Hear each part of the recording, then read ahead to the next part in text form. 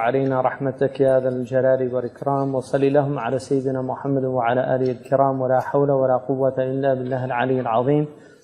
الحمد لله. بسم الله.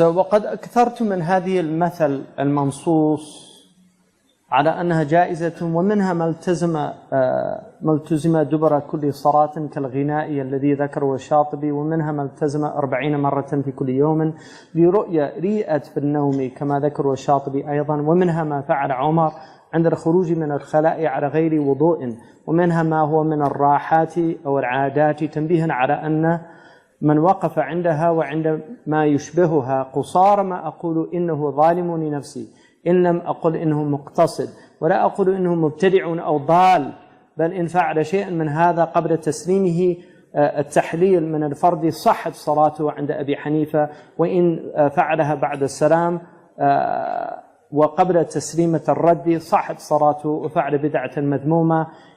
إذ حقيقة البدعة المذمومة حسب ما يأتي هي التي تميت السنة أو تكاد تفضي إلى إماتتها، وإن فعلها بعد تسليمة الرد صحت صلاته بإجماع وفعل جائزا. So he says that he mentioned a lot of these examples, like the example of the Imam who sang after the prayer, and that Imam Shatibi mentioned, or the Imam al-Kattani who saw in a dream that the Prophet ﷺ said, if you say 40 times every day, Ya Hayyu Ya Qayyum, La ilaha illa anta, Subhanaka, La ilaha illa anta. If you say that 40 times, Ya Hayyu Ya Qayyum, La ilaha illa anta, if you say that, he said your heart won't die. So he said that people, and this is a problem because there are dhikrs that people have received in dreams.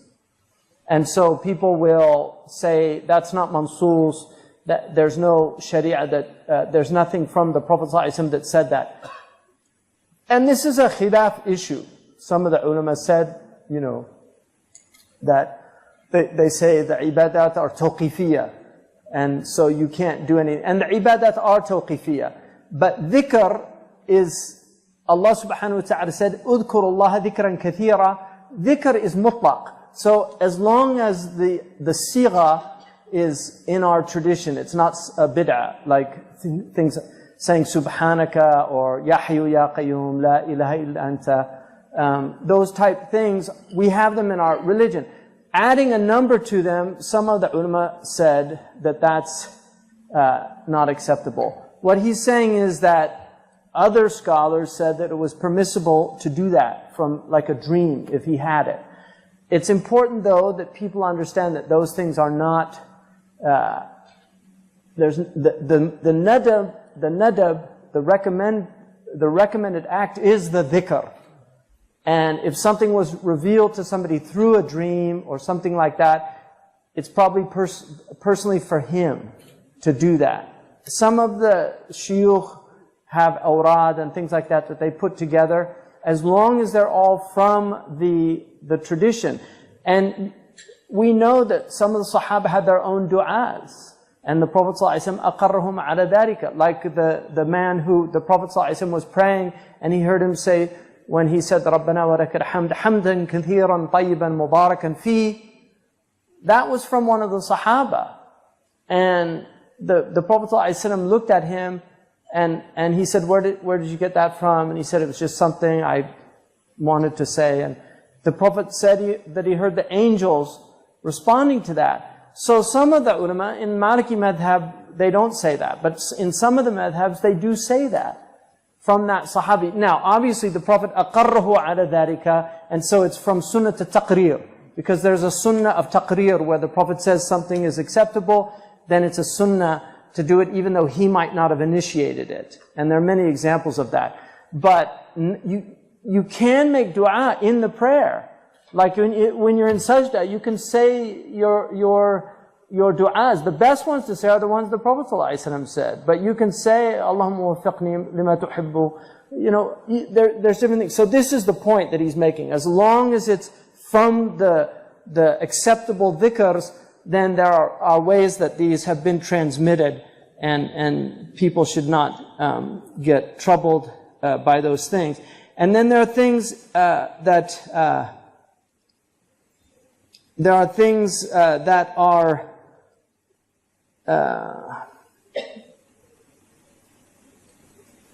he said about certain things, like Umar radiallahu anhu, الخروج عن الخلاء من غير وضوء ومنها ما هو من الراحات والعادات. That there are things that people do that are just customary, they're norms or practices that they do.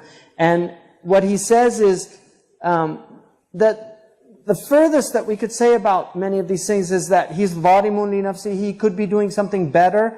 But he said, I would prefer to say he's muqtasid, because he's doing something permitted. But we certainly shouldn't say that he's mubtadi' or dal. Right? We shouldn't go to that extreme. And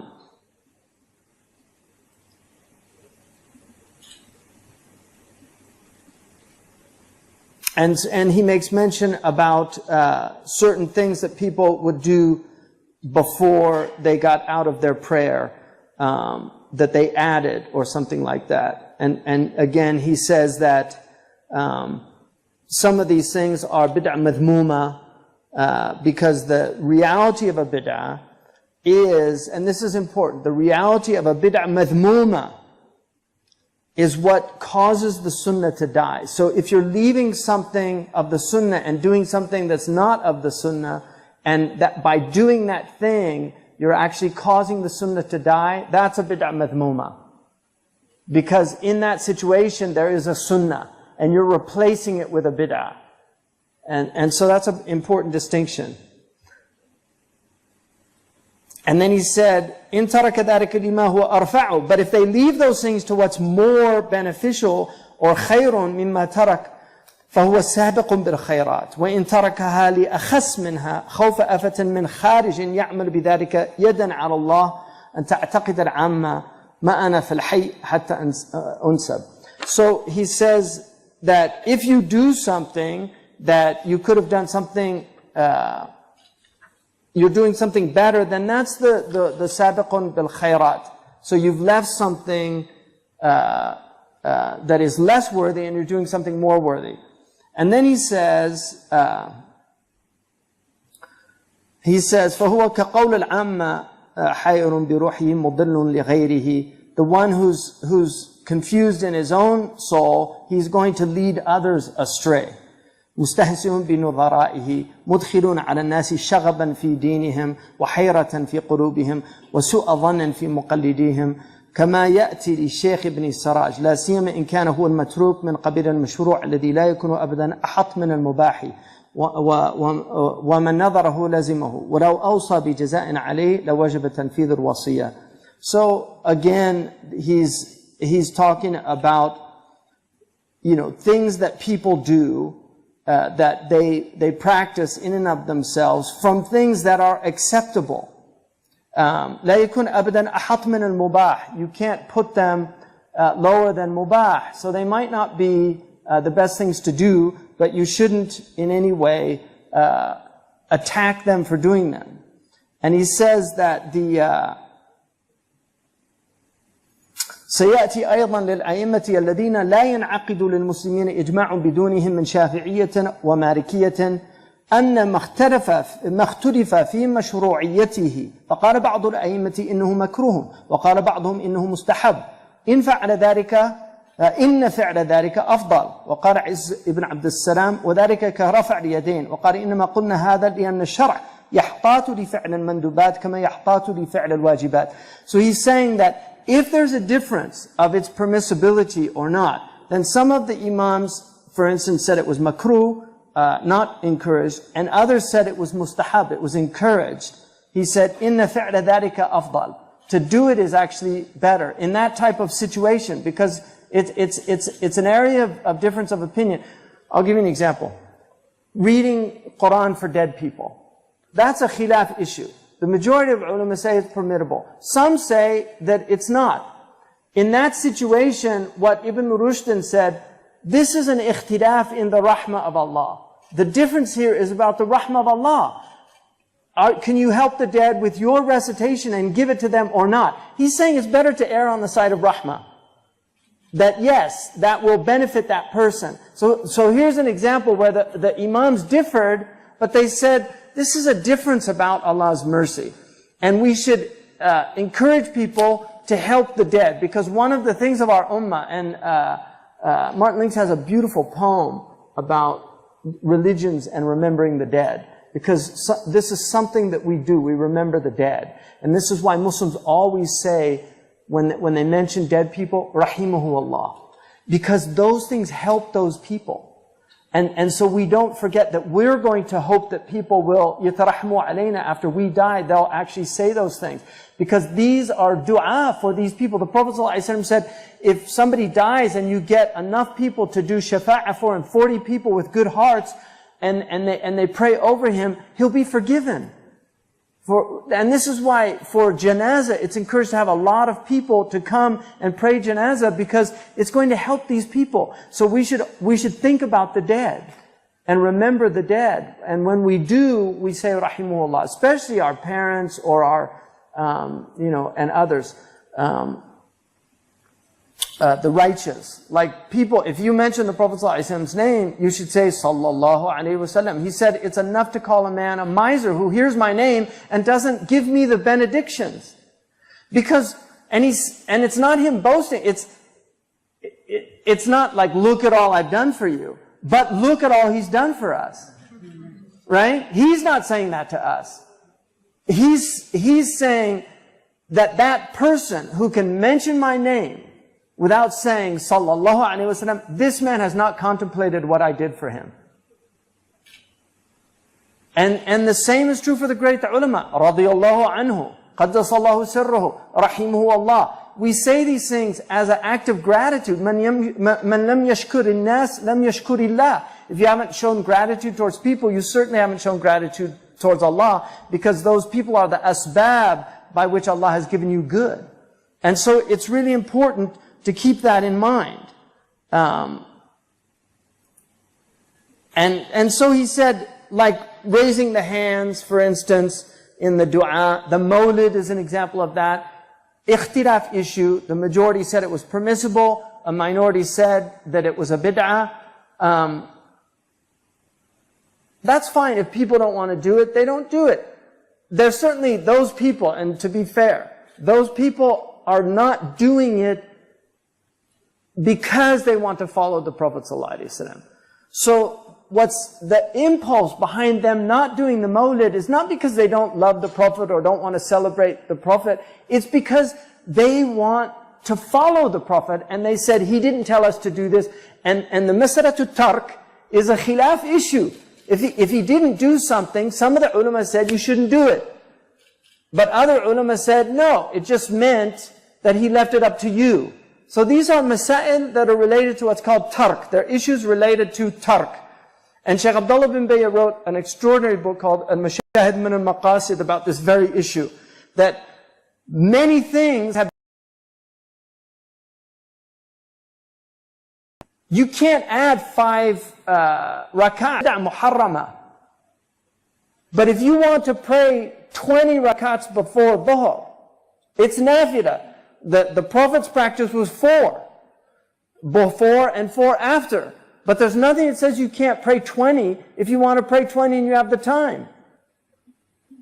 So there's things that you can do as long as you understand the Prophet prayed 4.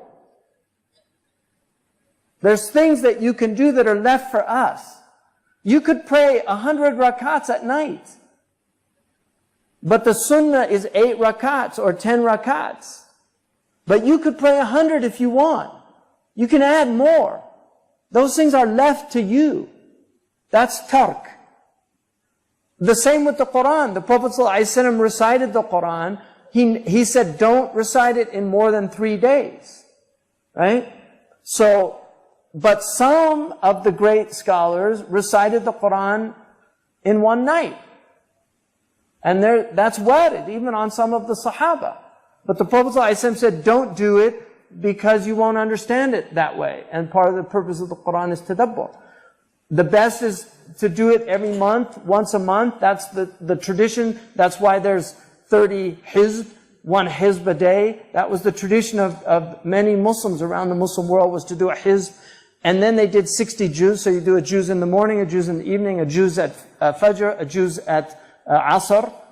They used to do it after Asr because they often did it in the masjid in group recitation like they do in Morocco. That's also masaratul tark. The Prophet ﷺ did not do it in group recitation, but there's no dalil that it's prohibited to do it in group recitation. What Ibn Mas'ud said in that tradition is something different. Because the hadith in Sahih Muslim says, مَجْتَمَعَ قَوْمًا فِي بَيْتٍ مِّن بِيُوتِ اللَّهِ يَتْلُونَ كِتَابَ اللَّهِ. That if a group gets together in a house from the houses of Allah and recites the Quran together, then the Prophet ﷺ said that the sakina will come down on them.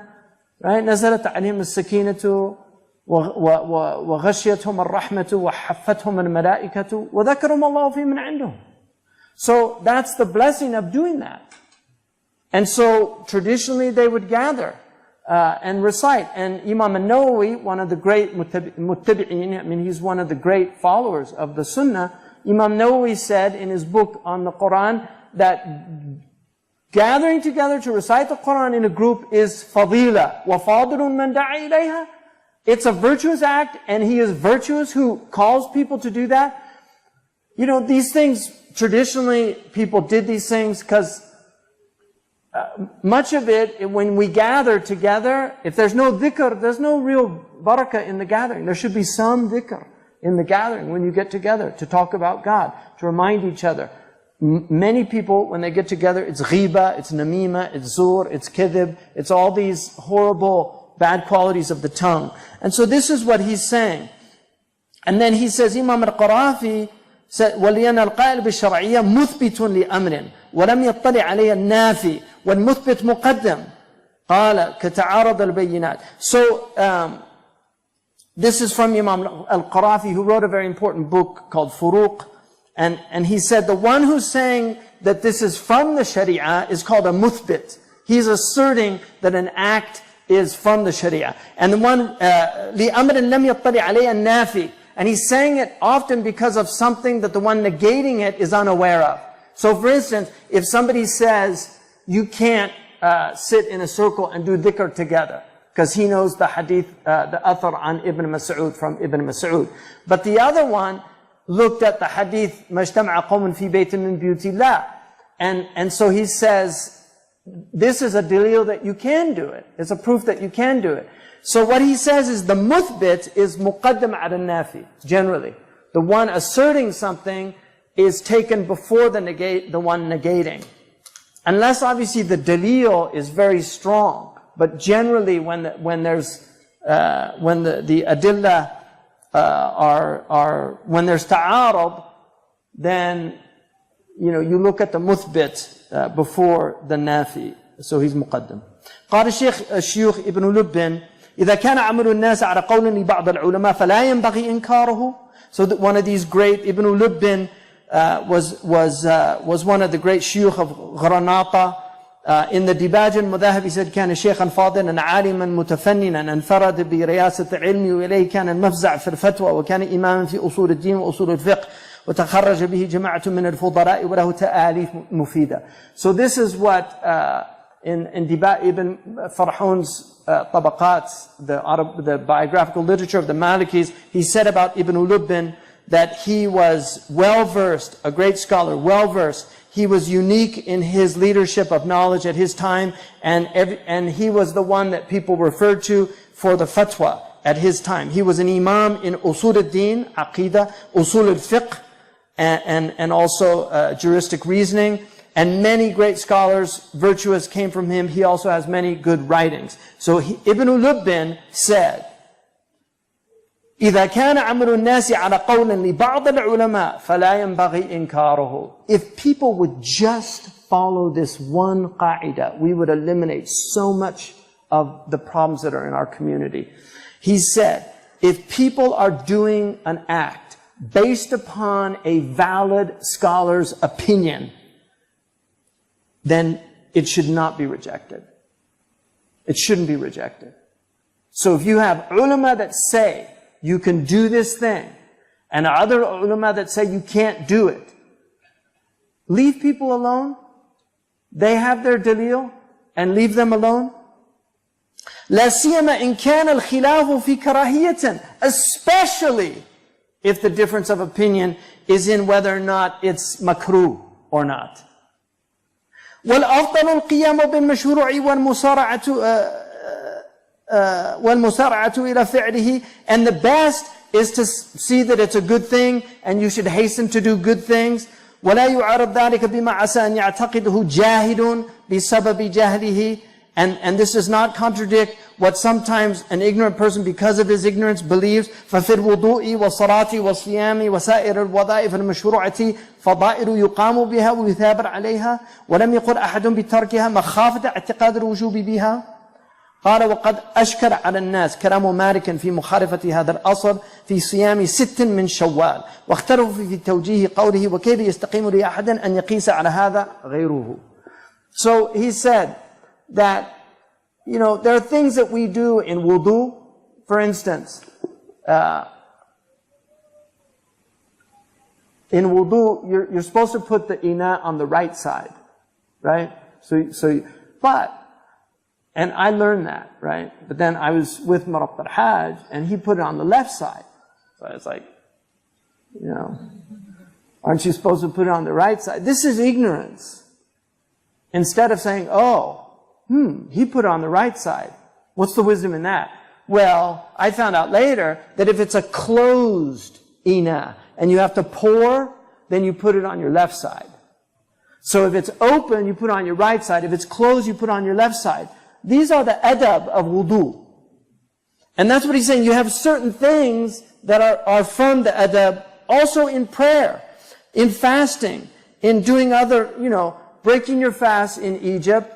It's wajib to have amruddin. By urf. You know, it's like you haven't broken your fast if you don't have this. Right? That's just the urf of the people. I'm exaggerating. Obviously, it's not wajib. But that's their urf. There's certain things that people do that become part of their culture. And people see it as it's just part of the culture. So there's certain things that you do. And then he says, these are things like, for instance, doing إِنَّا أَنزَلْنَاهُ فِي لَيْلَةِ الْقَدْرِ after finishing wudu 3 times. That's a practice that some of the righteous do. And I found it in more than one book. Marabt al-Hajj did it. I haven't seen it like a hadith or a dalil for it. So I don't know where that came from, right? But that's something that the righteous have done. And that's what he's saying. There's nothing wrong with that. Now, he said, وَلَمْ يَقُلْ أَحَدٌ بِتَرْكِهَا, nobody said to stop it, مَخَافَةَ اعْتِقَادِ الْوُجُوبِ, out of fear that people will think it's an obligation. And then he said, now some people find it a little problematic what Malik said about going against this principle in fasting the 6 days of Shawwal. Imam Malik radiallahu anhu said about the 6 days of Shawwal, he considered it makruh to do it immediately after Ramadan. So you do Ramadan, you have the Eid, which is prohibited to fast on the Eid, and then you have these 6 days. The hadith says, "Man atba' Ramadan bi sittin min Shawwal, faka'annama sama dahr." Whoever follows Ramadan with 6 days from Shawwal, it's as if he's fasted all of the year. But obviously, because 30 days and then 6, 360, the year is 354 lunar, 365 solar. 360 is like fasting the whole year, right? So each being 10 times so it's as if he fasted the whole year. So Imam Shafi'i said the min here is the min of tab'id. It's a partitive min. And so it means you have to fast it in Shawwal. And the best is to follow it up immediately. So Imam Shafi'i said you should do it right there. In Yemen, it's almost part of Ramadan in some places in Yemen. For people who have been in Yemen, if you go to Yemen, it's like Ramadan continues for 6 days after the Eid. And they do it as a group, and they break the fast as a group. Imam Malik has something in his madhab in which sometimes he will leave something that's good out of fear that people will think it's an obligation. And so he said this is a problem, considering these things. And so this is an ishkal. Imam Malik said the 6 days of Shawwal, that min is called min al-ibtida, because you have different types of min. You have min al-bayan, وَنُنَزِّلُ مِنَ الْقُرْآنِ مَا هُوَ شِفَاءٌ وَرَحْمَةٌ. Min al-Quran, all of the Quran. Min there, yubayyin jins, yubayyin al-jins. So it's min al-bayan. And then you have akaltu min al-khubzi. That's a partitive min, tab'id. I ate from the bread. I didn't eat the whole bread, I ate a portion of it. That's min al-tab'id. So min Shawwal means to fast 6 days from Shawwal. Then you have min al-ibtida. Ataytu min Mekkata. I came from Mecca, beginning in Mecca. So Imam Malik said that min in the hadith is the min of ibtida. Ibtida and min Shawwal. As long as you fast beginning from Shawwal and complete those 6 days before the next Ramadan, you've fulfilled the sunnah of that hadith. That was Malik's position. Which one is right? They're both right. That's Musawwiba. And if you look at Imam Sha'rani's Misan, what he says is, some do the tashdid and some do the tarkhis. And the imams, when they differ, there's murakhis and mu'azzam. So in this case, Imam Malik is the murakhis, he's giving you more leeway, and Imam Shafi'i is the mushaddid, he's narrowing the possibilities. And this is a rahmah for the ummah, ikhtilaf ummati rahmah. So he says that, and then he says, ثم قال فهذا جهالة عظيمة ما حمل من أنكره على إنكاره إلا أنه أبصر ما أمامه ولم يلتفت إلى ما خلف وراءه. He said this is a type of ignorance. So the one who rejects these things based on this, he said إلا أنه ما أبصر ما أمامه ولم يلتفت إلى ما خلف وراءه. He can see what's in front of him, but he can't see what's behind him. In other words, he doesn't حفظت شيئا وغابت عنك أشياء. You know something, but a lot of things are hidden from you. وقف على بعض مسائل في المذهب ولم يهتدي بواضح سبيله ولا شعر بوجهها ودليلها ولا علم اختلاف العلماء في أصلها ولم يعطيها من الفهم وتأمل حقها ورأى أن العمل بخلاف ما انتهى إليه فهمه فيها فظن أن لا علم إلا ما علم ولا فهم إلا دون ما فهم استحقر العامة وجهل الخاصة ورأى أنه وحده على الجادة وصار في قيامه على الناس بالنكير كما قيل إنباض بغير توتير وحاد ليس له بعير. It's an amazing statement. Really beautiful. He said, look at this ignoramus.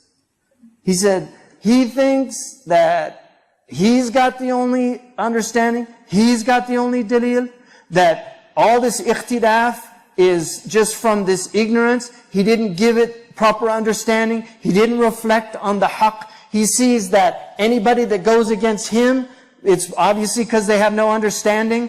He thinks that there's no knowledge except his knowledge. There's no understanding except his understanding. He considers the amma idiots. He considers the khassa ignoramuses. He thinks that the common people are stupid, and he thinks that the elect are ignorant. He thinks he's the only one on the road to God.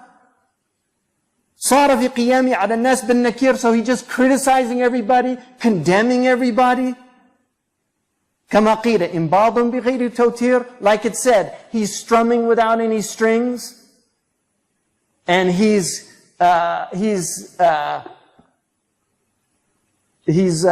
stirring the camel on without any camels. بعض كلام شيخ الشيوخ ابن لب. So that's plucking without strings, right? And stirring the camel on without camel. Like he's got nothing to be doing what he's doing. So this is from Ibn Lubbin. This is deep understanding. This is the only thing that would unite our ummah, is this type of understanding. And, you know, it's like I feel like he was in Andalusia watching the collapse of his ummah in Andalusia because they all started fighting and there were all these Muruk al-Tawaif and everything. And it's like he just put this book out to the rest of the ummah, you know, if you guys want to hold yourselves together, we couldn't do it here, but here's the way. You know, that's how I feel about this book. It's kind of like, practice this, or else it's going to happen to you what happened to us.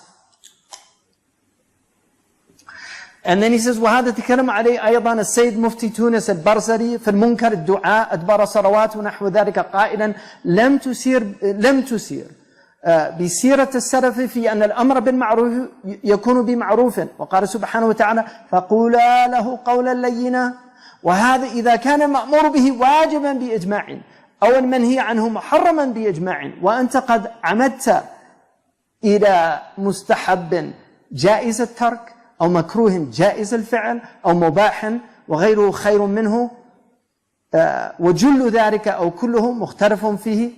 So he said these people, this is Imam al-Barzuli, one of the great Tunisian imams. He said these people are not following the Salaf in commanding to good, because you have to command to good with a good. Look at what Allah said to Moses and Harun when they go to Pharaoh. Speak gently to him. And that's Pharaoh. So what about this poor Muslim? Right?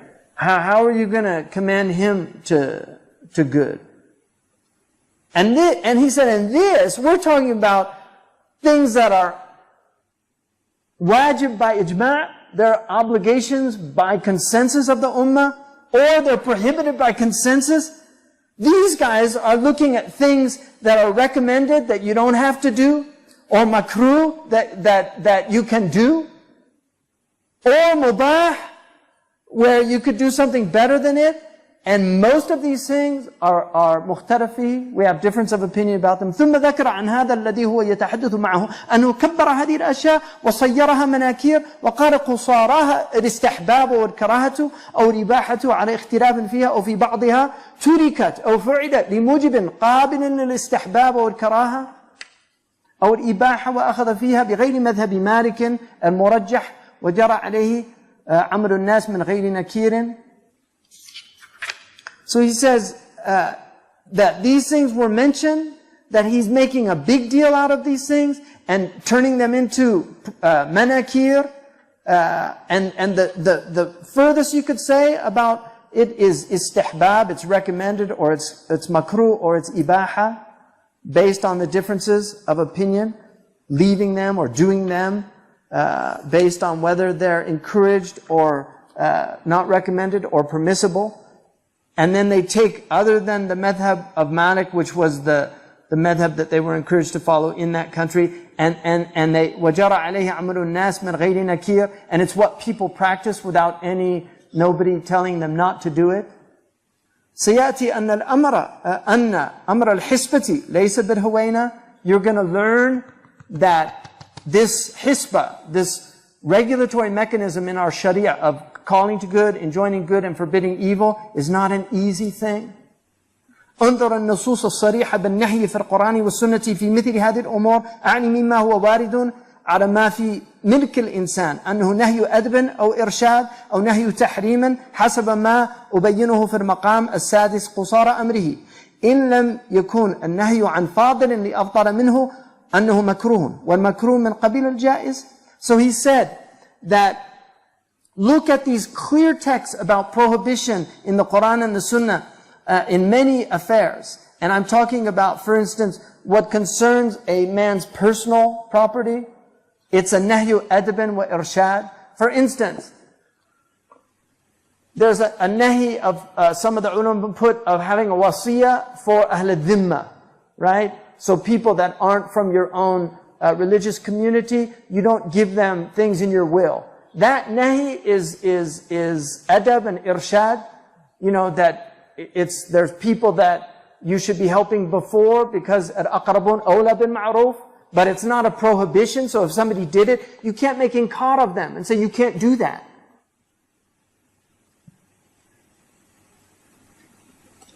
And then he said, وَانظُرْ فِيمَا هُوَ أَعْظَمُ قول ابن شاس. Look at something even greater, what Ibn Shas said. لو رفع إلى قاض النكاح امرأة زوجت نفسها بغير ولي فقال لا أجيزه أن هذا ليس بحكم قال الإمام ابن عرفة مقتضى هذا أن لغيره بعده أن ينقضه، والظاهر أنه لا يجوز للثاني نقضه، لأن قول الأول لا أجيزه حكم منه بأنه مكروه، والكراهة أحد أقسام الشرع الخمسة يجب رعي كل حكم منها ولازمه، وحكم مكروه عدم نقضه بعد وقوعه. It's a really important point here. He said, look at something even bigger than these other things about marriage.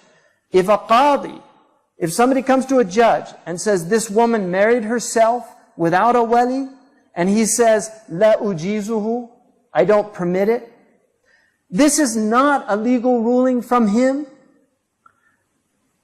قال الإمام Ibn Arafah said, the meaning of this is that it's not permitted for somebody to rescind that marriage after him saying that. Why? Because what he's saying is, it's not permitted in my madhab, right? And what he's saying is it's makruh.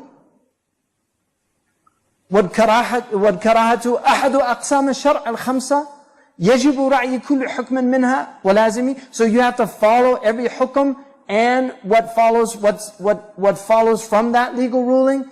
And the hukm of makruh is عدم نقضه بعد وقوعه. You can't, if something's makruh, you can't rescind it after it's happened. So if you have a contract and there's something makruh in it, even though you did something that was better that you shouldn't have done, you don't rescind it. So a woman in the Hanafi madhab is permitted to marry herself without a wali. She's her own wali. تتولى أمرها. She's her own wali. And the hadith that there's no valid marriage without a wali does not apply based on that understanding. And so even though Malik said she has to have a wali, Abu Hanifa said she can be her own wali. And so in that case, if the marriage happened, you don't rescind it. قال Ibn al-Arabi, التوبة من المكروه مستحبة, that it's encouraged to make tawbah from a makruh. Remember, he's talking about maqam al-jid. He's talking about the highest maqam still. So these people make tawbah from the makruh.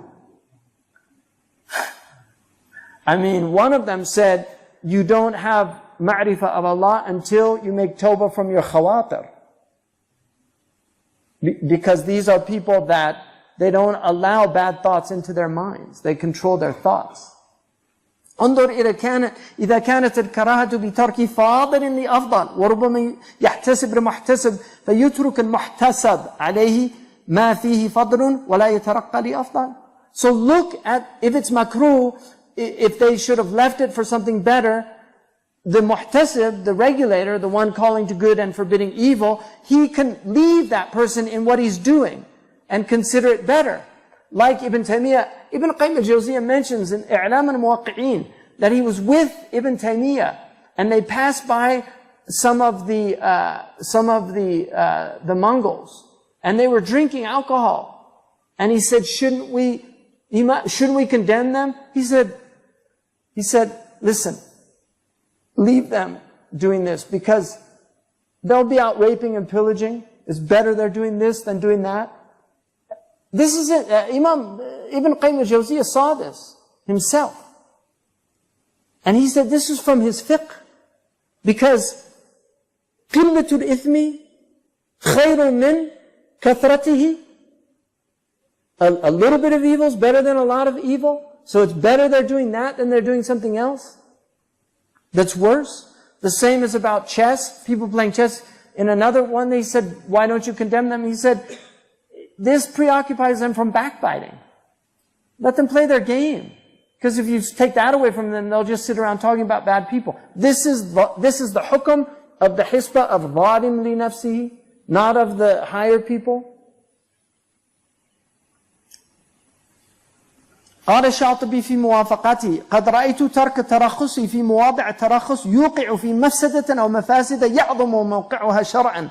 Imam Shatibi said that I've seen leaving these licenses for people in many places where the license is acceptable leads to a greater mafsada, a greater harm. So what he's saying is that if you don't allow these licenses for people, it actually leads to worse problems.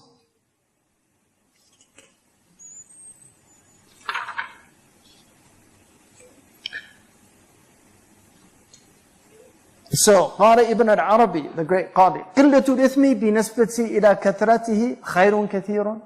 I didn't know that was coming. This gets back. This is the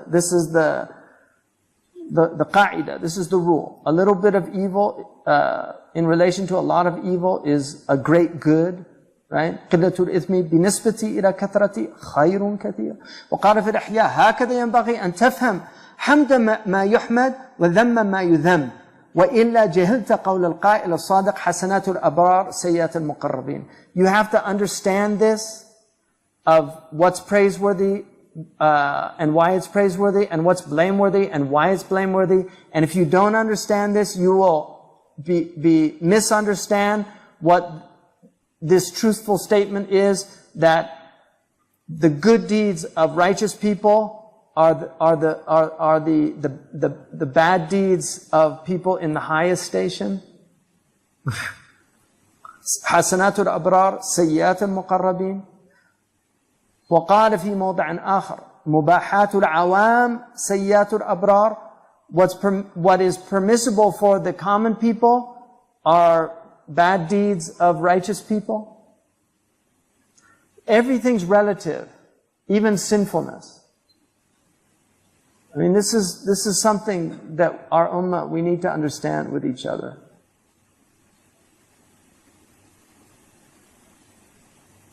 And then he says, على قوة الخلاف تقوى مراعاته. Based on how strong the khilaf is the strength of guarding it and watching out, being vigilant about it. وسيأتي في المقام السادس أن ما اختلف في مشروعيته إن فعله أولى. So if there's difference about whether or not it's legislated or not, doing it is more appropriate. And he said, وَإِنَّ بِمَوْتِ النَّبِيِّ أُمِنَ أَنْ يُلْحَقَ بِالْفَرَائِضِ مَا لَيْسَ مِنْهَا. Because with the death of the Prophet, we don't have to worry about things being considered fard. Like the Prophet wanted to command his ummah to do siwak before every prayer, but he was worried that it would become a fard, and so he didn't do it. Right? Because he took great care of his teeth. He flossed his teeth every day.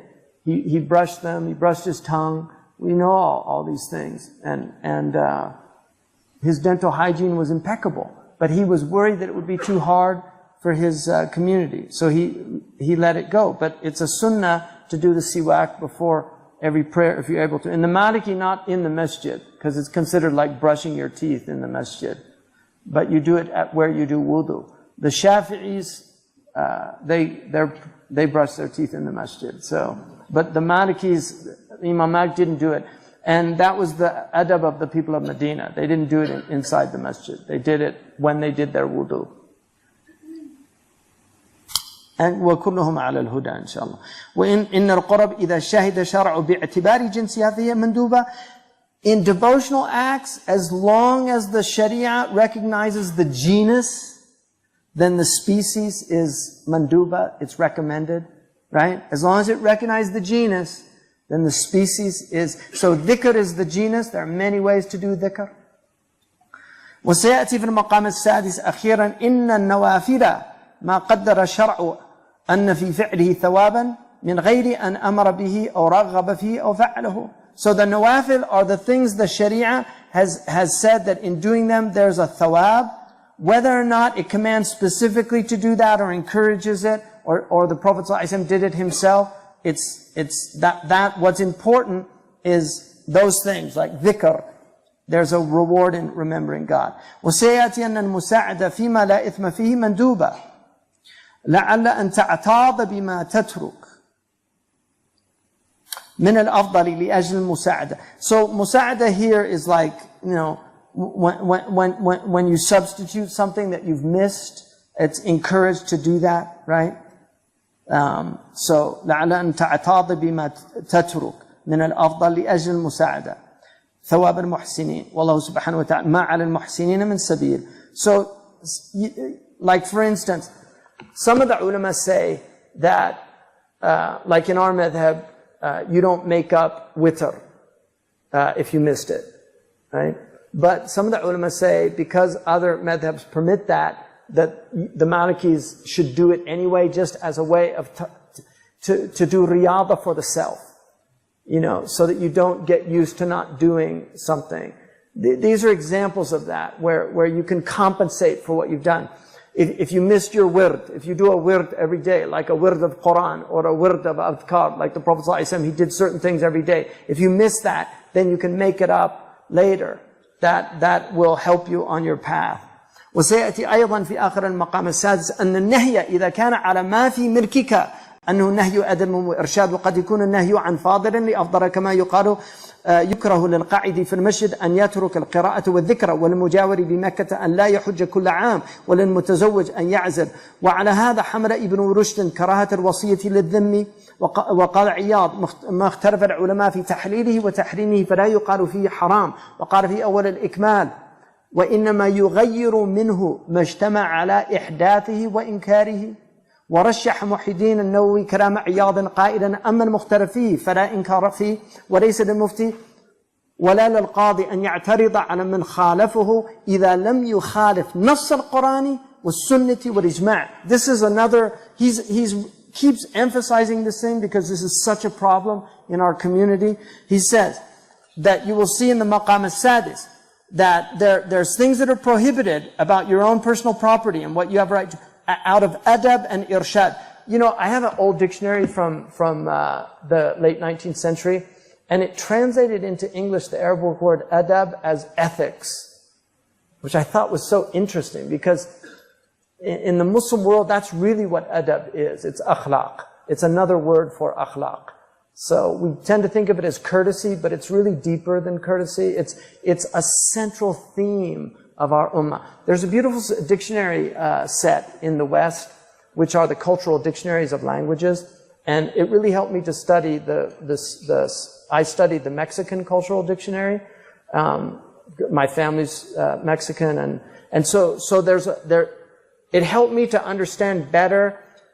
The Mexican culture is very different from and there are multiple European cultures in America. So you have, you know, you can't equate, for instance, white Anglo-Saxon Protestants with Irish Catholics. These are very different cultures in America. And so, you know, even though they're both white, they're different. They come out of very different cultural, and they have a different set of cultural understandings. But in Mexican culture, and obviously you can't lump all Mexican culture because you have the Indian culture, the mestizo culture, you have the more Hispanic, European type of culture. Because in Mexico you have the light-skinned Mexicans that tend to pride themselves on being European. Same in Argentina and many other places. But there are certain things that really are helpful to understand a different culture. And we really need a dictionary of Arabic cultural terms, of Muslim cultural terms. It would be really useful to help people, because the Pakistanis have theirs, you know, it would be really useful to have that. You know, like in Saudi Arabia, there's a whole set of cultural terms that they understand. Inshallah means a lot of different things in Arabic. You know, are you coming to the uzuma? Inshallah. You know. But if you, wallahi, inshallah, I'll do it. That's very different from saying inshallah, right? So these are, you know, they're different in different places. So the adab, some things are prohibited out of adab and irshad. وَقَدْ يَكُونَ النَّهْيُ عَنْ فَاضِلٍ لِأَفْضَلٍ. Sometimes it's telling you not to do a virtuous act because there's a more virtuous act to be done. كَمَا يُقَالُ يُكْرَهُ لِلْقَاعِدِ فِي الْمَسْجِدِ أَنْ يَتْرُكَ الْقِرَاءَةَ وَالذِّكْرَ. Sitting in the masjid is a good thing. But it's makruh just to sit there and not do anything. You should be doing dhikr and reading Quran. But sitting there not doing dhikr and qira'at al-Quran is better than sitting there backbiting with another person sitting there next to you, right? So everything is relative in that way. And the same is true, like for the mujawir in Mecca, like they should make hajj every year because they're in Mecca. There's no taklif of having to travel and do these things. Or لِلْمُتَزَوِّجَ أَنْ يَعْزِلْ. It's makruh for the person to not inseminate, you know, in their spouse, to practice birth control. Makruh, but it's permitted. The Prophet didn't say it's haram. Right? So these are examples of that. وقال عياض ما اختلف العلماء في تحليله وتحريمه فلا يقال فيه حرام. قاضي عياض, these are our great ulama. Qadi Iyad said, if the ulama differed on something, you cannot say it's haram. If they differ, don't say it's haram. And beware, because لا تفتروا على الله الكذبة. Don't make lies on God. That this is halal or this is haram. وقال في أول الإكمال وإنما يغير منهم ما اجتمع أو يغير منهم ما اجتمع على إحداثه وإنكاره. So the only thing that can be removed as a munkar is what they agree on, that it is it's a bid'ah, madhmuma, and it's a munkar. And Muhyiddin An-Nawawi, he preferred to be called Yahya. He didn't like that. His father named him Muhyiddin, but he felt it was like a claim, so he preferred to be called Yahya. Muhyiddin, I always say, like, in those days they had Shamsuddin, Sirajuddin, Muhyiddin. They had all these beautiful names, like the sun of the religion, the moon of the religion, the light of the religion, the help of the religion. This is very common in the East.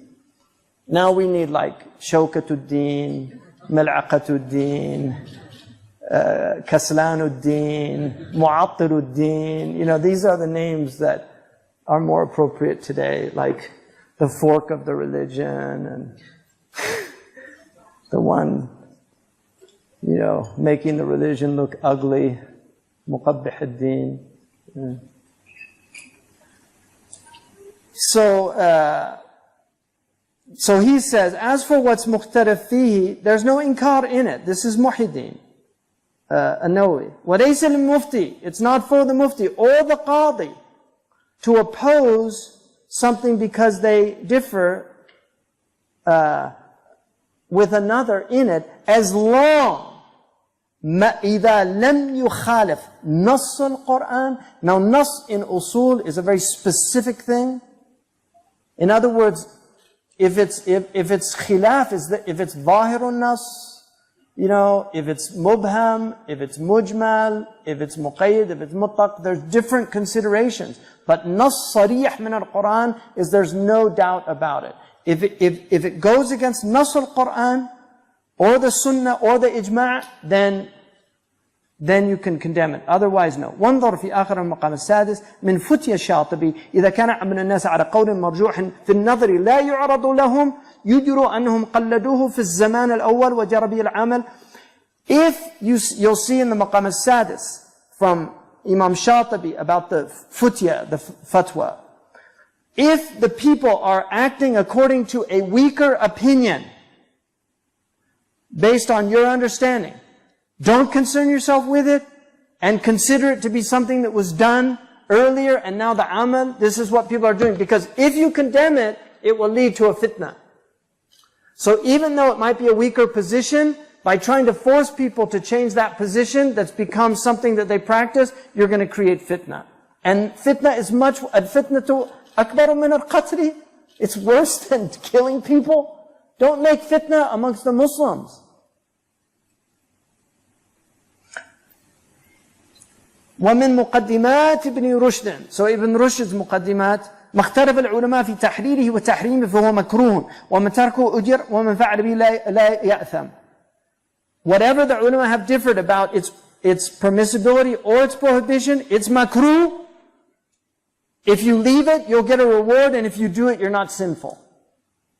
وقال القرافي وعز الدين من أتى شيئا مختلفا فيه يعتقد تحريمه أنكر عليه لانتهاكه الحرمة وإن اعتقد تحليله لم ينكر عليه إلا أن يكون مدرك المحلل ضعيفا ينقض الحكم بمثله في الشرع. Imam al-Qarafi and Izzuddin ibn al-Salam said, whoever does something in which there's difference of opinion about, believing that it's haram, it should be condemned if he does it, because it's sacrilegious. What he's doing is intihak al-hurma, that he's violating the sanctity of that act. But if he believes that it's permissible, he should not be condemned for it. إلا أن يكون مدرك المحلل ضعيفا, unless the one who considers it permitted, his proof is very weak, ينقض الحكم بمثله في الشرع. In that way, the category is rescinded by its like in our Sharia. وقال أبو عمر في التمهيدي. This is really important. Abu Umar is Ibn Abd al-Barr, one of the greatest scholars in our history. حافظ المغرب. قال أبو عمر في تمهيده: ألا ترى أن الصحابة اختلفوا وهم الأسوة لم يعب أحد منهم على صاحبه اجتهاده ولا وجد عليه في نفسه إلى الله الشكوى وهو المستعان على أمة نحن بين أظهرها تستحل العراض إذا خلفت. He said, look at these Sahaba. They differed. And they are our example. And yet when they differed, one didn't fault the other. And he didn't even find something in himself that made him dislike the other. And then he says, to God is our complaint. And to God is our help with an ummah that we're living amongst that considers it permissible to attack the dignity and honor of others just because you've disagreed with them?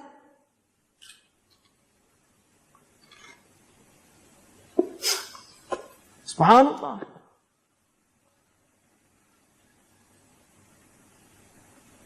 ونقل أبو عمر بسنده إلى الثوري, Imam al-Thawri, one of our mujtahideen, Abu Umar, with a isnad muttasil. So Ibn Abd al-Barr says, قال إذا رأيت الرجل يعمل بالعمل الذي اختلف فيه وأنت ترى غيره فلا تنهاه. This is the early Salaf.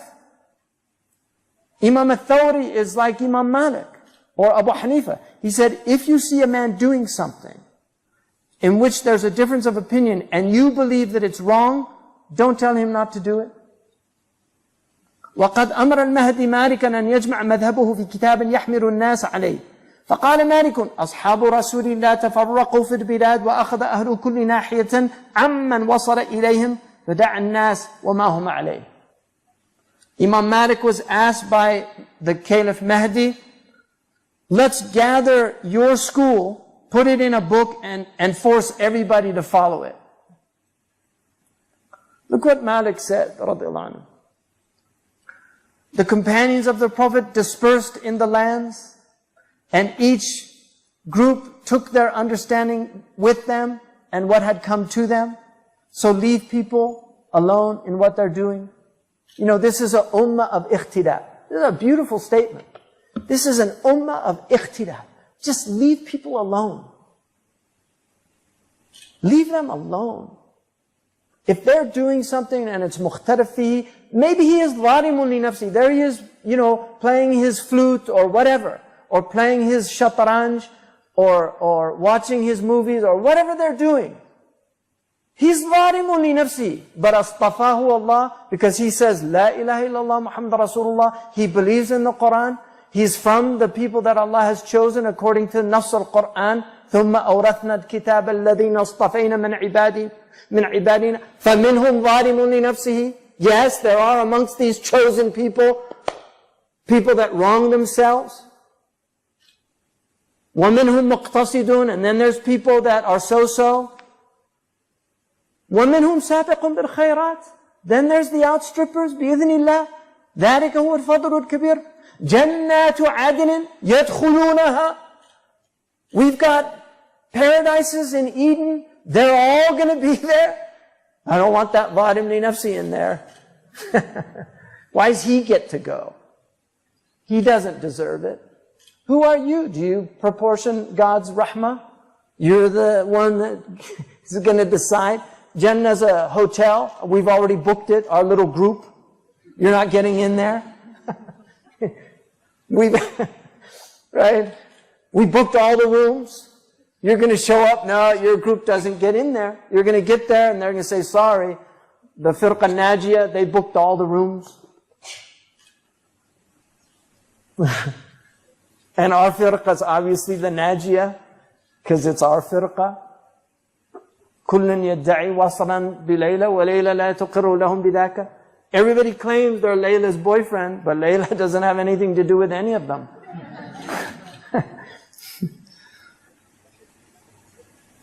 وكان سيدي ابن السراج يرشح هذا ويقول إذا ظهر للمرء خلاف ما يظهر لغيره فيمتنع في ذاته ولا يحمل الناس على مذهبه فإنه يدخل عليهم شغبا في أنفسهم وحيرة في دينهم. Listen to this wisdom. He keeps repeating this stuff over and over again because he's trying to get this through to us. Listen to this wisdom. This is what Sidi ibn Siraj considered to be the appropriate position. If it appears to somebody the opposite of what he sees another doing, he shouldn't do it for himself, but he shouldn't force others to follow his opinion, because this will cause shaghab. This is going to cause, it's going to disrupt society, it's going to cause unrest, it's going to cause tumult in the society. This is what's going to happen in their own selves. They're going to have shaghab fi anfusihim. Wahayratan fi dinihim. They're going to get confused about this religion. What is this religion? He says it's this, he says it's that, he says it's this. I'm confused. You turn one channel on television in the Arab world, and you've got a mufti saying, A'udhu billah, this, that, and the other, and then you turn the next channel and they're saying exactly the opposite. What's going to happen to people? Just the comment, if this is what the ulama are saying, you've got one alim saying, A'udhu billah, hadha mubtadi'un, mudallun, shaitan. And he's talking about another scholar, and then the other scholar says, A'udhu billah, hadha andu Zamheimer's, Allah ya'fu anhu. This guy, he's got Alzheimer's disease, and may Allah forgive him. This is our ummah. This is what we're reduced to. Just our ulama, this is how our ulama sound. How's the common person going to sound? If this is the ulama attacking one another on public television for millions to see, how can, and then the Almani comes along and says, and then Iblis is saying to God, like, you chose these guys? Over me? Look at them. Look how pathetic they are. So in the end, Iblis is the winner in this game. The Prophet ﷺ said that Iblis has despaired. A'isa shaitan an yu'bad fi jazirat al-Arab. He's despaired of being worshipped on the Arabian Peninsula. لَكِنَّ التَّحْرِيشَ بَيْنَكُمْ. But he's content with sowing dissension amongst you. He's content with that. It's enough for him. And this is our tradition. Look how enlightened it is. And how could anybody deny? I don't understand. Are they ignorant of it? I don't know, but it just amazes me how they can take these positions of utter arrogance and arrogate to themselves. My way is the only way. These are ignorant people. This is baghi. مَا اخْتَرَفُوا إِلَّا مِن بَعْدِ مَا جَاءَهُمُ الْعِلْمُ بَغْيًا بَيْنَهُم. That's what Allah says about the people that went before us, that they didn't start differing until knowledge came to them, and each one, بَغْيًا بَيْنَهُم, Fakhruddin says, each one says, this is the right way and your way is wrong. Our religion is, I think my way is right, but I could be wrong. I think your way is wrong, but you could be right. That's our deen. That's Imam Shafi'i. And again, we have hudud to this. There are opinions outside of the limits. But this is mahajjah. It's a wide road. It's a jada. The sharia is the wide road. It's not a narrow road. Narrow is the way. Right? I mean, that's another religion. Our way is the wide way. That other religion is for the elect. Like some sects in that religion think there's only 124,000 people in paradise. Bad odds. If you're in that religion, man, those are bad odds. Given there's so many billions of people have existed. But that's the elect. The elect are different. Those are the awliya and the shuhada and the salihun. But there's zalimun li nafsi. These people Allah's merciful. They're going to be with the righteous in paradise. They have different maqams, but Allah has promised that to them.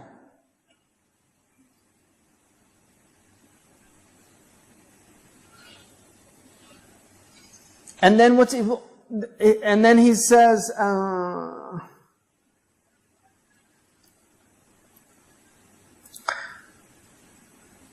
ثم بعد ذلك اطلعت على أصول الفتية للإمام تقي الدين ابن صلاح وقال إذا كان للمفتي مختار يأخذ به في خاصة نفسه بينه للمستفتي يقول له مذهبك كذا وأنا يظهر لي كذا. If a mufti is going to give a fatwa, then, and he has an opinion, but the madhab is other, he can tell the one who's asking him for his opinion, this is what the madhab says, this is my preference. He can say that.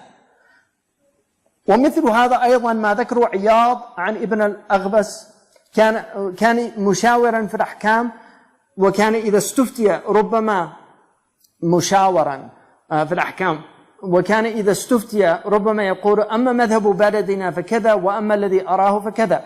Sometimes when he was asked for a fatwa, he would say, as for the practice in my country or my city, it's this way, but my personal preference is this. وانظر في الأقضية للخمي في المفتي إذا استفتاه أحد الزوجين في يمين بالطلاق هل يفتيه أو حتى يحضر الزوجان يحكماه بناء على التصويب وعدمه.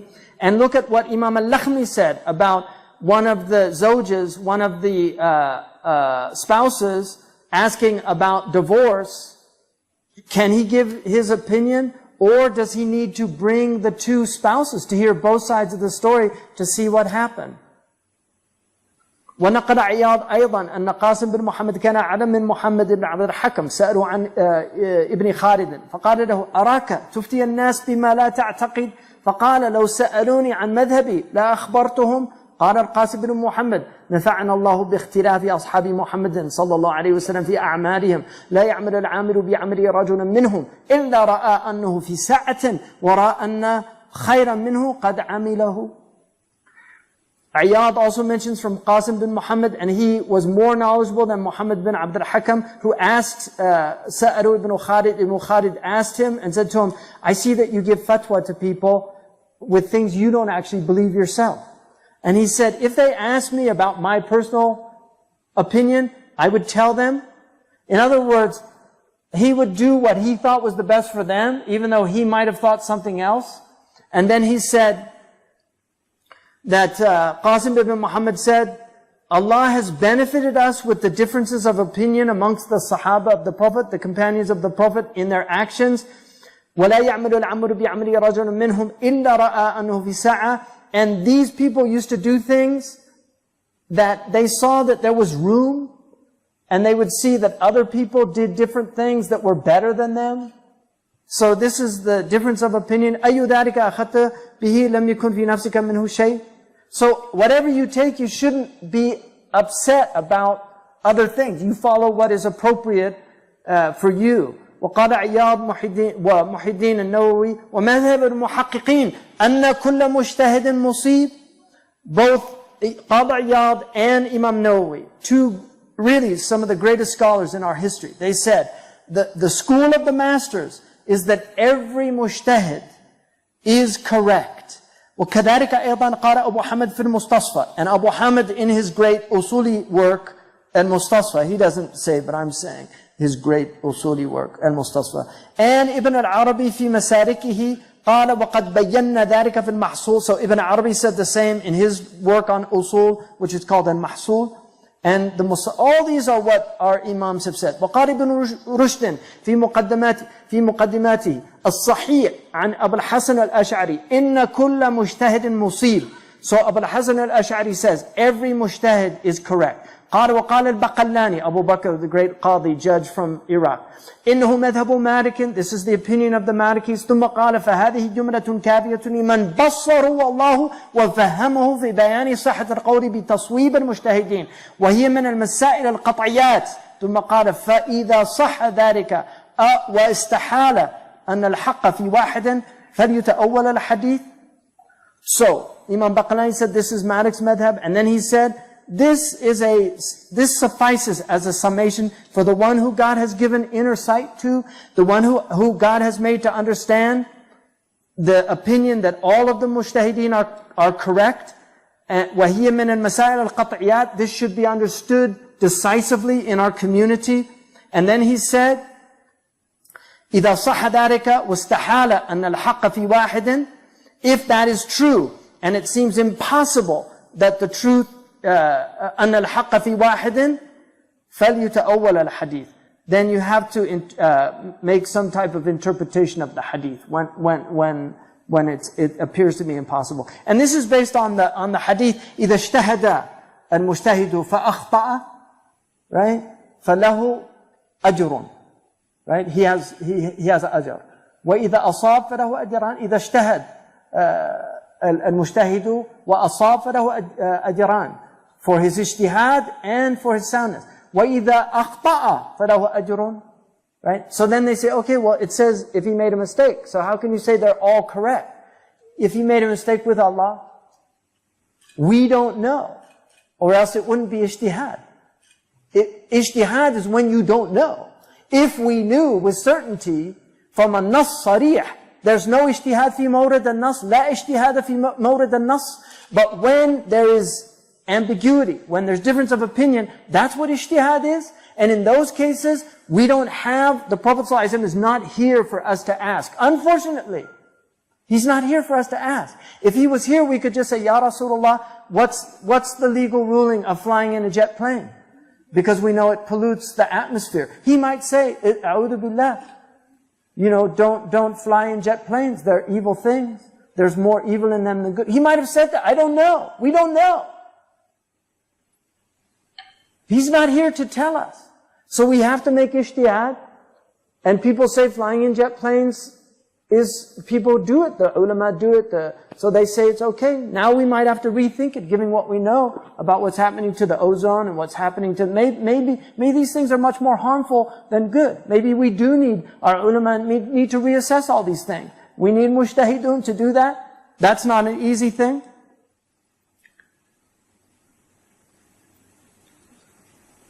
ورأيت فتيا لابن عرفة قال قول ابن حزم أجمعوا أن متبع الرخص فاسق مردود بما أفتى به الشيخ المتفق على علمه وصلاحه عز الدين ibn Abd salam. And as for, I saw from Ibn Arafah, the great Tunisian Maliki, he said, I saw an opinion of Ibn Hazm, who was a great scholar, but he's controversial. He's one of the controversial, like Ibn Arabi and others. He's one of the controversial ulama. He said there's an ijma' that whoever follows dispensations is a fasiq. He said this opinion is unacceptable, to say that whoever follows licenses is a fasiq. It's unacceptable. And it's better what the Shaykh, that muttafaq ala ilmihi wa salahi. See, there's ikhtilaf about Ibn Hazm. And this is, he's saying, look, everybody agrees on Izzuddin ibn Abd salam. And he says, لا يتعين على العام إذا قلد إماما في مسألة أن يقلده في سائر مسائل الخلاف. It's not an obligation on a common person if he follows an imam in one opinion that he has to follow him in all the other opinions of khilaf. لأن الناس من لدن الصحابة إلى أن ظهرت المذاهب يسألون فيما يصنع لهم العلماء المختلفين من غير نكير من أحد وسواء اتبع الرخص في ذلك أو العزائم لأن من جعل المصيب واحدا لم يعينه ومن قال كل مجتهد مصيب فلا إنكار على من قلد في الصواب. So he says that people from the time of the Sahaba until these madhabs emerged, they would ask the ulama who differed about things, and they wouldn't say one was wrong and the other was right, whether they followed the rukhas or the azaim, because the ulama differ in the licenses and in the hard things. They're different. This is al-mizan. In the Mauritanian madrasa, this is what Shaykh Bayya bin Sadiq told me. He said in the Mauritanian madrasa, they studied the Maliki madhab until they got to the highest levels they would really master the madhab. The last book he said they read was the Mizan of Sha'rani. It's a book that he wrote to show all of the imams were guided, and they differed in rukhas and azaim. They differed in hardship and ease.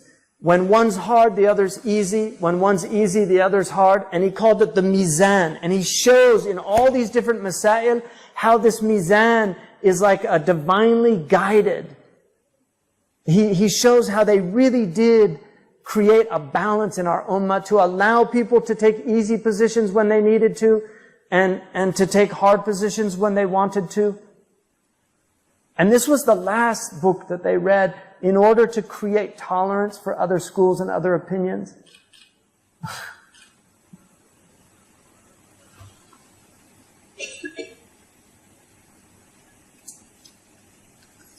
So, we have some,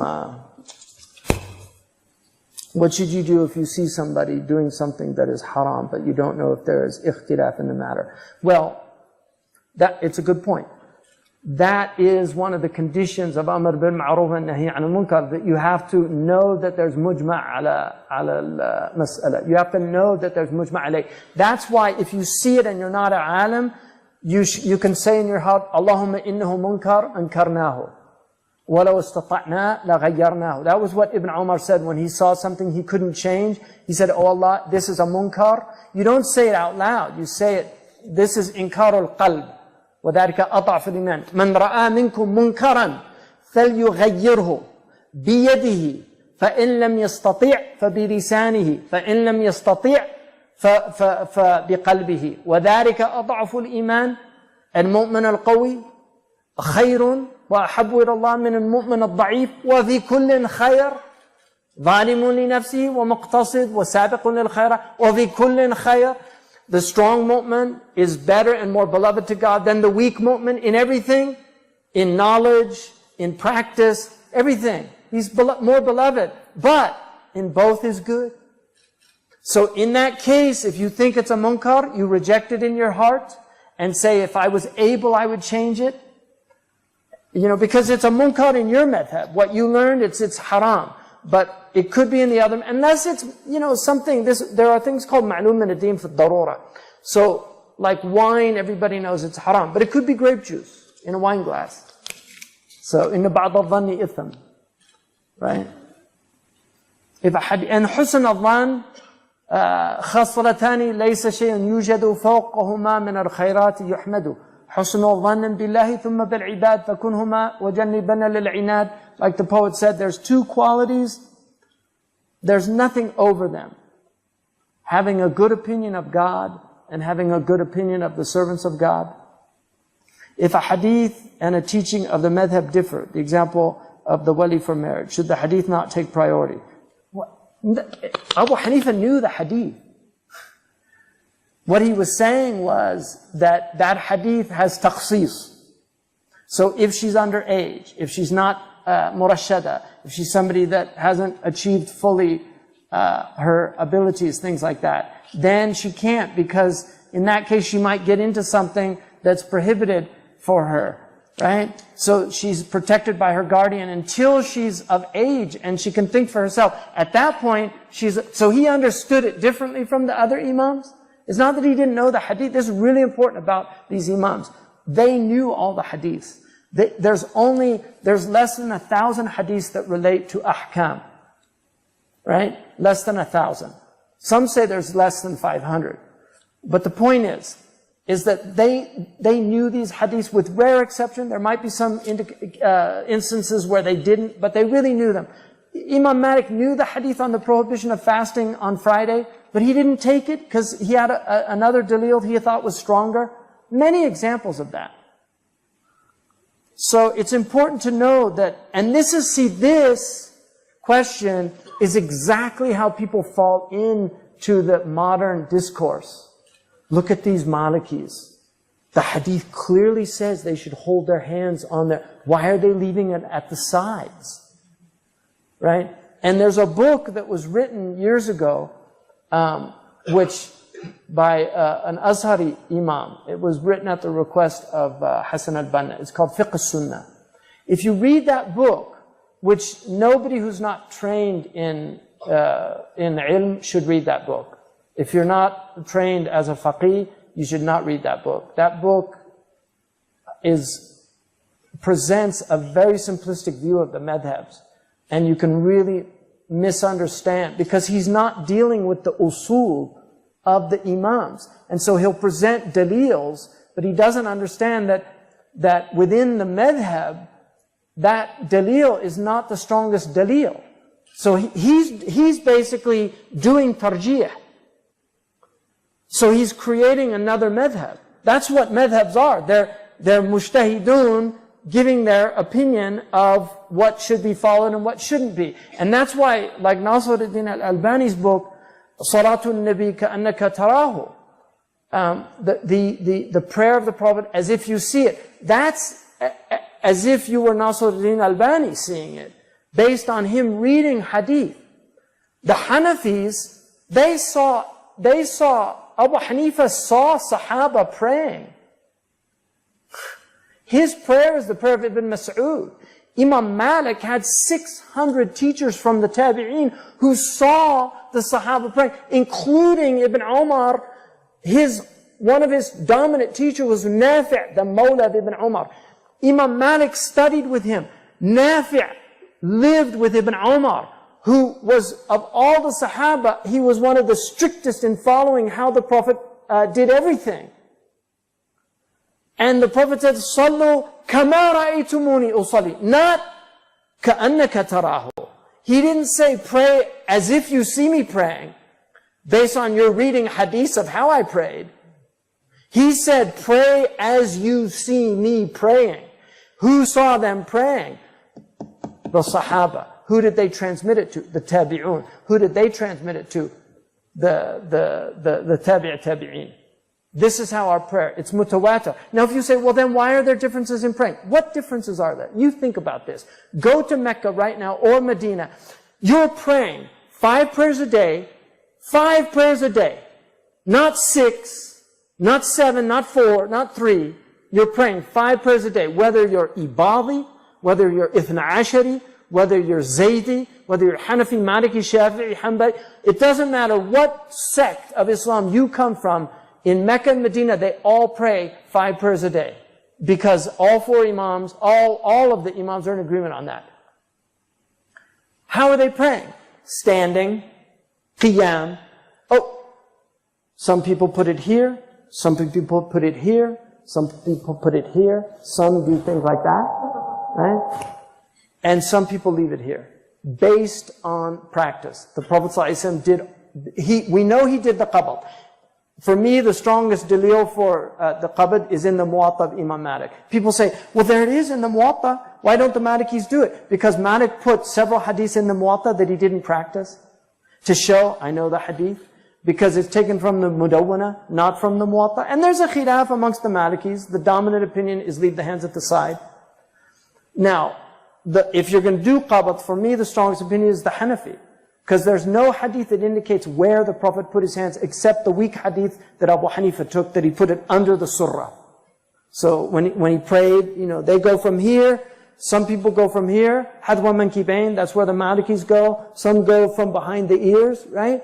But they still do the same thing, right? Whether you do it from here or here, it's the same thing. Allahu Akbar, and then either there, the Shafi'is put it above the surah, فَصَلِّ لِرَبِّكَ وَانْحَرْ, put it on the nahar, according, that's a weak tafsir, but that is an opinion. And then, so those aren't big differences. There's all standing, and then Fatiha, they all agree on Fatiha, and then they go into ruku', same ruku', then they come out of ruku', have to be istiqamah, then they go into sajda, same sajda, then they go into julus, same julus with a difference of iftirash, slight difference in where you put your feet. Then they go back into sajda, and then they go up again. That's 1 rak'ah. That's a miracle that our religion prays the same way. There's no other religion on earth in which all of the entire ummah is united in prayer. With slight differences, just relax. Look, I'm a Maliki, I'm bothered by Malikis that do it like that. It's distracting. Even to me. I've got a guy next to me and he's going like that. That wasn't how I was taught. It's a very slight movement. Even Ibn al-Arabi says, don't wave it like that. He said, إِنَّهَا بَلِيَّةٌ لَا تَتْبَعُ مَا فِي الْعُتْبِيَّةِ فَإِنَّهَا بَلِيَّةٌ. Don't do the thing that they say in the Utbi. So there's khilaf about that. But the Malikis, they do the thing, or some put it like that and do it up and down. That's the dominant opinion like that. Some do it that, and then they just raise it when they do the shahada. They put their hands same place. These are very slight differences. The prayer is amazingly unified. really. And then tajweed to me is the great miracle of our ummah. Because nobody in the history of religion has preserved the recitation of their revelation like the Muslims. Nobody. The Greeks, if I studied Koine Greek, my teacher who was a master of New Testament Greek, she didn't know how certain things were sounded at the time of Jesus. Because they don't have tajweed. The Jews differ on how they pronounce things. They don't have the tajweed that we have in recitation of the Torah. They learned a lot of these things from us. How they recite now, they learn these from, this is fact in Jewish religion.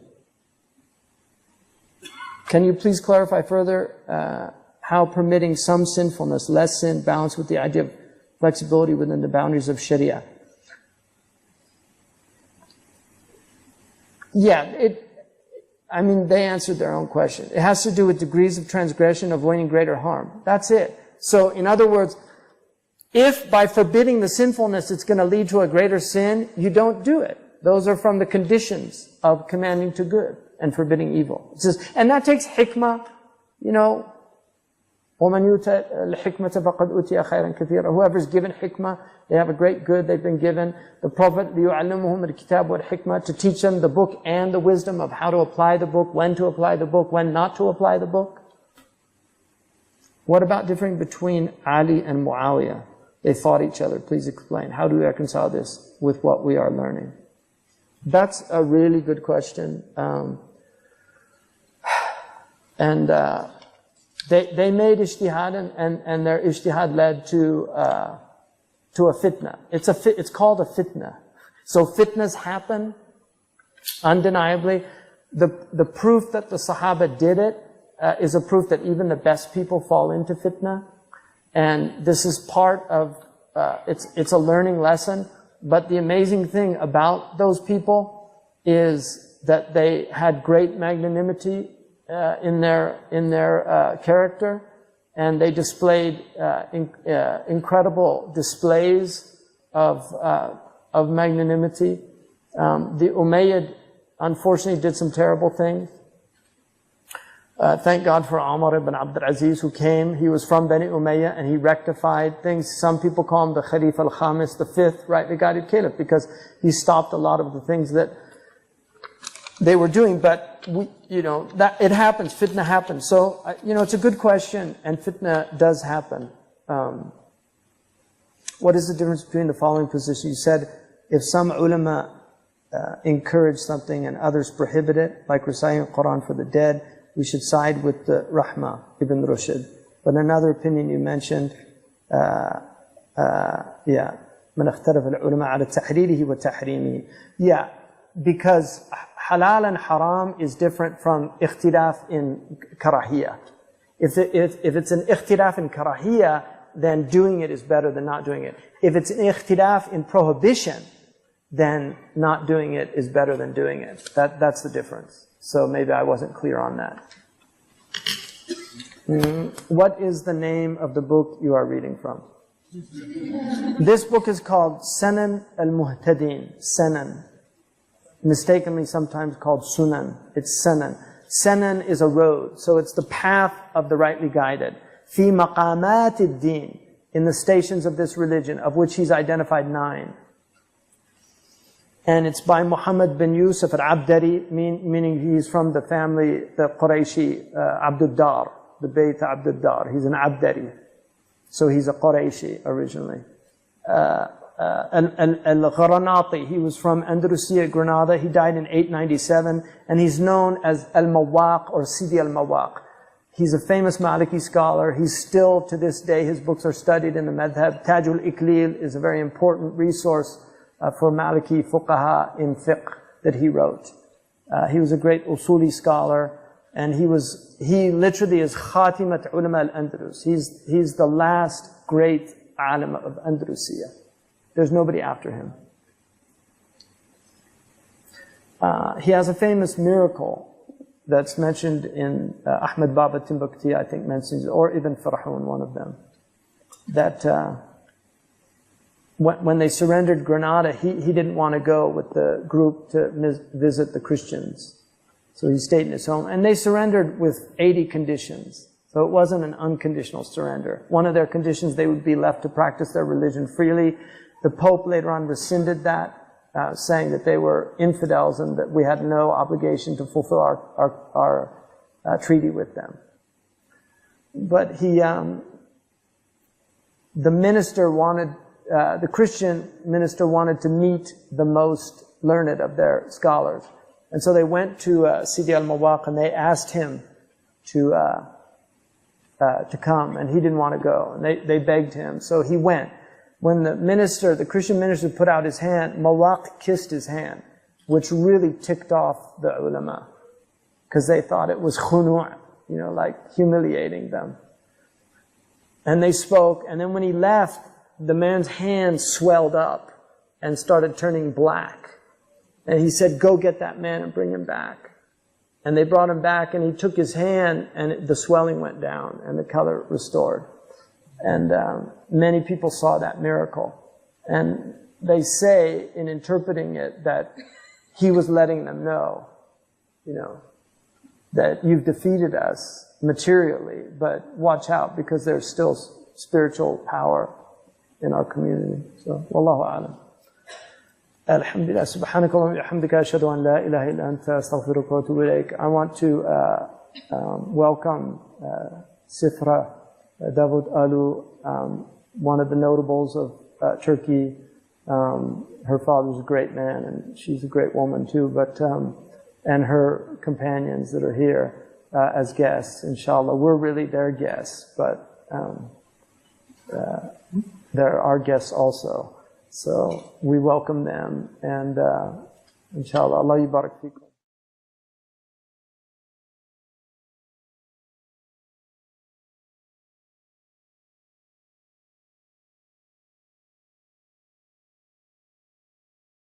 اللهم وفقنا توفيق. بسم الله الرحمن الرحيم، والصلاة والسلام على سيدنا محمد وعلى آله وصحبه وسلم تسليما كثيرا. ولا حول ولا قوة إلا بالله. اللهم وفقنا توفيق الصالحين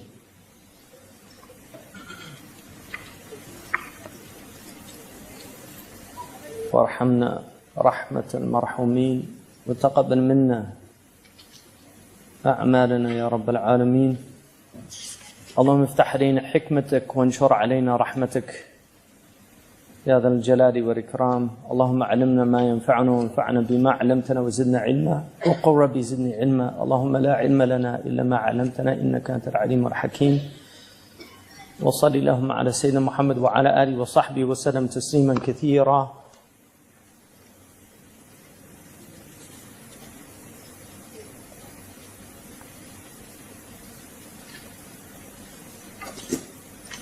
Bismillah. So,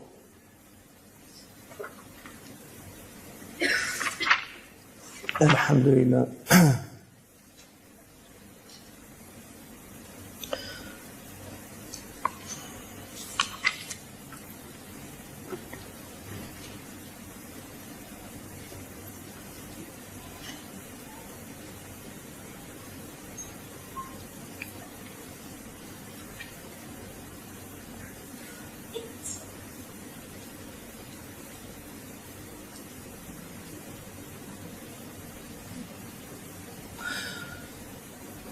طيب.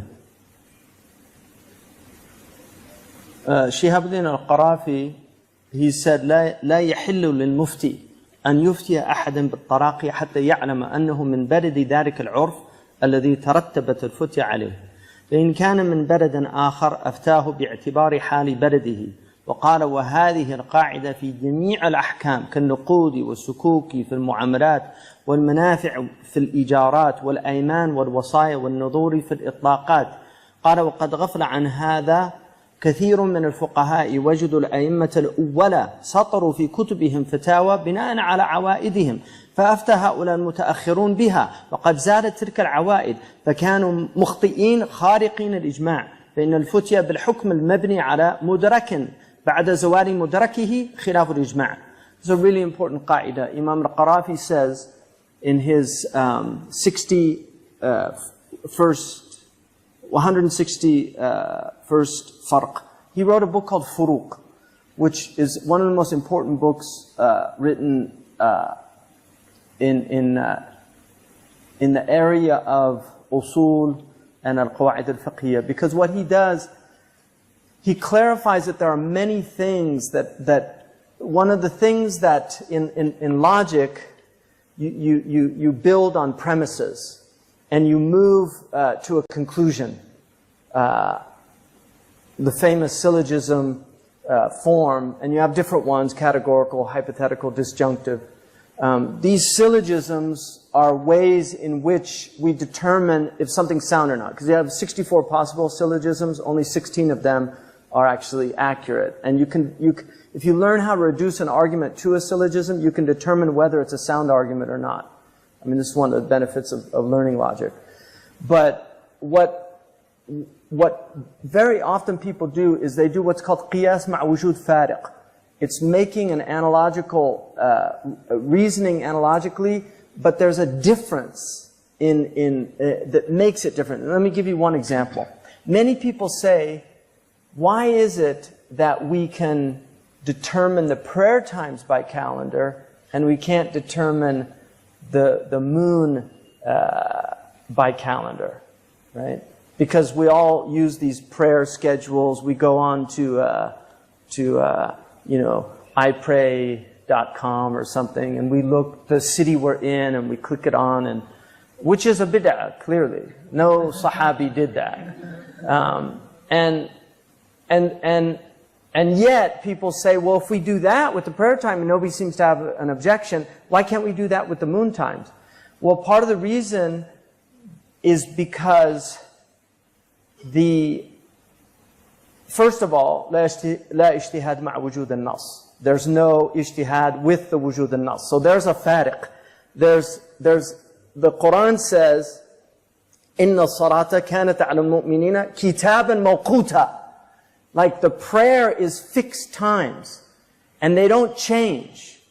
You can look at the prayer 100 years from now, and it's not going to change. It might change in nanoseconds if you're an astronomer because of the Earth's spin or something like that changing, but it's not going to change. Whereas the moon, Allah subhanahu wa ta'ala, يَسْأَلُونَ عَنِ الْأَهِلَّةِ قُلْ هِيَ مَوَاقِيتُ لِلنَّاسِ.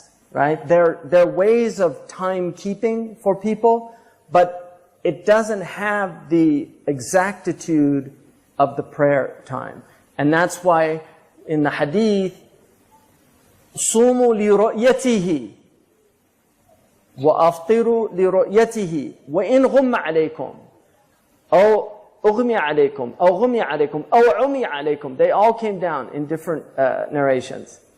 عمي عليكم means you can't see it. It's completely hidden from your sight. Which if it's under the Danjon limit, this French astronomer determined clearly that the moon cannot be seen. There's no reflective light if it's lower than 7 degrees. Even with a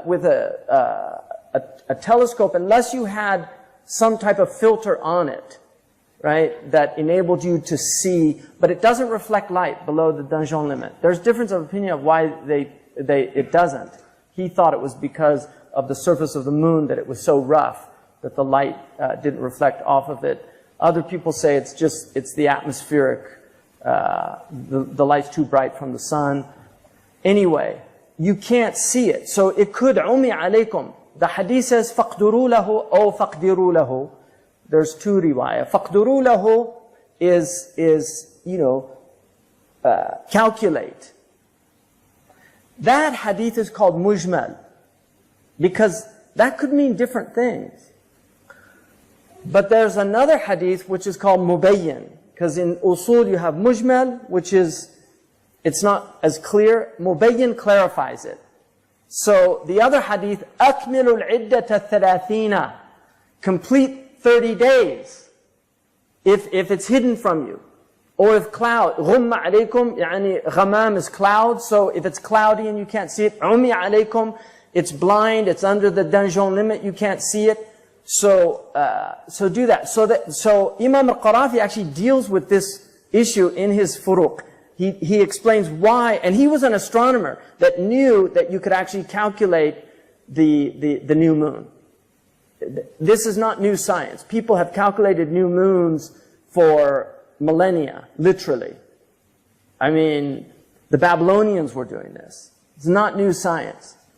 The Fatimids actually believed, they during the Fatimid rule in Egypt and Tunis and Libya, the Fatimids moon began scientifically because they believed that you should use science, mathematics enables us to do this, and therefore we do it. So there is a period of time when a deviant sect actually did use calculations, and all of the ulama were against it. And it wasn't that they didn't think that it was possible. They knew it was possible to calculate the new moon.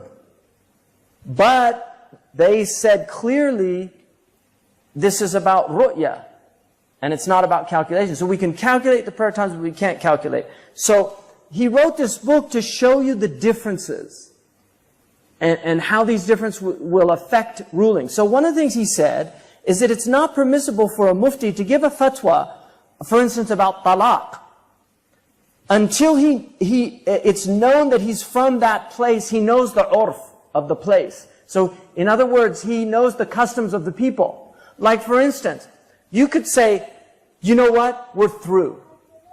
It's over. And you mean divorce. If that's your intention, that's actually a type of divorce by urf. You don't have to say, anti taliq, you are divorced. You can just say, it's over. It's over, baby, you're out of here. You know, call your parents. So that's a type of divorce if that was the intention. So he has to know what the urf is, because he can't give a fatwa unless he knows that.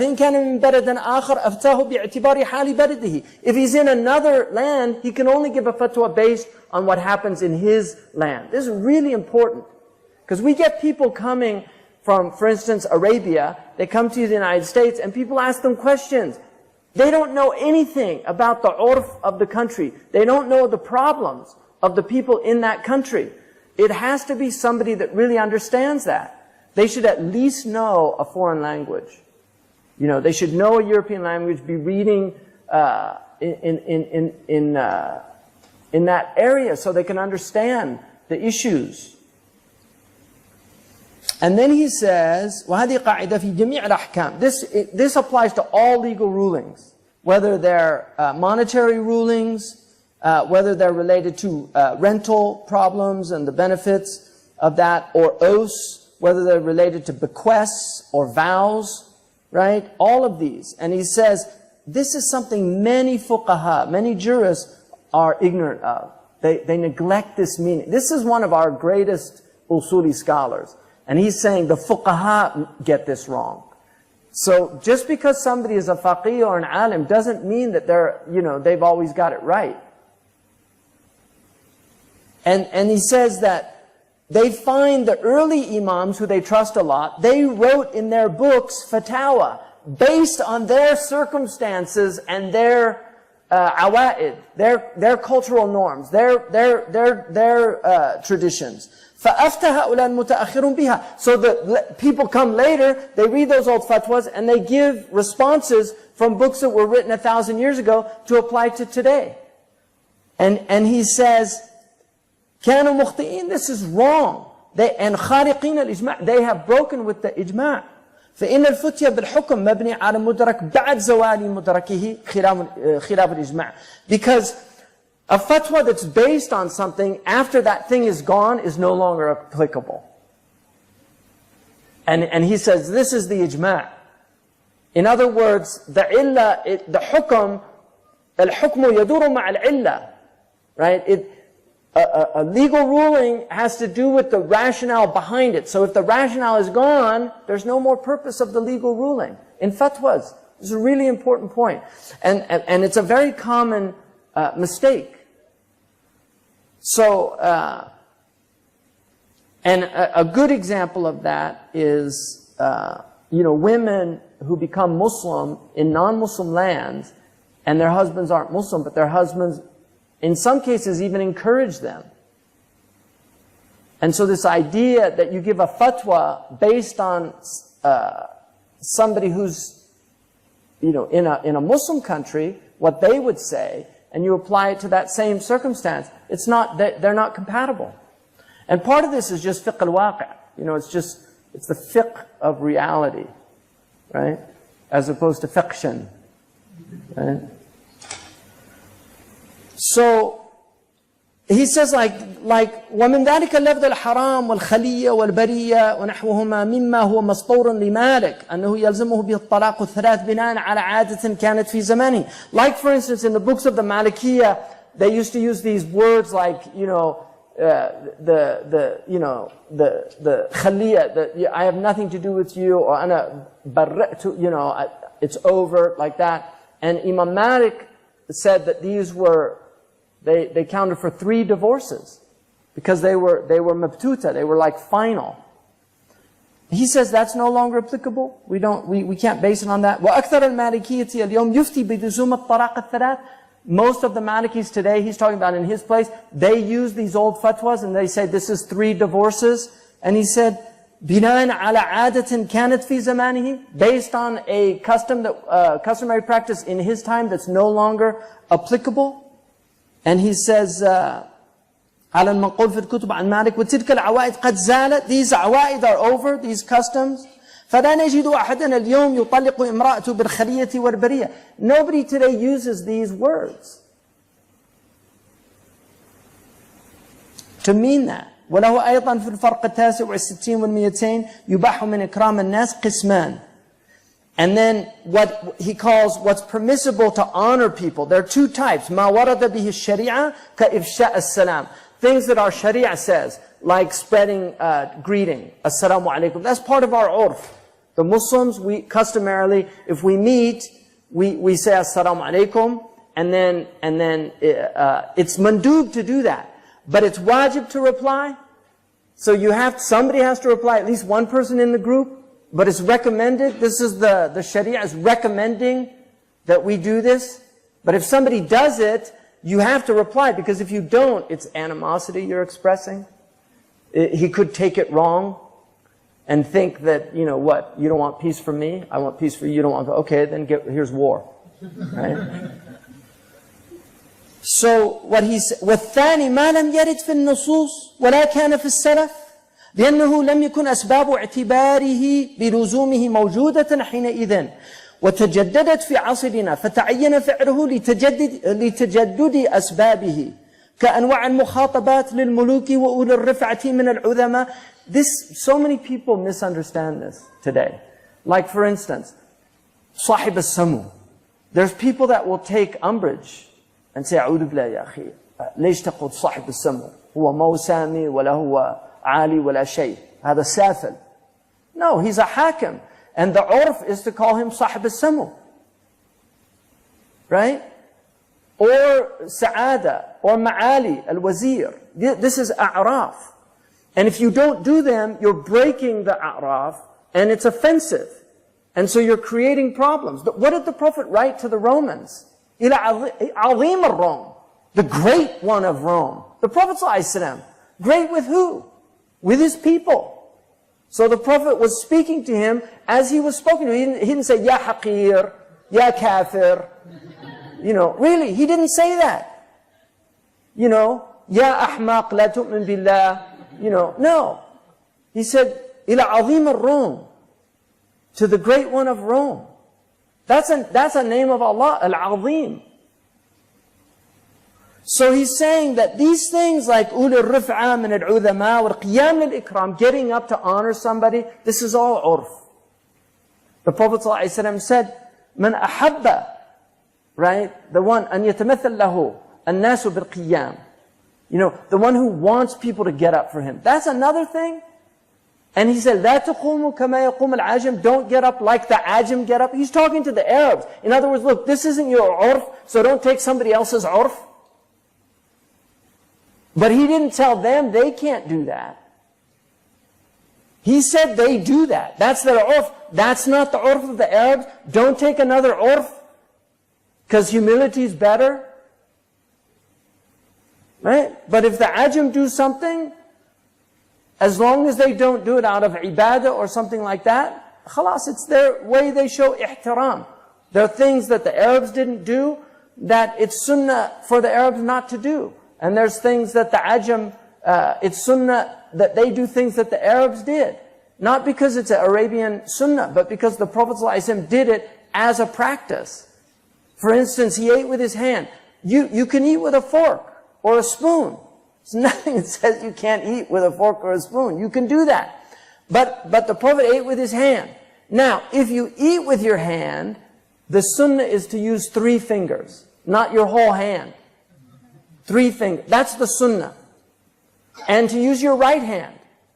So, if you're going to eat with your hand, then you should do it the way the Prophet ﷺ did it. It's encouraged to do that. And it would be makruh not to do that.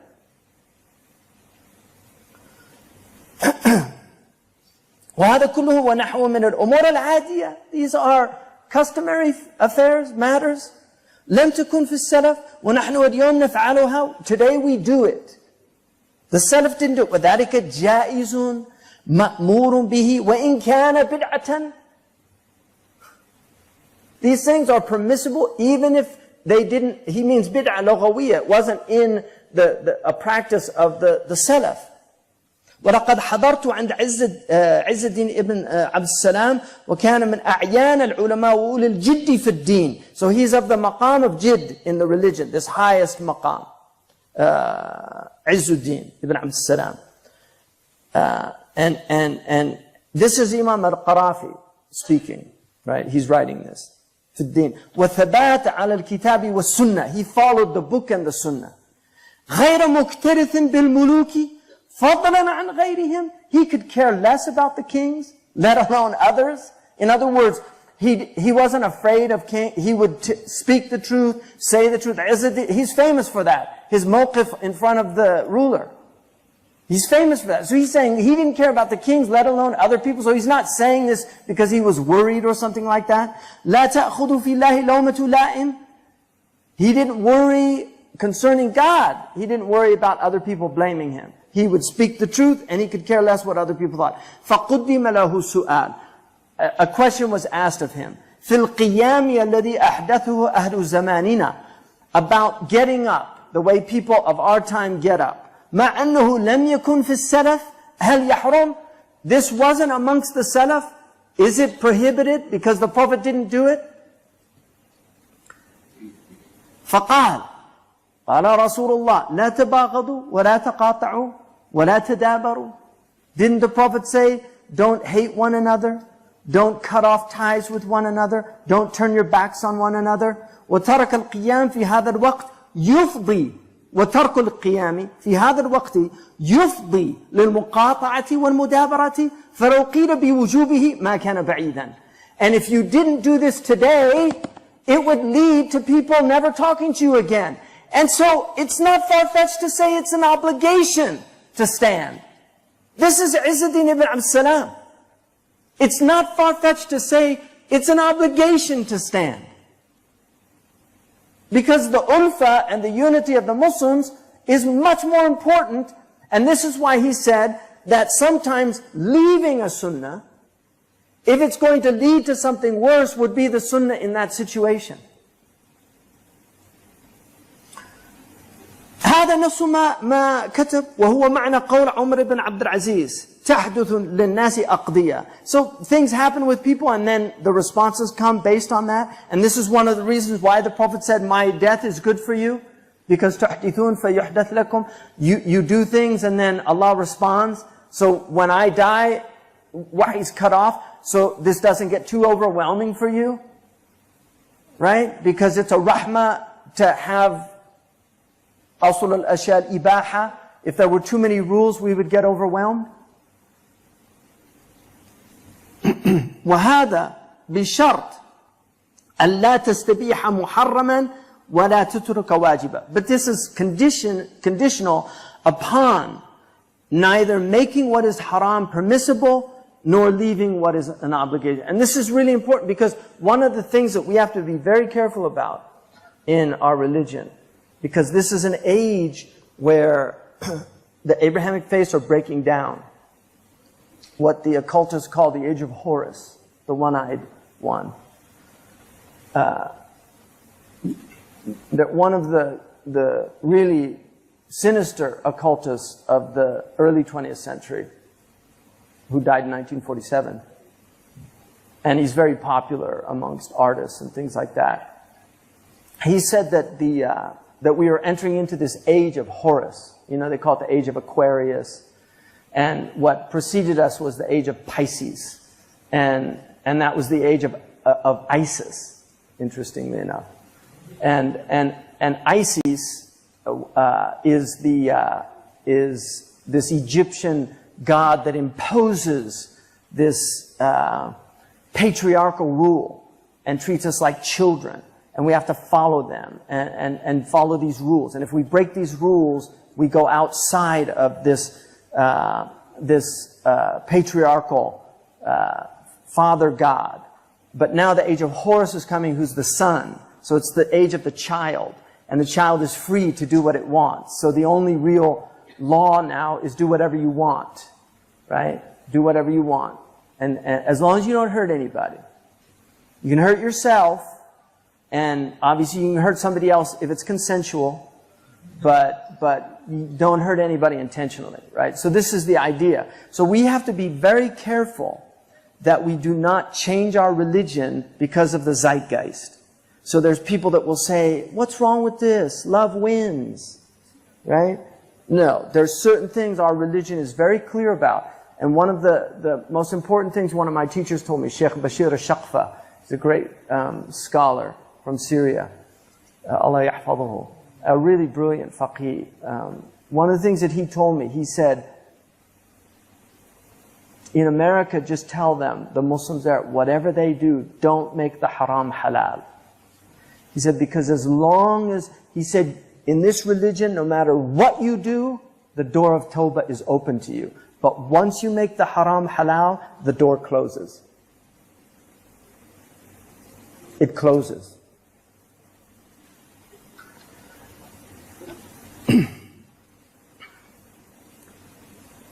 فلو كان الملك لا يرضى منا إلا بمعصية لم يحل لنا أن نواده بذلك وإنما هذه أمور لولا هذه الأسباب المتجددة كانت مكروهة من غير تحريم فلما تجددت هذه الأسباب صار تركها يوجب المقاطعة المحرمة وإذا تعارض المكروه والمحرم حسم مادة المحرم وإن وقع المكروه ينقسم القيام إلى أقسام الشريعة الخمس. This is really interesting. So he says, so if the king it doesn't accept that, right? لا يرضى منا إلا معصية لم يحل لنا. If the king is demanding something that is prohibited from us, we can't do it. لا طاعة لمخلوق في معصية الخالق. وإنما هذه أمور لولا هذه الأسباب المتجددة كانت مكروهة من غير تحريم. So these are matters that the worst we can say about them is they're makruha, had it not been for the circumstances changing.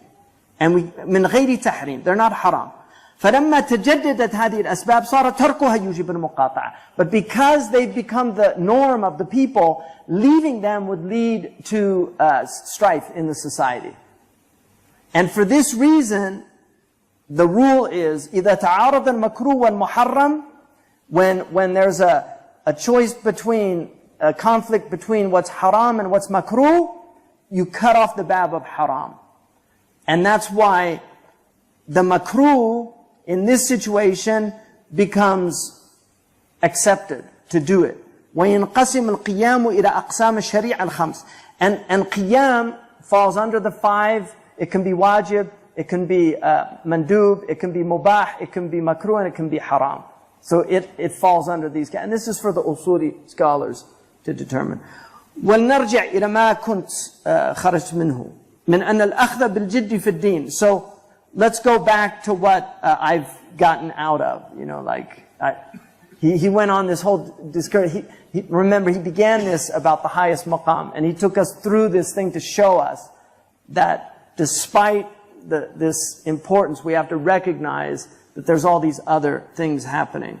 So he says, من أن الأخذ بالجد في الدين الذي يكون بحيث لو فجأ المرء الموت لم يجد مستزادا هو الحق الذي لا شك فيه وهو مذهب العارفين. So let us remember that this maqam is basically summed up in this simple statement.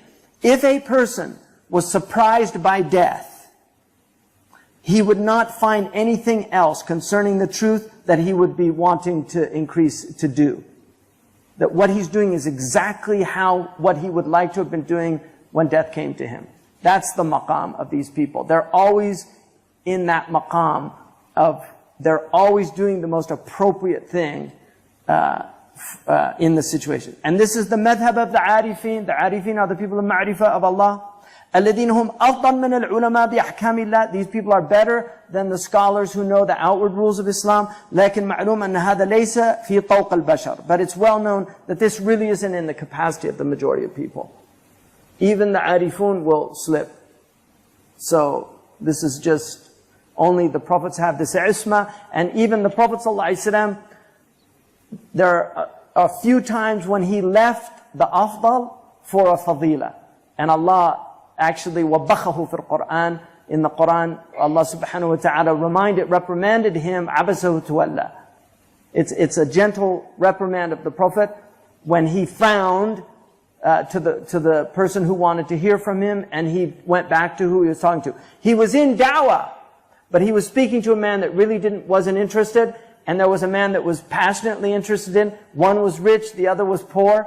And so the Prophet was doing a fadila, but his maqam is the maqam of this highest maqam, right? Sabiqun bil khairat. I mean, he's in the highest maqam, and for that reason, Allah said, no, this is what you should have been doing. You should have been speaking to the blind one.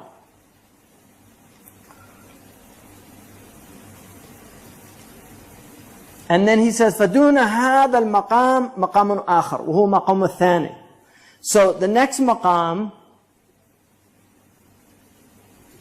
is the maqam of, well, here's an interesting, he mentions that Imam al-Nawawi, وصف الإمام النووي الصوفية في أذكاره. So in the famous book Al-Adhkar, Imam al-Nawawi spoke about the Sufis. السادة الأجلة من صفوة هذه الأمة أهل تربية السالكين وتأديب المربين. So he said that they were the sada of this ummah. You know, they're the highest group. Al-Ajilla, these majestic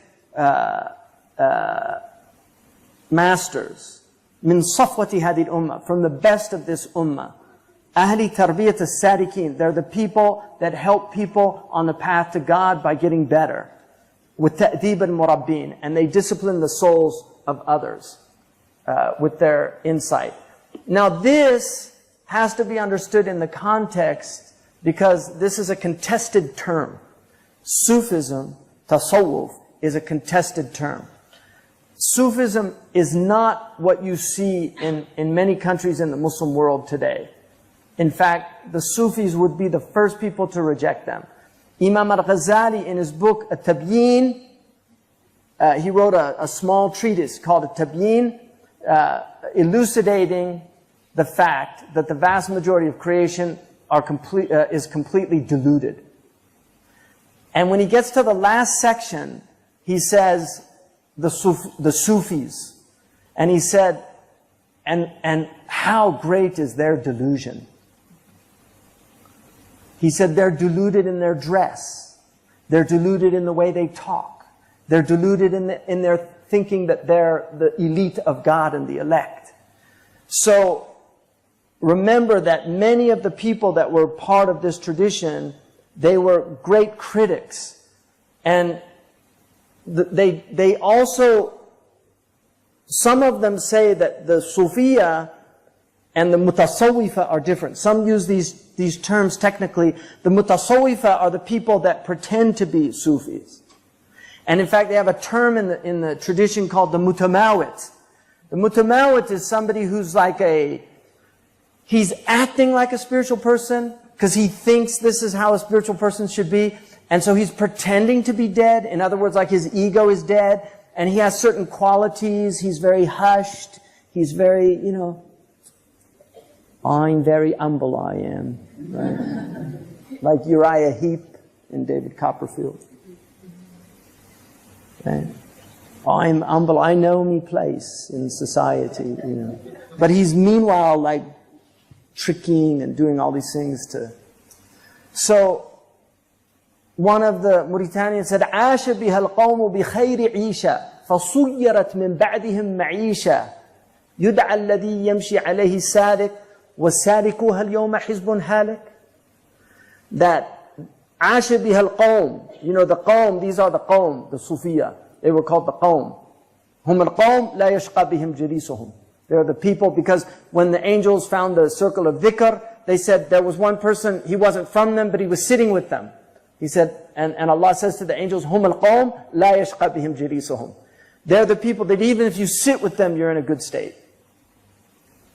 So, he says that these are people that عَاشِ بِهَا الْقَوْمِ بِخَيْرِ عِيشَةٍ فَصُيَّرَتْ مِنْ بَعْدِهِمْ مَعِيشَةً. But it became a means of getting livelihood after that.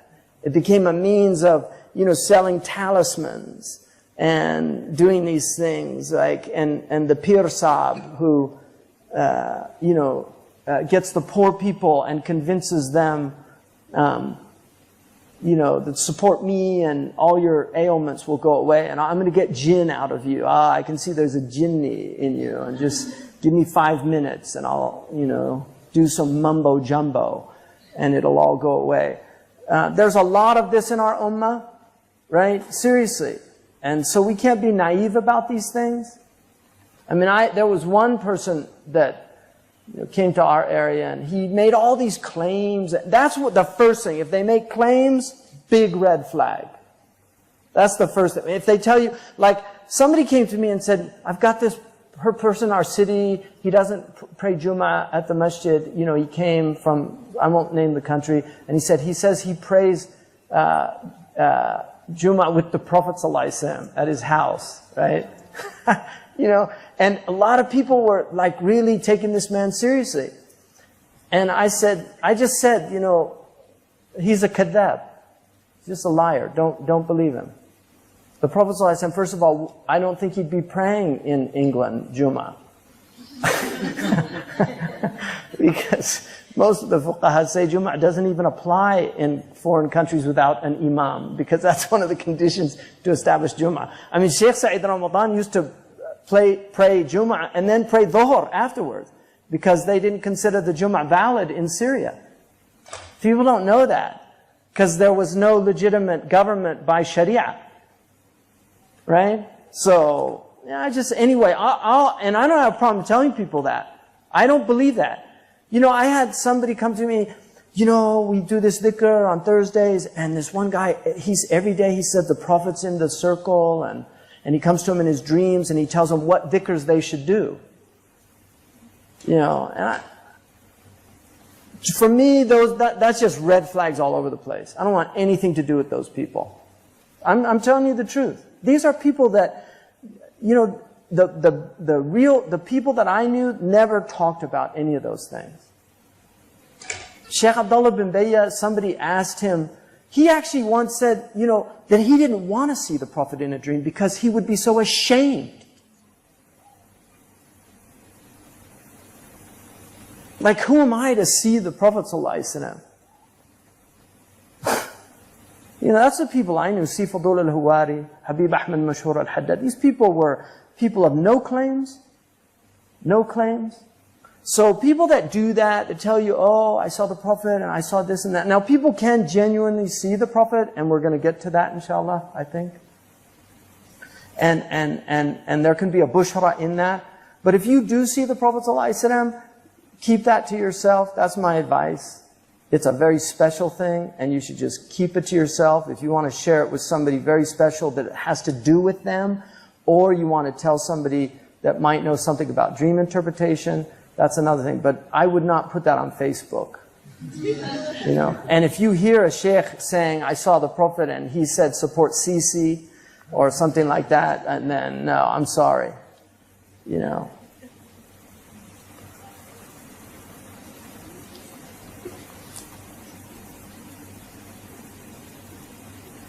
I mean, these are things that destroy our religion, you know, and make people really dislike the religion and turn away from the religion. Is charlatans, religious charlatans.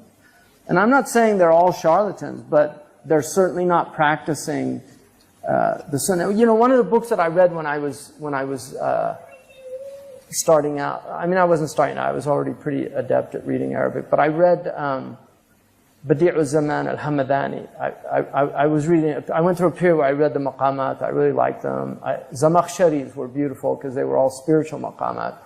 But Badi'u Zaman, really, I was conflicted reading it initially. And it took me a while to understand what he was doing, because he wrote about a religious charlatan that he was very eloquent and he knew the book and the sunnah, and he used to go to villages and he would trick people. And he would tell them things like, I saw the Prophet in a dream and he told me to go to this village and he said, I'm supposed to pray the rain prayer because you need rain. But he told me I have to do an extremely long sajda or it won't get answered. And so they're all like, Allahu Akbar. And he's very eloquent. He's got this brilliant eloquence. They're all, Allahu Akbar. And so they go out and they pray. And he goes into sajda.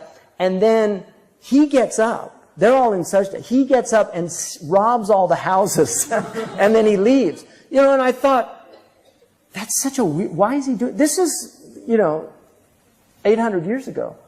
And he's talking about characters. He's warning people about religious charlatanry. That there are mountebanks. There are these people that are dajajila. You know, to use Imam Malik's term, because he was asked about him and he said, Hada dajjalun min ad-dajajila. He's an imposter. He was a scholarly imposter. He was pretending to be something he wasn't. And this has happened many times in our history, that people have been fooled by these people. And so this is why it's very important to learn the religion for yourself, so that you don't become victim to these people, because we have so many people in our community that have been victims. And then what happens? They get scandalized when they find out the truth. The person ended up, you know, having sexual improprieties with people or something. This happens in our community. And then they have their loss of faith. Or they get confused. Or then they don't want to have anything to do with religion, because this charlatan has given religion such a bad name. And this happens, and they suffer from it. People are abused by religion, and that's the worst form of abuse. I would rather have a mafiosa leader and deal with him than deal with a religious charlatan. I really would. I would rather have that, because he's just doing bad, and everybody can see it's bad. But when you do bad in the name of good, you are a truly evil person.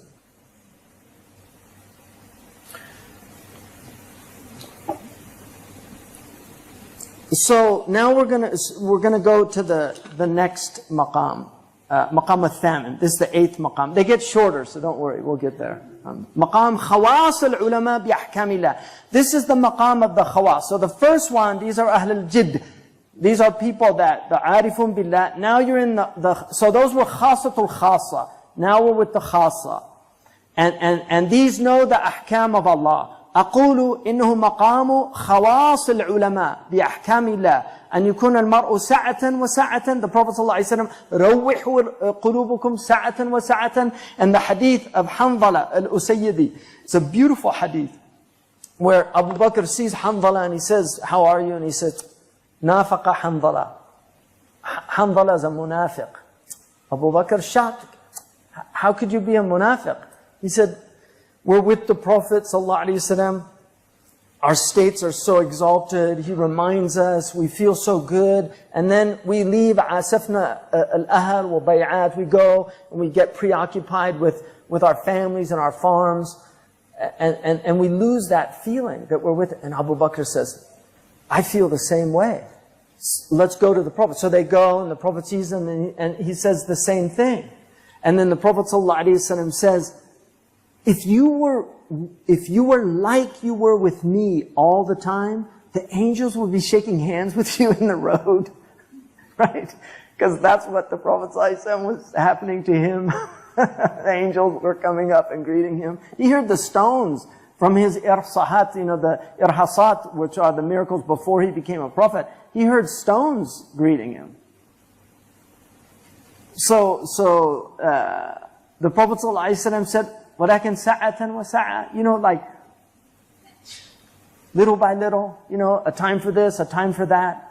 So this is another maqam, right? A time for this and a time for that, right? لَكِنْ يَا حَنْظَلَ سَعَةً وَسَعَةً سَعَةً وَسَعَةً. He said it 3 times. So he's saying, this is the maqam of سَعَةً وَسَعَةً. سَاعَةٌ فِي مُهِمٍ وَسَعَةٌ فِي أَهَمٍ. A sa'a in what's important, like your family and your farms and your livelihood, that's important. But more important is your ibadah and your relationship with Allah. So, a time for this, a time for that. So, and this is this يشهد لهذا حديث حنظلة ثم من دون هذا المقام مقام آخر دونه وهو المقام السابع. So now we go to the 7th. So that's the 8th maqam. ساعة وساعة. A time for what's important and a time for what's more important. The first maqam, it's always the most important. They're always doing the most important thing. This maqam, they're either in something important or something more important. But they could miss a more important thing by being preoccupied with an important thing. The next one, وَهُوَ مَا لَمْ يَقْدُرْ أَنْ يَكُونَ عَلَى أَمْرٍ أَهَمٍ. So this is the one who can't be in an important thing. فَلْيَكُونَ عَلَى أَمْرٍ مُهِمٍ. So at least this sabi' is that he's in something important. وَقَدْ يُضَاهِي صَاحِبْ هَذَا الْمَقَامِ مَقَامَ الْعَارِفِينَ بِحُسْنِ النِّيَّةِ. And you can achieve the maqam of the arifin by having a good intention. So this maqam, you can actually get to that first maqam by being aware of the niyyah. وهكذا كما قاله مالك وأحمد بن حنبل والشافعي والسفيان والزهري وغيرهم. فقد قال مالك لابن وهب لما جمع كتبه وقام يتنفل ما الذي قمت إليه بأفضل مما كنت فيه إذا حسنت النية. So Ibn Wahb, the great muhaddith and faqih, was studying with Malik, and he has an opinion in the Maliki madhab. He was studying with Malik, and he got up to pray nafila from the circle. And Malik said, what you're going to is not more important than what you're in, if the niyyah is sound.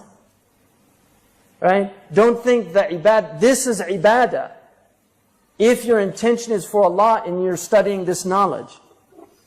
ونقل أيضا عن أحمد ابن حنبل أن رجلا قال له هذا العلم فمتى العمل؟ فقال أحمد ألسنا نحن في عمل؟ Imam Ahmad was asked, okay, this is knowledge, when are we going to act on it? He said, this is action. Studying knowledge is action. Don't belittle what you're doing. Learning knowledge is action. This is from our amal. Malik said, when you learn that speaking is from your action, you'll start speaking less. People say, هذا الرجل هو فقط يتكلم. If he's calling people to Allah, it's not just speech, it's action. He's an amal. It's not, if he's a munafiq, that's another thing, like the Iraqi say, hachi fadi. For him, but not for the people that are benefiting from him. Right? وقال الشافعي طالب العلم أفضل من النافلة. Imam Shafi'i said to seek knowledge is higher than doing extra acts. وقال سفيان ما أعلم عملا أفضل من طلب العلم. The great Sufyan said, I know of no action higher than seeking knowledge. This is something that I've tried to instill into the Zaytuna students. That you're not here to do inshad of qasa'id. You're not here to do mawlid. Right? You're here to study. If you want to do extra acts, memorize Quran, get up at night, do tahajjud, those are the things those are the awrad of the student of knowledge. If you want to be like the amma, then go and do those other things. But that's actually the good amma that are doing dhikr. Those are the ubad, and they're important people, and you should never belittle them. And they may be better than the students of knowledge. So you should, but what the students of knowledge are doing is better than what they're doing. They might be better with Allah. Their maqam as an individual might be better than some student of knowledge because he's got kibr and arrogance in his heart because he's a student of knowledge. So he might be better, so you can't belittle them. Like Omar, when he went in and he found a man doing dhikr, and he said, Man yaqutuka? Who's taking care of you? He said, my brother. He said, Akhuka khairu minka? Your brother's better than you? He didn't say, get out of here and go earn your livelihood. What he was reminding him was, your brother who's out there working so that you can be in here doing dhikr, he gets all the reward of your dhikr as well as his work. So he's better than you. Don't get arrogant and think, I'm in here doing dhikr and my brother's out there working to support me to do dhikr, so I'm obviously better than him. No, he's better than you. And this is why the shuyukh have always honored wealthy people that support knowledge. It's not nifaq. It's not nifaq. Because those people, they're not doing what, if they're supporting a madrasa, or if they're supporting a place where students of knowledge can learn, or a hospital that's giving free, like the Ummah Free Clinic, or something like that we have in America, where people are treated for free. There's people supporting that. When they come, you have to treat them well. And it's not nifaq. It's recognizing these are the people that are enabling you to do the good that you're doing, and without them you couldn't do that good, and so show gratitude to them. That's not nifaq. It's nifaq if it's you're getting personal gain out of it or something like that, or tamalluq or something, but it's not nifaq to honor those people. ونقل عياض عن ابن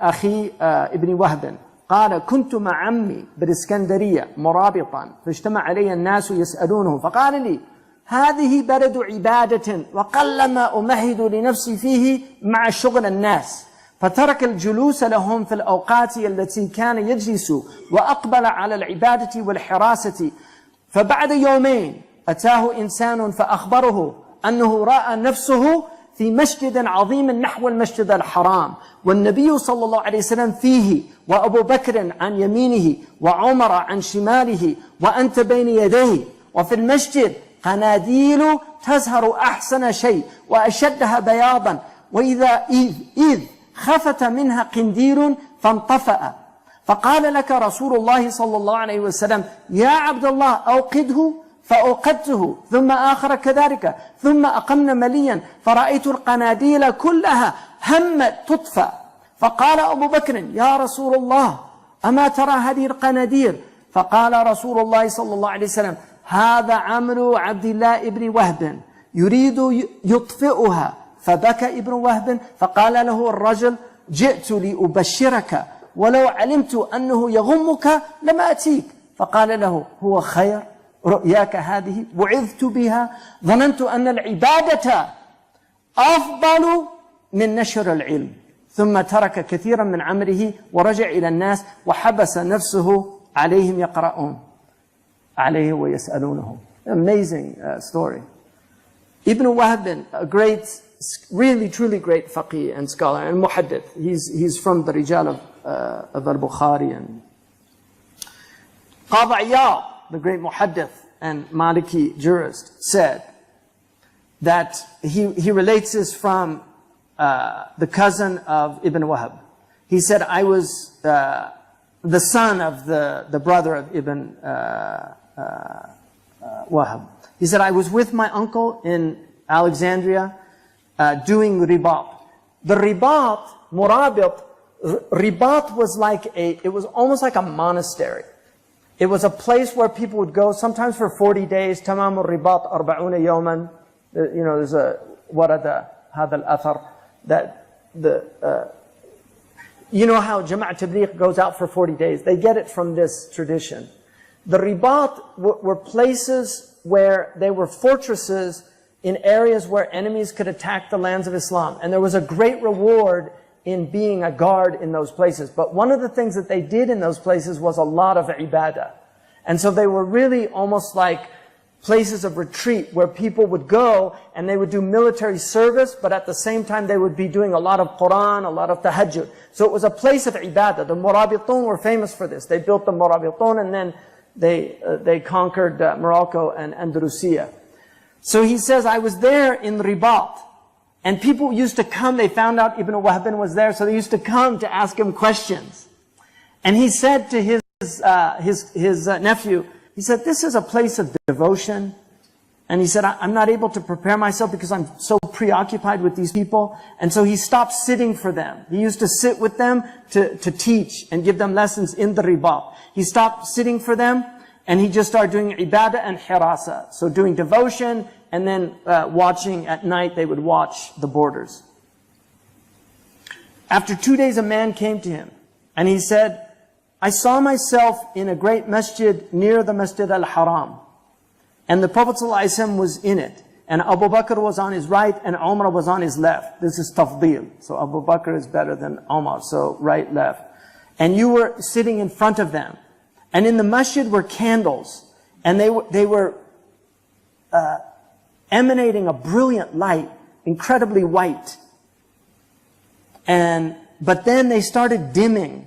One of the candles dimmed and then went out. خَفَتَ قِنْدِيرٌ فَانْطَفَأَ. It started dimming and then it went out. فَقَالَ لَكَ رَسُولُ اللَّهِ يَا عَبْدَ اللَّهِ. And then the Prophet said to you, he's talking to Ibn Wahab, his name was Abdullah.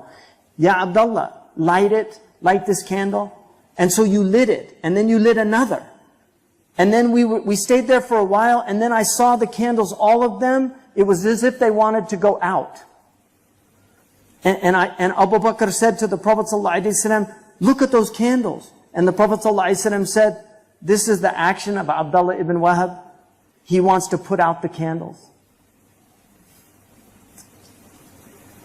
فَبَكَى ibn Wahab, he started crying. And the man said to him, I thought I was going to make you happy. I came to give you good news. He said, if I knew this would depress you, I would have never come. He said, no, this is good. He said, this vision you had, I've learned from it. I've been exhorted by it. He said, I thought that my devotion was better than my teaching knowledge. And so after that, he left a lot of devotion and he just started sitting with people and teaching. وَحَبَسَ نَفْسُهُ, forced himself to do that. And they would read with him and ask him questions. It's an amazing story. قال الزهري العالم إذا لم يخل بواجب ولم يقصر في فرض أفضل من العابد. A scholar, if he does not stint in some obligation and he doesn't shortchange any obligation, he's better than the devotee, the abid. You have alim and abid. The Prophet ﷺ said the preference of one scholar over the abid is like the preference of me over the least of you. And he said, فَقِيهٌ وَاحِدٌ أَشَدُّ عَلَى الشَّيْطَانِ مِنْ أَلْفِ عَابِدٍ. One faqih is harder on shaitan than 1,000 devotees. This is the maqam of knowledge in our ummah. وَسُئِلَ عِزُّ الدِّينِ أَقِرَاءَةُ الْقُرْآنِ أَفْضَلُ أَمَ النَّظْرُ فِي الْعِلْمِ. Is it better to recite the Quran or to study knowledge? فقال معرفة الأحكام الشرعية أفضل لعموم الحاجة إليها في الفتاوي والأقضية والولايات العامة والخاصة ومصلحة القرآن مقصورة على القارئ وما عمت مصلحته ومست الضرورة والحاجة إليه أفضل مما كانت مصلحته مقصورة على فاعله. So he said the rules of Sharia, that knowing the rules of Sharia is better because of the general need for people that they have it in terms of fatawa and judgments and rulings. Also wilaya al-amma, political power, and then wilaya al-khassa. So wilaya al-amma, those things that you're personally responsible for and those things that have the public trust. And he said, as for the benefit of the Quran, that it's maqsuratun ala al-qari, that it's limited to the one reciting it. So to learn knowledge in order to help people is better. وَمَا عَمَّتْ مَصْلَحَتُهُ. So if the benefit is general and the darura is touched by this thing and the need, then it's better than what is simply for the individual. And this is why we forget this. A lot of people during Ramadan, the benefit of feeding poor people, the benefit of serving poor people, social services, much of and this is where the Christians often outdo us. If we were honest with ourselves, you will find Christian doctors who could be very wealthy if they were in the United States, you'll find them in the worst places. I met a physician in Mali when I was probably 19. I met a physician in Mali who'd been there like 10 years. He's from Montana. He went through a period where they had to eat leaves because there was no food, and he wanted to be with the people. And he was spreading the gospel amongst the Tuareg. He told me in 20 years he didn't get one conversion. Like, alhamdulillah, ya Rabbil Alamin. But I was really amazed at that man's devotion to do that. You know, it's amazing. You know, and we have all these doctors that they've got their giant houses and their cars, which is all fine and good, but serve people too. Take some time, go do some service to people. You know, take 2 weeks out of the year. Take your vacation. You know, take your vacation, because half the time they're in those offices letting people wait outside. I know that, because you wait so long. You have an appointment at 3, you get in at 4, right? I'm just kidding. I have lots of friends that are doctors. So. But, you know, take 2 weeks and go and treat people somewhere, or do something for people, or get people to donate, you know, ambulances. Like, there should be a kickstart to get ambulances. You know, Mauritania does not have an emergency system for people. There's no 911 in Mauritania. If you have a car accident, they put you in the back of a truck or something, or in a Jeep, and they drive you to the hospital. There's no ambulance like that, you know. I mean, it's changing, but, you know, there's a lot of help that we can do for many parts of the Muslim world. Instead of allowing the Christians to take these challenges, you know, and a lot of them are very sincere, you know, these Christian people. They're really, truly sincere people. They go and they serve poor people because their book tells them that this is, you know, this is a blessed thing to sit, that Jesus sat amongst the poor, that he was with the wine bibbers, the prostitutes, he was helping the least of the community, and that's a high thing.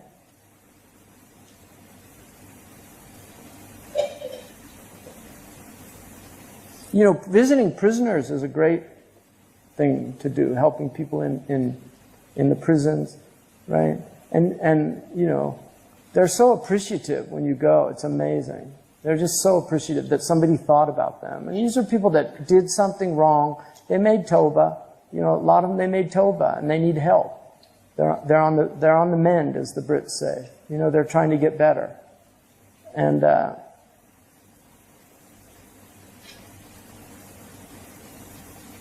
so, وقال في الإحياء, Imam Ghazali, he said, now this is really very, very important.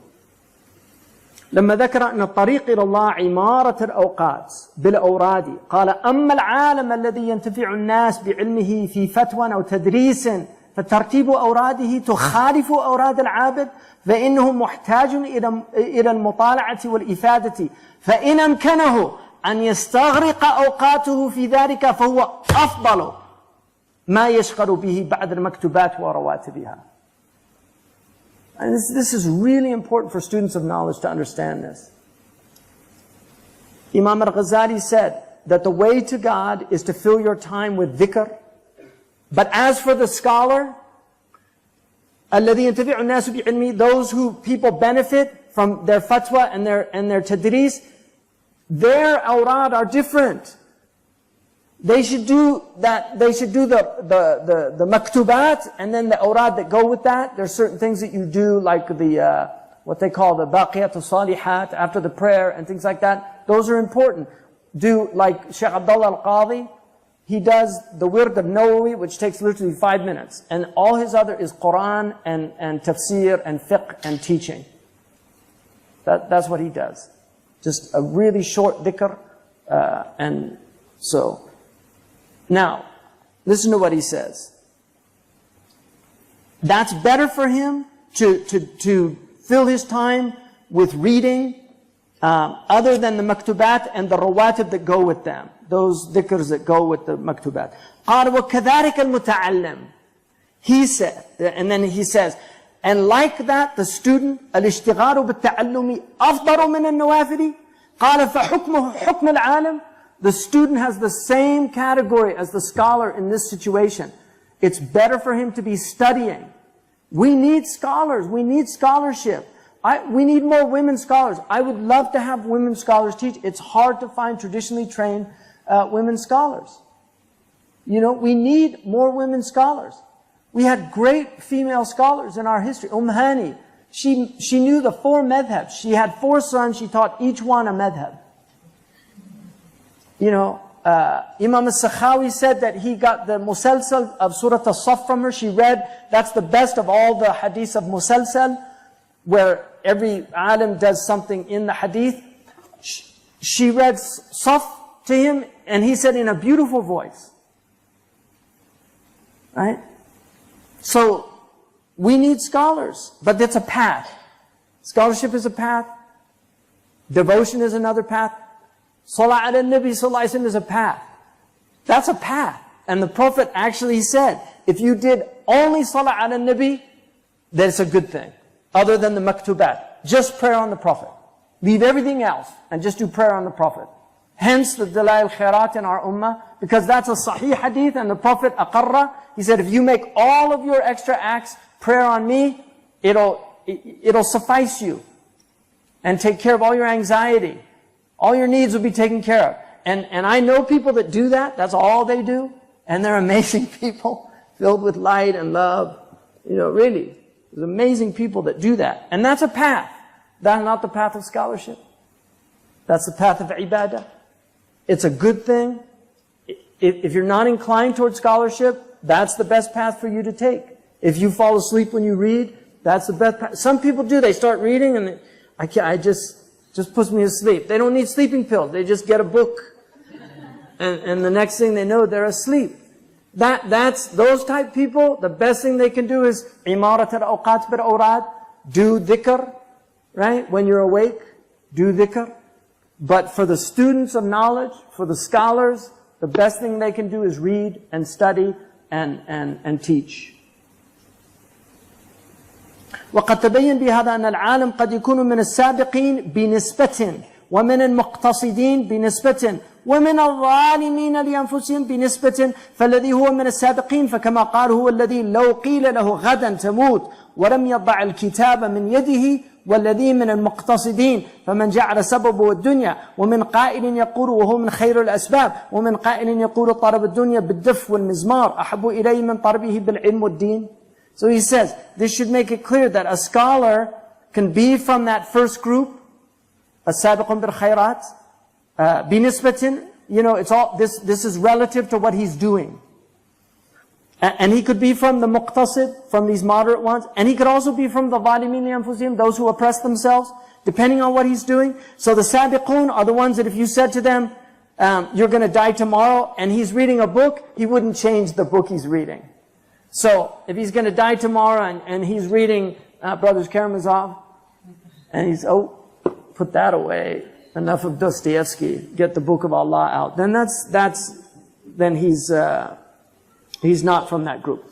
Or the muqtasid, right? He could be from that, because he could have, he's taking care of his asbab in the dunya, min qa'ilin yaquluhu min khairul asbab.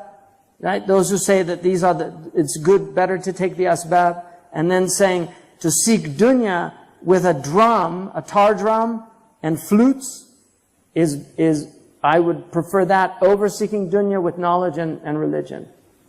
Yeah. Better you're a musician, entertaining people, than that you make, you know, your knowledge a source of dunya.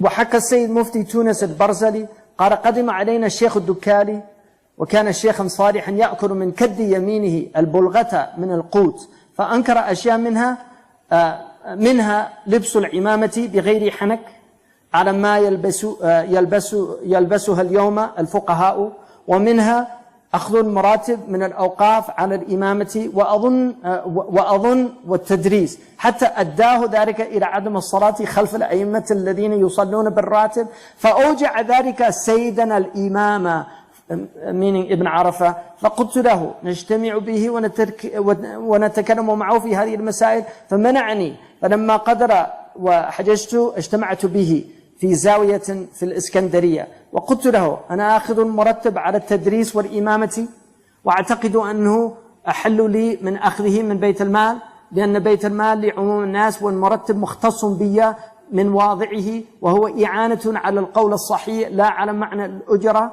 فلم يكن له جواب، إلا أنه قال ما قلت ظاهر إلا أني لا أريد لك هذه السخسخة. ففهمت من كلامه أنه كان زاهدا من نوازله، أول النوازل وآخره. So he says, Dukali was a very pious zahid. And when he came to Tunis, he used to only eat from what he earned. The bulgha is kafaf. It's just enough to get you by.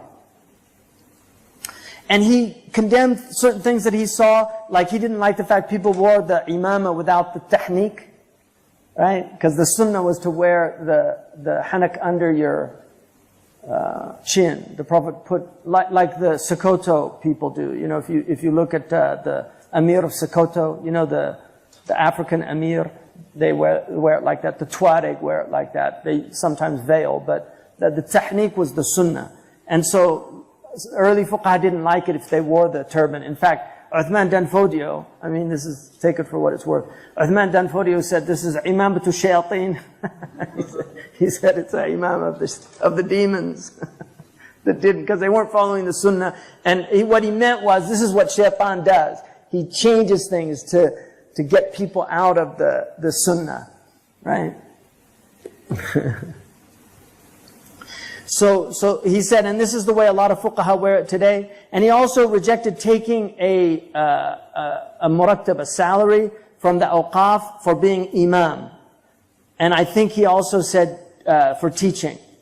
And that even led to him not praying behind the imams in Tunisia, because he said they all get paid to pray. Why should I pray behind somebody getting paid to pray? فَأُوجَعَ ذَلِكَ سَيْدَنَا الْإِمَامِ. This pained our master Imam Ibn Arafah, who was a great, great faqih, and certainly greater than Dukali in his knowledge. And so I said, we should meet with him and talk to him about these things. And so he said no. And then when I was able to go on Hajj, I met with him in a zawiya in Iskandariya. And I said to him, I take a salary for teaching and for being an imam, and I consider it that it's more halal for me than taking it from the Bayt al-Mal, because there were awqaf for the imams. So he wasn't taking it from the general, the coffers of the state. He was taking it for awqaf made for the imam. So he said, I think that's better for me than taking it from the Bayt al-Mal. And he said that this was put for that purpose by the people that gave the endowment, and it helps to teach people, and it doesn't have the meaning of taking a ujra, like in the hadith, taking, the Prophet ﷺ condemned taking some kind of money for teaching. He said he didn't think that it went under that category, which the fuqaha don't. He didn't have an answer to that, except that he said, what you said is zahir, it's clear. He said, I just don't like this kind of, like sophistry in your, he still saw it as kind of like, you're just trying to get around something. Still not a good thing. And I understood from his words that he was a zahid. فَنَقْرَأَ أَيْضًا مِنْ أَوَّلِ. So, that's an example of the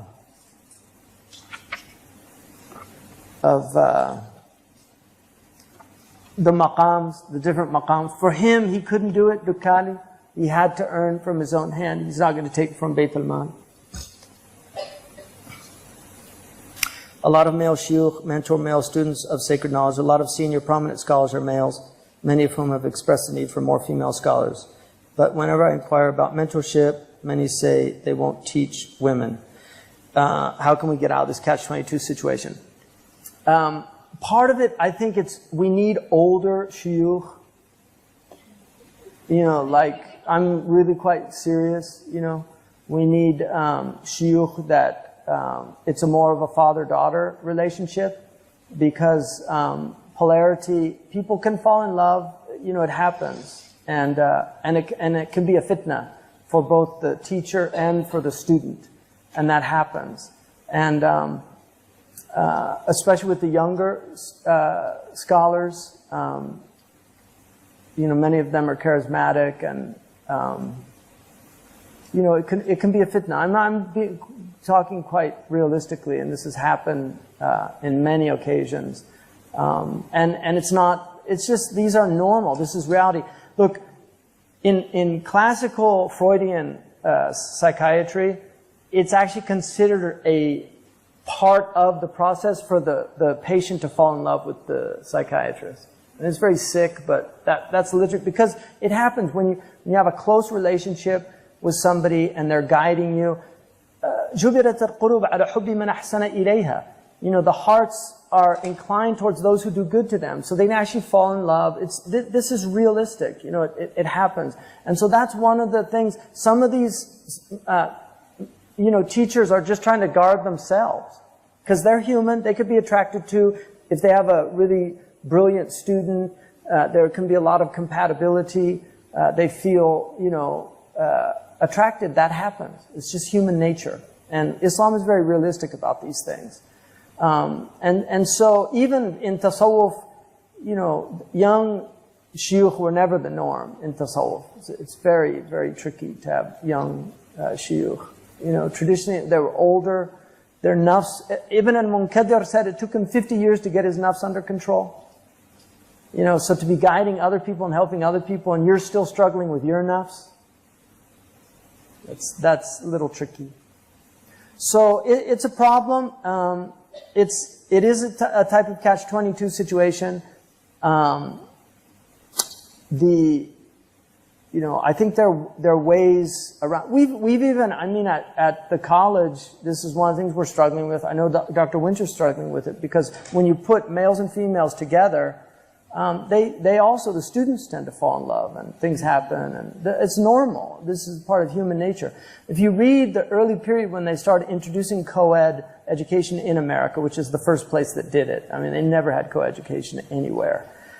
All the teachers said, this is insane. You can't put young men and women together to study and not think they're going to be distracted. You know, so this is human nature. Islam is a very practical, realistic religion. So I know it's a problem and I know it's frustrating for the women because the Prophet gave one day out of the week just for the women, and that was with the understanding that the men were going home and teaching the women. But they came and complained. They said, no, we don't want to hear it from our husbands. We want to hear it directly. He gave them a day out of the week just for them. And so that is a sunnah to teach the women. And it's important. So that's undeniable. But we have to work out ways in which we can protect the hearts of both sides of the... Because most of these teachers are married. You know, they have wives. And their wives have rights as well. You know. So because some of the wives have suffered because of these situations. So these are things that people have to think about, you know. Given the current situation in the world, where would you recommend as an authentic, safe place for females to seek traditional Islamic knowledge and scholarship? Can you suggest ways in which we can make a good start on this path from our countries of residence in the West? You know, there's certain things. We have very good teachers of tajweed that are women. And it's much better for you to learn the Quran from women. Because tajweed is actually a kind of intimate thing. Because you have to look at the lips and make sure they're like the ishmam it's something seen. And so those type things are very, and then Arabic, we have a lot of women that know Arabic to a very good level. And so the foundational knowledges are definitely to be done. When you get into hadith, fiqh, and things like that, then there are less, certainly. This was not always the case. In our autobiographical literature, on average, there were about 10 to 15% of the notable scholars of any given period of time were women. And we're talking not about just scholars. We're talking about the a'yan, the notable scholars in Islamic tradition. Ibn Sa'd, if you read his tabaqat, the women are very, very well placed in that early period. Many great female scholars. Women did not tend to write, which is why we don't have a lot of books from the women. There are some books, but they did not tend to write, partially because there were opinions that women should be taught to read and not to write. And the reason for that was like what we call texting today. Pre-modern texting existed, where you wrote notes and could turn them. And so they saw it as a source of fitna. My own teacher, Marab Tarhad, said in the early period he did not teach his wife to write because of that, and later he realized that it wasn't a correct fatwa. But his wife never learned how to write very well. But she was a scholar in her own right. Maryam was amazing. She had a phenomenal memory. She memorized an incredible amount of poetry. She knew the Quran by heart. She knew fiqh very well. Amazing scholar. So she didn't teach, but she sat listening for 60 years to her husband teach, and she had a photographic memory as far as I can tell. You know, I realized when I first came there, she asked me all my family's names. So she's like, my mother, I said Elizabeth, and she's like, Elizabeth. I said, yeah, and my father, David. And then my sisters, she knew, because I have 6 brothers and sisters, she knew all their names. She asked me for all their names. After I left, when I came back 10 years later, and the first thing she said to me after the just greeting, she said, Kif Elizabeth, Kif David, Kif, and she started asking me, I totally broke down. It's just, you know, that humanity, it's just so amazing. But I realized later that she probably was making dua for them. And that's how she retained their names, wallahu alam, because they were foreign names to her. But, so there's a lot of things that you can learn with resources in your own communities, and that's the best. I think Skype also is a possibility in this time. It's difficult for students, I think,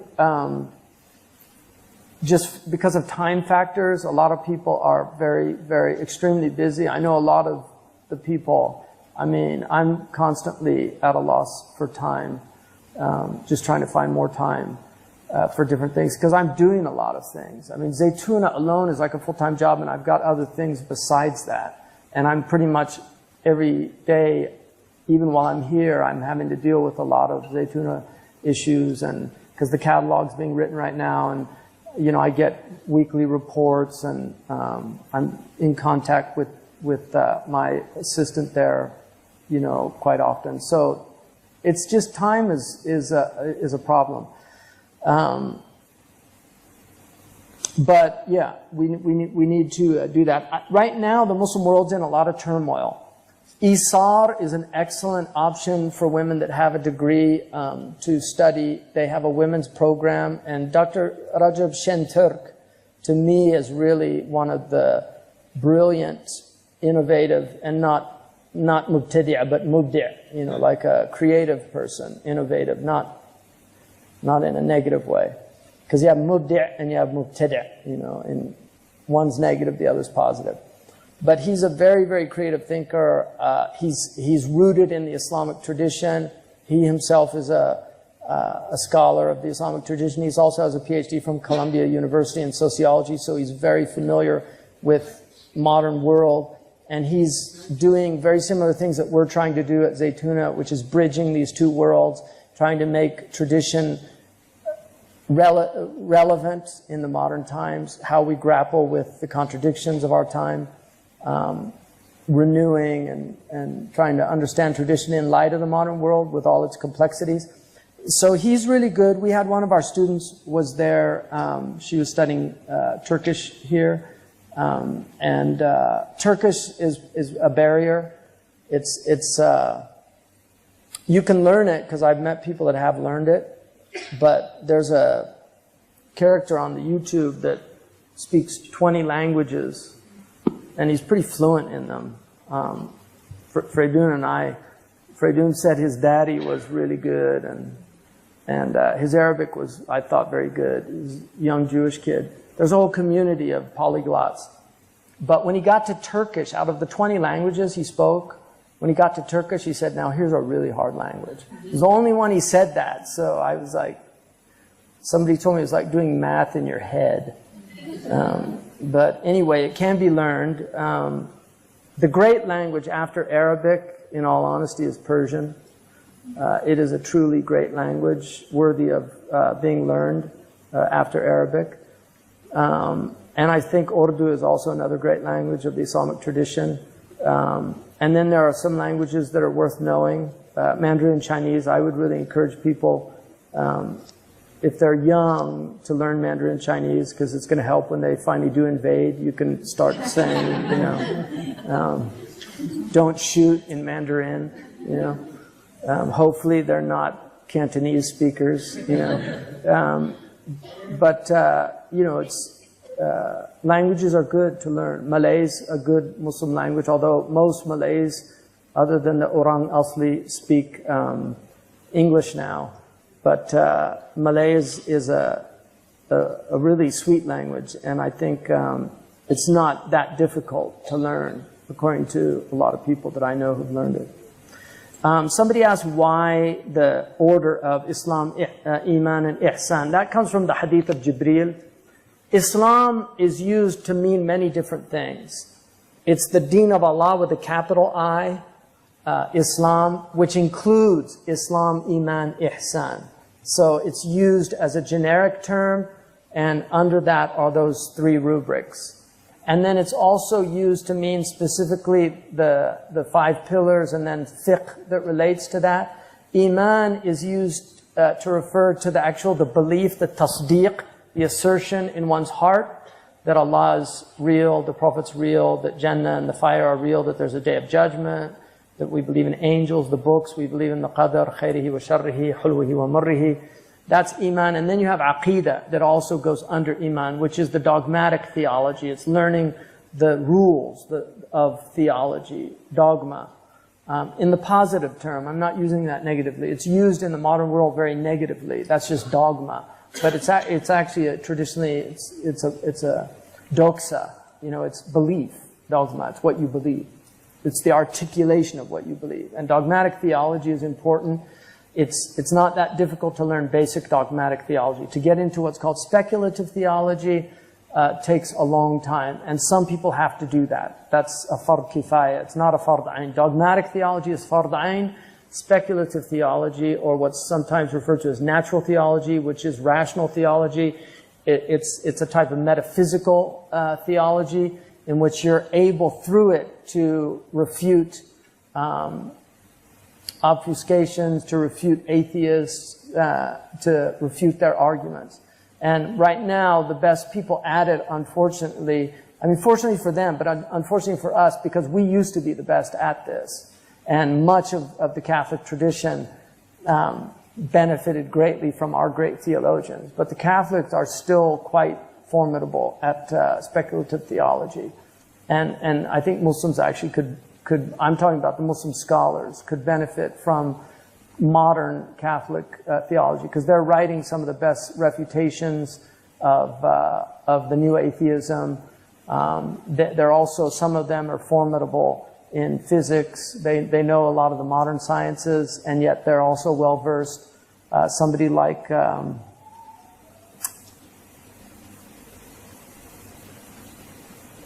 quantum enigma, Wolfgang Smith. Somebody like Wolfgang Smith is a very, very formidable intellect because he's an acknowledged scientist, but he's also a brilliant metaphysician. And so and this is why, you know, atheists are very glib, and their attitudes are very facile and really not strong. They, you know, a friend of mine he lived in England. He died, Allah yarhamhu, but he said that, you know, he had a neighbor who was he was cutting the hedges, and his neighbor, they started talking. And he asked him what he did. He said he was a theologian. And his neighbor said, I don't believe in God. And he said, have you read Augustine?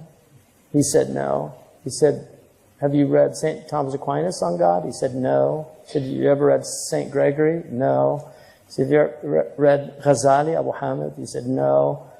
You know, you kept asking him these, read Wolfgang Smith? No. He said, sir, you're not an atheist, you're an ignoramus. You know, it's interesting, somebody who, very glib, I think, in his attitude is Bill Maher, who hates religion. And, you know, he belittles religious people. They're all stupid. He did this film called Religulous, you know, making these people look really dumb. And his attitude is you can't be intelligent and be a believer. And first of all, the arrogance is palpable. But the reality of it is that religion has always, the great religions have always been profoundly intellectual. Islam is a profoundly intellectual tradition. A lot of the metaphysics of the great Abrahamic faith has been undermined because of modern philosophy. But it's not to say that it diminishes the truth of those other perspectives. It's simply materialism and nominalism have become the dominant currency intellectually on the planet. And so if you're a metaphysical essentialist coming out of that tradition, it's not taken seriously. So people don't read the great metaphysicians anymore. But those who do very often become believers. And a great example of that is one of my teachers, who was a friend of my father's, and you know, I had the good fortune of knowing him, was Mortimer Adler. And Adler was an atheist who, through falling into Aquinas as a philosopher, could never get out, and in the end converted as a Jew, a secular Jew, converted to Catholicism in his 80s. He grappled with Aquinas for 50 years. Another example is C.S. Lewis, the famous Christian apologist. A lot of people don't know that C.S. Lewis was an atheist that thought that believing in God was just a pre-modern fallacy, until he met G.K. Chesterton, who was the most brilliant human being he'd ever met. And he said it forced him to reassess his beliefs, because he said, if a man that intelligent could believe in God, there must be something here that I'm missing.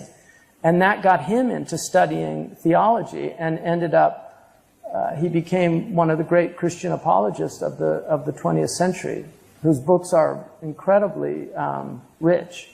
So, unfortunately, our tradition has fallen on hard times, but we're trying to do our best. I mean, we're a pretty pathetic, pale imitation of the people that went before us, but we're trying to do our best, and maybe Allah will inspire some people that normally might have gone into engineering and become brilliant engineers, or medicine and become brilliant doctors, to reconsider studying theology and jurisprudence. We need legal minds. You know, we need, the Americans still have some great legal minds in their legal tradition, but it's very hard to find them in the Muslim world.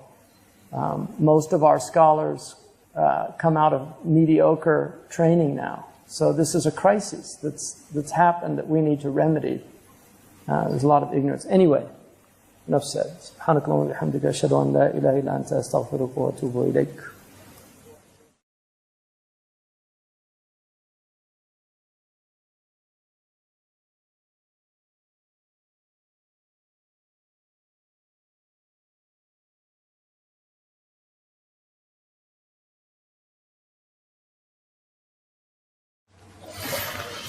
بسم الله الرحمن الرحيم، والصلاة والسلام على سيدنا محمد وعلى آله وصحبه وسلم تسليما كثيرا، ولا حول ولا قوة إلا بالله العلي العظيم. اللهم لا علم لنا إلا ما علمتنا إنك أنت العليم الحكيم. اللهم افتح علينا حكمتك وانشر علينا رحمتك يا ذا الجلال والإكرام. وصلي اللهم على سيدنا محمد وعلى آله الكرام، ولا حول ولا قوة إلا بالله العلي العظيم. الحمد لله. اللهم افتح علينا فتح العارفين، ووفقنا توفيق الصالحين، وزدنا علما. وصلى اللهم على سيدنا محمد وعلى آله وصحبه وسلم تسليما.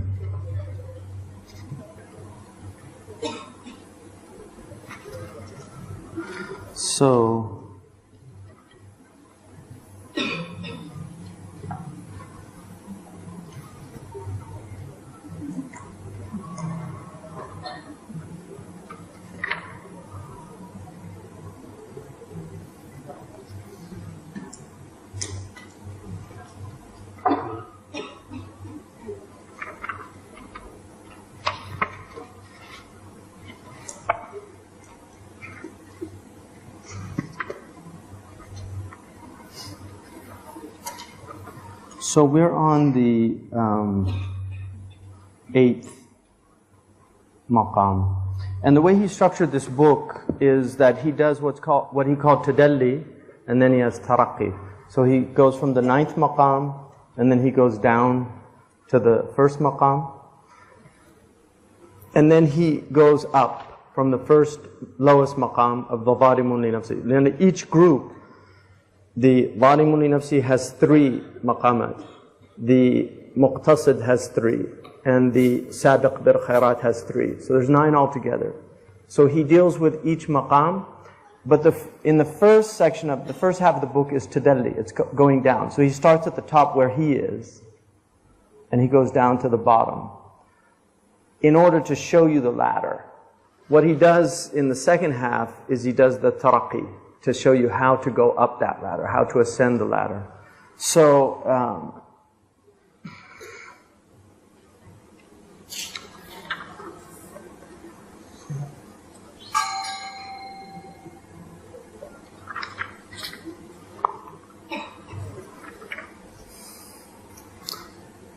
so we're on the 8th maqam, and we did that, the maqam of the khawas al-ulama bi ahkamillah. And this is the maqam of sa'atan, little by little. You're either in something important or more important, but you're in something important.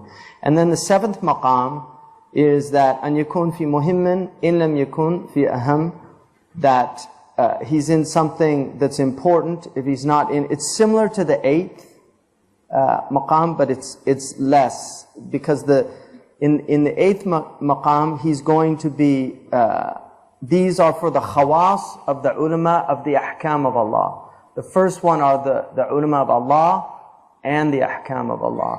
This one is the ulama of the ahkam of Allah. This next one is, it's less, it's similar, but it's less than the 8th. And he mentions the importance of studying knowledge, which we went over yesterday, and Ibn Wahbin's experience that he had. So, he talks also about taking a reward for prayer, and he goes into that because it was a very important issue in the early period of Islam, and that's where we left off yesterday. So he says, وَإِلَى هَذَا كَانَ يَذْهَبُ سَيْدَ الْمُفْتِي سَرَقُسْطِي rahimahullah wa nassuhu. So he's quoting the Mufti Saraqusti, in which he says, ما يأخذه الإمام على الإمامة من أحباسه أو من أقوالهم إدارة له على عمله. So to take a reward for praying is a type of ijara. It's like you're renting him for the action. So it's like you're hiring him to do a particular thing, which is the imama. And he says, min al-wara' al-khuruj min al-khilaf. To get out of khilaf is good, because the ulama differed on this. Some of them said the imam could not take a ratib. Others said the mueddin could, because he has to go early. So not everybody has to. But for the imama, you have to have a group praying in the masjid. So somebody has to be there. So he has to be there anyway. So why should he take a ratib on it? These were the debates of the early Islam. And so some of the scholars argued that no, they shouldn't take it. And others said that as society gets more complicated, you need the imams, and so taking the ajr is not. And then the ahbas, which is the North African way of talking about endowments, because in the East they say awqaf, In the West, they say ahbas or hubus. So it's wizarat al-ahbas or wizarat al-hubus. So the Moroccans know that term because that's what they use. And they both come from the hadith. One uses habbis, like to tahbis, and the other uses awqif, right? So he says, قال شارح الحكم إنه بين فيها طريق العارفين ومنهاج السالكين وأما من عدا هؤلاء من مقتصد أو ظالم لنفسه إذا لم تكن فيه جرحة فالعلم له رحمة وإن لم تدركه خشية. So he's talking now about العلم in the hikam, العلم إن قارنته الخشية فلك وإلا عليك. Knowledge, if it is coupled with awe of God, then it's for you. If not, it's against you. He argues that that's for this highest maqam. That's not for the lower maqams, because not everybody has khashya. And so he says still knowledge is better. And he gives the example, muttaqi ash-shirk in amila bima alima faqad ata'a Allah ta'atain. So the muttaqi ash-shirk, there are 5 categories of taqwa.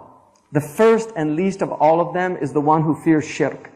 Every Muslim has that maqam. And in that way they all enter into those ayahs that talk about the muttaqeen.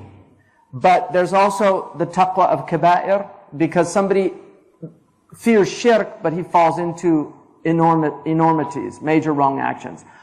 Then there's the muttaqi as-sagha'ir, those who fear the lesser actions. And then there's the muttaqi al-mubahat, those who actually fear, this is the highest maqam, those who fear even the permissible things, because like Imam Ali said, ad-dunya mal'unatun, halaluha hisab, wa haramuha iqab. This dunya is really a damned place, because what's permissible in it is a reckoning, and what's haram is a chastisement. So you're going to be reckoned for what you take from it. And this is why a lot of these arifin, what they would do was take the mubah and make it into the mandub, or even the wajib, by niyyah, which is a high maqam. So he says that if somebody learns and then acts according to his knowledge, he's obeyed Allah in 2 things, in the learning and then in the acting according to the knowledge. And then he says that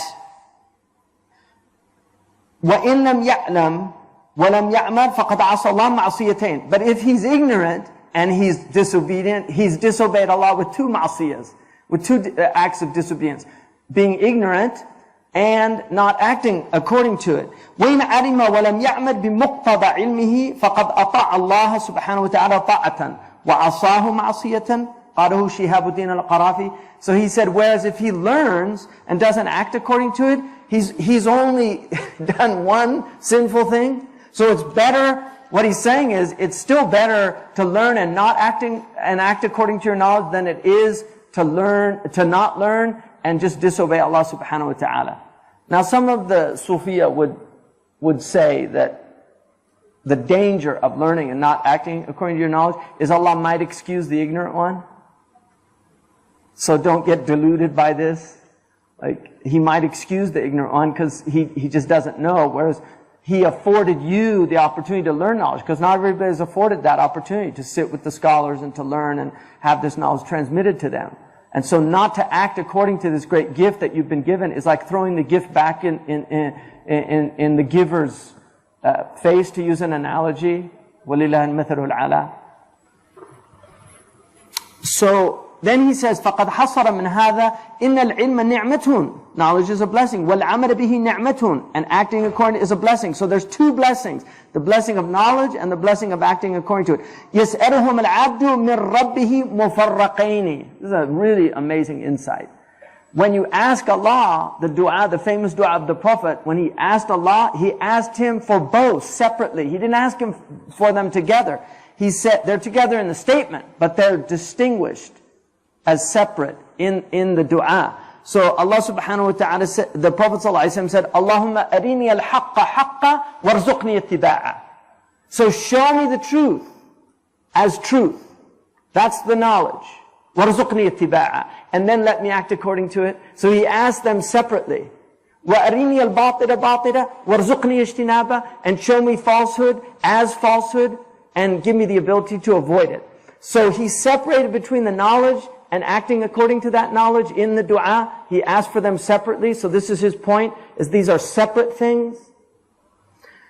ثُمَّ إِذَا لَمْ يَكُنَ الْعِلْمُ يُورِثُهُ خَشْيَةً فَلَا يَزْهَدُ فِي قِرَاءَتِهِ. So even if you do not get this awe from the knowledge, it still should not prevent you from studying. And Imam Abu Hamid, his famous statement, تَعْلَمْتُ الْعِلْمَ لِغَيْرِ اللَّهِ فَأَبَى الْعِلْمُ إِلَّا أَنْ يَكُونَ لِلَّهِ. I learned knowledge for other than the sake of Allah, because he initially went to the madrasa for food and shelter, because his father died, he was impoverished. The man that took care of them got to a point where he couldn't afford it. And so he took him to the madrasa because they used to have madrasa for orphans, so they could go and learn knowledge. So he said initially he went there because they didn't have anywhere else to go. And that was where they got food and shelter. So he said, تَعْلَمْتُ الْعِلْمَ لِغَيْرِ اللَّهِ. I learned it for other than Allah. I learned it for food and shelter. فَأَبَى الْعِلْمُ إِلَّا أَنْ يَكُونَ لِلَّهِ. But through learning it, the knowledge that I acquired refused to be for other than the sake of Allah. So as he grew in his knowledge, he grew closer to Allah subhanahu wa ta'ala. And so he said, لأنه كما تقدم نعمة لكن ينبغي أن يكون في قراءته متأدبا بآداب الشرع. So he should learn it with the comportment of the Sharia, with the ethics of the Sharia. وحينئذ تسوغ له الجراية عليه والأجر. And then it becomes acceptable to take the jiraya, is like the daily bread. You know, salary actually comes from the salt that they used to give. So there used to be the idea of giving people, like students used to get a loaf of bread and soup in Fez every day. They got a small loaf of bread and they got soup, and that was what they were given. If they used to do naskh of books, and then they would sell the books to get other food, but the madrasa gave them the jiraya, enough to get them to last through it. So you can take the jiraya alayhi wal ajr, so you can take the food and then a stipend for the knowledge. وَلَا يُؤْيِسُهُ مِنْ طَلَبِ الْعِلْمِ قَوْلُ تَاجِ الدِّينِ. Don't be despondent because of Ibn Ata'illah's word, إِنَّ الْعِلْمَ إِذَا لَمْ تُقَارِنْهُ خَشْيَةٌ إِنَّهُ عَلَى قَارِئِهِ نِقْمَةٌ فَقَطْ. So don't despair by what Ibn Ata'illah says, because he's talking to the arifin. He's talking to a whole other level of spirituality. ما هو كذا كما تقدم للإمام الموثوق بدينه شهاب الدين. Like Shihab al-Din al-Qarafi said, it's still a blessing to know knowledge whether you act on it or not. وما يقال هذا إلا في العلوم المذمومة كعلم السحر والطلسمات. وأما العلوم الخادمة للشريعة فقراءتها حسنة. And this is only said about negative knowledges, you know, that learning them, that it's better not to know something than to know it. This is only like magic or the talismanic knowledge.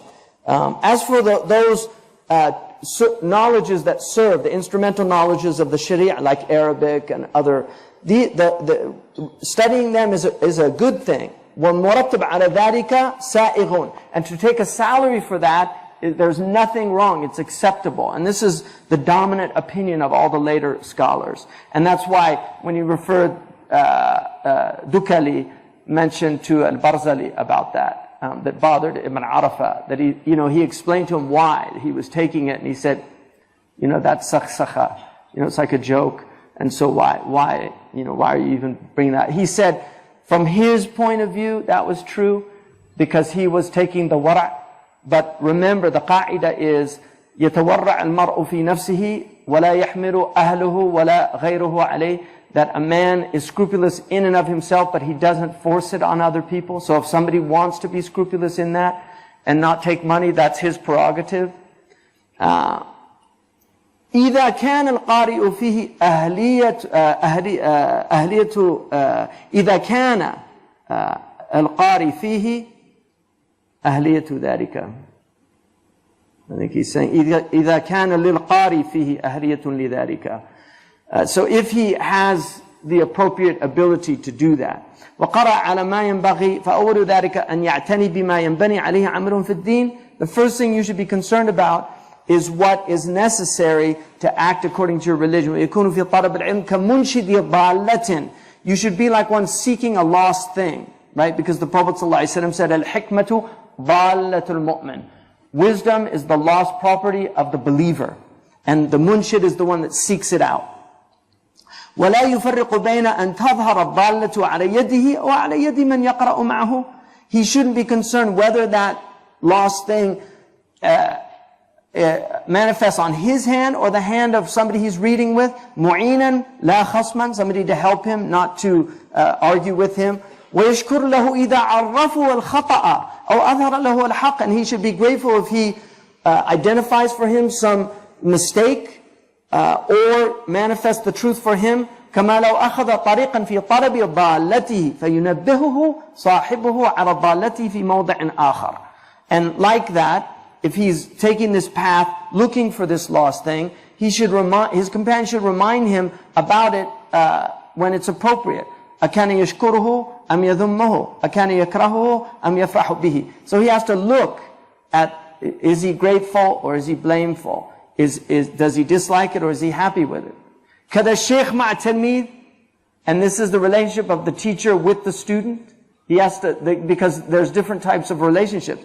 So the teacher with the student, with تلميذ مع الشيخ, and also the student with the teacher, كلاهما لا تكون همته إلا في إصلاح متن وتكميل نقص وتبيين ما أشكل هكذا قال بعضهم. So you could have a student whose himma is in rectifying the matan. Like when you read a book, there's mistakes. This book has mistakes. It's well published. There's still mistakes in it. Sometimes there's some missing letter or a dot missing or something. And you can make those mistakes. So the matan that you're reading, which is the text, like the hadith, there are different hadiths. Sometimes the tashkil differs according to the riwayah. Sometimes the whole word changes the meaning because of how it's articulated. And there's two types of ulama. There's the ulama that read from their books, and even the muhaddithun. There are muhaddithun that did not have great memories, but they read with shuyukh and they had corrected additions. And they were still considered thiqah if they read from their books. But if they lost their books, like Ibn al-Lahi'a, whose books, he was a thiqah before his books burnt down. His house burnt down, he lost all his books. He was a thiqah before that. But then after that, he was considered weak in hadith, because he didn't have his books to rely on. And then there's the ulama that they don't need the books, like Shaykh Abdullah bin Bayyah. He carries his library with him. Like Imam Shafi'i said, علمي معي حيثما يممت يتبعني قلبي وعونه لا بطن صندوقي فإن كنت في البيت كان العلم فيه معي أو كنت في السوق كان العلم في السوق. Imam Shafi'i said, my knowledge is with me wherever I go. My sunduq, the chest of knowledge, is in my heart. And he said, so if I'm in my house, my knowledge is in my house with me. And if I'm in the marketplace, my knowledge is in the marketplace. So wherever he went, that's the real alim, is the one that fi sudur alladhina utul ilm. Allah says it's in the breast of people given knowledge. And then there's other people that learn the tools of knowledge and they're able to work with their books. That's a certain type of scholarship in our tradition, because not everybody's gifted with the brilliant memory. So they learn a good level of grammar. They can work with the books. They read with their teachers from the books. They have their books that they've read with them and things like that. That's another level of knowledge. So these are maratib al-ilm, they're ranks of knowledge. Then he says, so one is to rectify the matan. And one is to takmil naqs, like to complete, if there's something missing, to complete it, the deficiency. وَتَبْيِينَ مَا أَشْكَالٍ, and also to make clear what's difficult in the text. So you have the problem of rectifying the text, because there's mistakes in all of our written works. And one of the things, Shaykh Abdullah bin Bayyah, Allah yahfaduhu, one of the things that he found in Ibn Taymiyyah's famous Fatwa of Mardin, that there was a misprint from 100 years ago. And all the books that were printed had this misprint in it.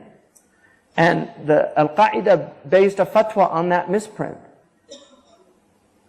And when he refuted it and showed actually that it was a mistake, they actually condemned him their people condemned him. And they put me in there as well, because I was part of that. Right. So, there was a misprint.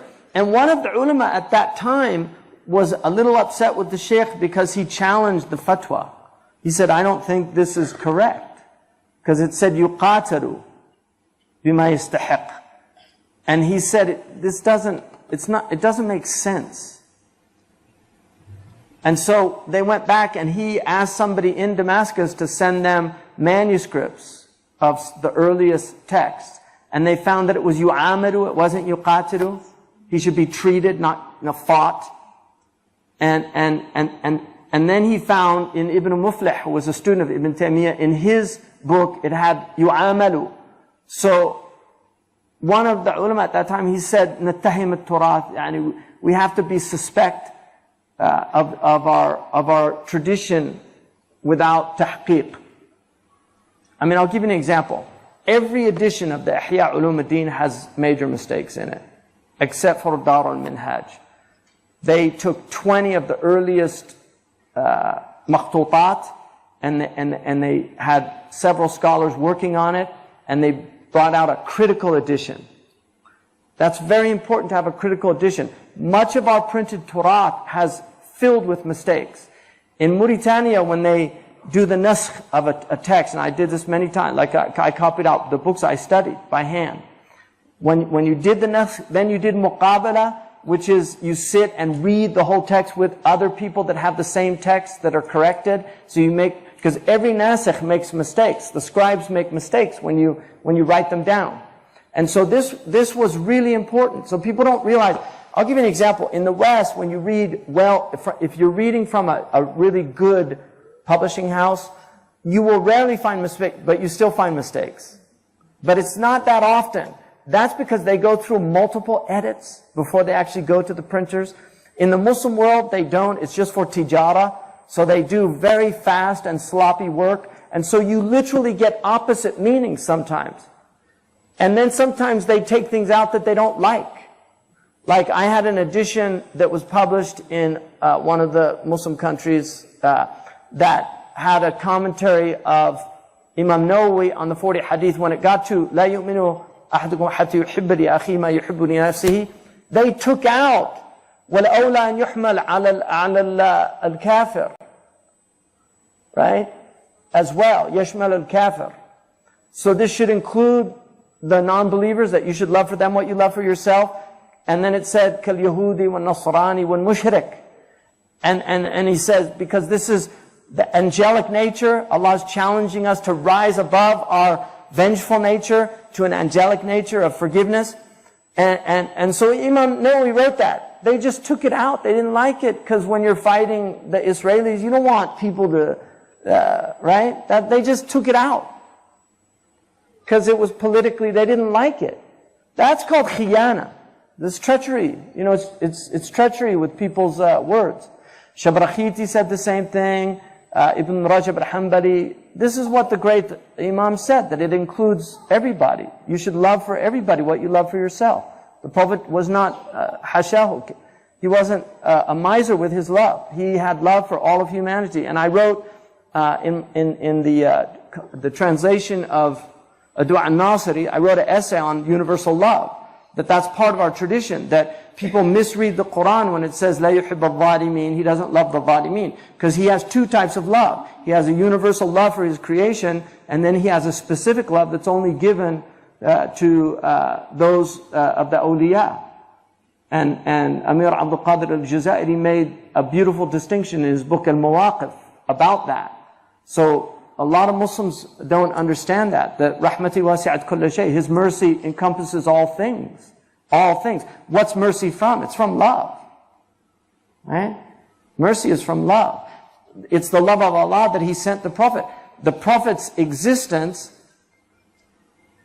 one of the things about his ummah, and don't forget, his ummah is the Muslim and the non-Muslim. They're all included in his ummah. There's ummatul da'wah and ummatul istijaba.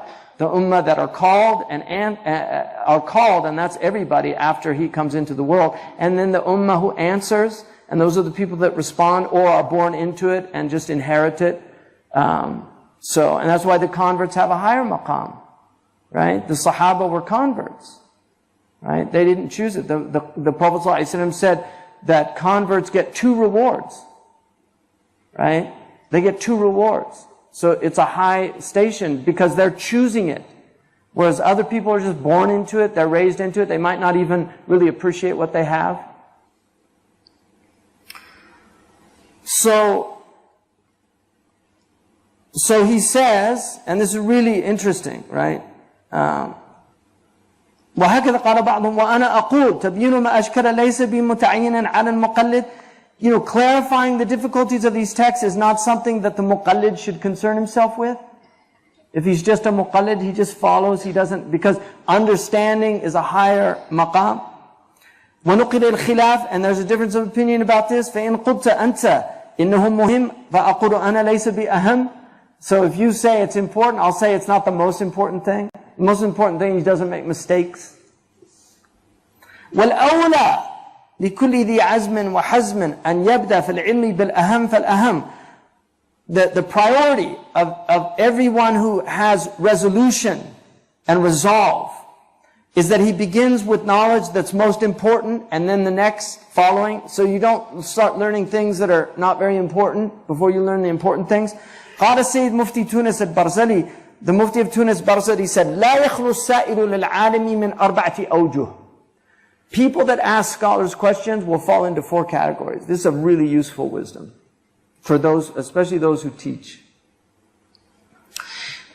Murstashidun, the one who's actually seeking rushd, right? They're seeking to know something. Wajibun ala al-alami dilalatuhu. The alim has to point him in the right direction. وَعَلَامَةُ ذَلِكَ فِي السَّائِرِ قَبُولُهُ وَتَسْلِيمُهُ. The sign of this is that he accepts it and resigns himself to it. This is the muqallid. Somebody who's not, they're just looking for guidance. They're not like a scholar. And if they're asking a valid scholar, the sign that they're mustashid, that this is their maqam, their station, is that they accept it and are resigned to it. Thank you. The next one is mustafhim. This is a student of knowledge. He's trying to understand something. Wajibun ala al-alimi hidayatuhu. The scholar has to guide him. وَعَلَامَةُ ذَلِكَ فِي السَّائِلِ بَحْثُهُ بِالرِّفْقِ وَطَرَبُ الدَّلِيلِ بِالْوَقَارِ. And the sign of this is that he's seeking it gently and he's requesting from you a dalil with respect. He's dignified in his request. He's not saying, like some people say, مَا دَلِيلُكَ? What's your dalil? Right? That's a whole other attitude. And so you have to answer that one. وَعَلَامَةُ ذَلِكَ بَحْثُهُ بِالرِّفْقِ وَطَرَبُ الدَّلِيلِ بِالْوَقَارِ وَمُسْتَخْبِرٌ. And then there's people that are just trying to get information. Right? وَاجِبٌ عَلَى الْإِمَامِ الْإِعْرَاضُ عَنْهُ. The imam should be wary of this one. وَالتَّنَزُّهُ عَنَ الْجِدَالِ وَالْخُصُومَةِ وَالتَّعْرِيضِ بِاللَّهِ وَبِرَسُولِهِ وَبِأَئِمَّةِ الدِّينِ لِلرَّدِّ عَلَيْهِمْ وَالتَّكْذِيبِ لَهُمْ. Because these people, they're just there to argue. They want argumentation. They also want to try to expose the words of Allah and the Messenger and the Imams of our religion in order to refute them. That's what they're looking for, is to refute them. These are like Islamophobes and people like that who study and ask questions. And what they're really trying to find out is just information in order to attack the religion. And then he says, and the last one, maftunun bid-da'wah. This is somebody who he's being tried with a kind of claim. He sees himself as more than he actually is. Mustadrajun birru'yati li halihi. Mustadraj is the one who's yastadrijuhum Allah. These are people that Allah takes by degrees. They become deluded in themselves. So this is somebody who thinks that he's something, and he's really studying to puff himself up. And he says about him, wajibun al alim as-samtu anhu. Just leave him alone. You know, just these people they have ibtila, just leave them alone. ونقل الإمام الماوردي إن قوما تحققوا بالعلم تحقق المتكلفين. And Imam al-Mawardi, the great Shafi'i scholar, he related that some people mastered knowledge, a type of contrived mastery, the takallafu, they learned it with takalluf, واشتهروا به اشتهارا منحرفين, and they became notorious for it with a notoriety of being deviants. وإذا أخذوا في المناظرة ظهر كلامهم. When they start to argue, you see quickly what they're really about. And there's a lot of people like this. وإذا سئلوا عن واضح المذهب ضلت أفهمهم حتى أنهم يتخبطون في الجواب خط عشواء فلا يظهر لهم صواب ولا يتقرر منهم جواب ولا يرون ذلك نقصا إذا لفقوا على المخالف حججا مألوفة وهم قد جهلوا من المذهب ما يعلمه المبتدئ. So these are people that they really don't know true knowledge, and you find these people, they learn certain verses that they always ask, like, what do you say about وَمَنْ لَمْ يَحْكُمْ بِمَا أَنزَلَ اللَّهِ? You know, what do you say about those who don't give the... I mean, I was with Shaykh Sawi and somebody asked him, يا شيخ ماذا تقول في قوله تعالى ومن لم يحكم بما أنزل الله فأولئك هم الكافرون. And this is somebody who just wants to say that the hukam of the Muslims are kafirs because they don't implement the Sharia. That's what they want to make takfir of the rulers. So Shaykh Sawi said, could you tell me the ayah before it so I can know the context? He couldn't. He said, can you tell me the ayah after it? He couldn't. He was just exposing him, you know.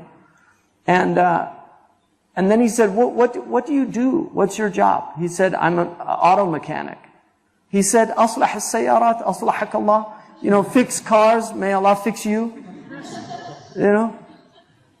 And so that's what he's saying, that there's people that learn these things, but if you actually ask them basic questions about the school of fiqh, they don't know, and they يتخبطون في الجواب, they're kind of lost in their answers, like, the blind, just night-blinded animal. فَلَا يَظْهَرُ لَهُمْ صَوَابٌ.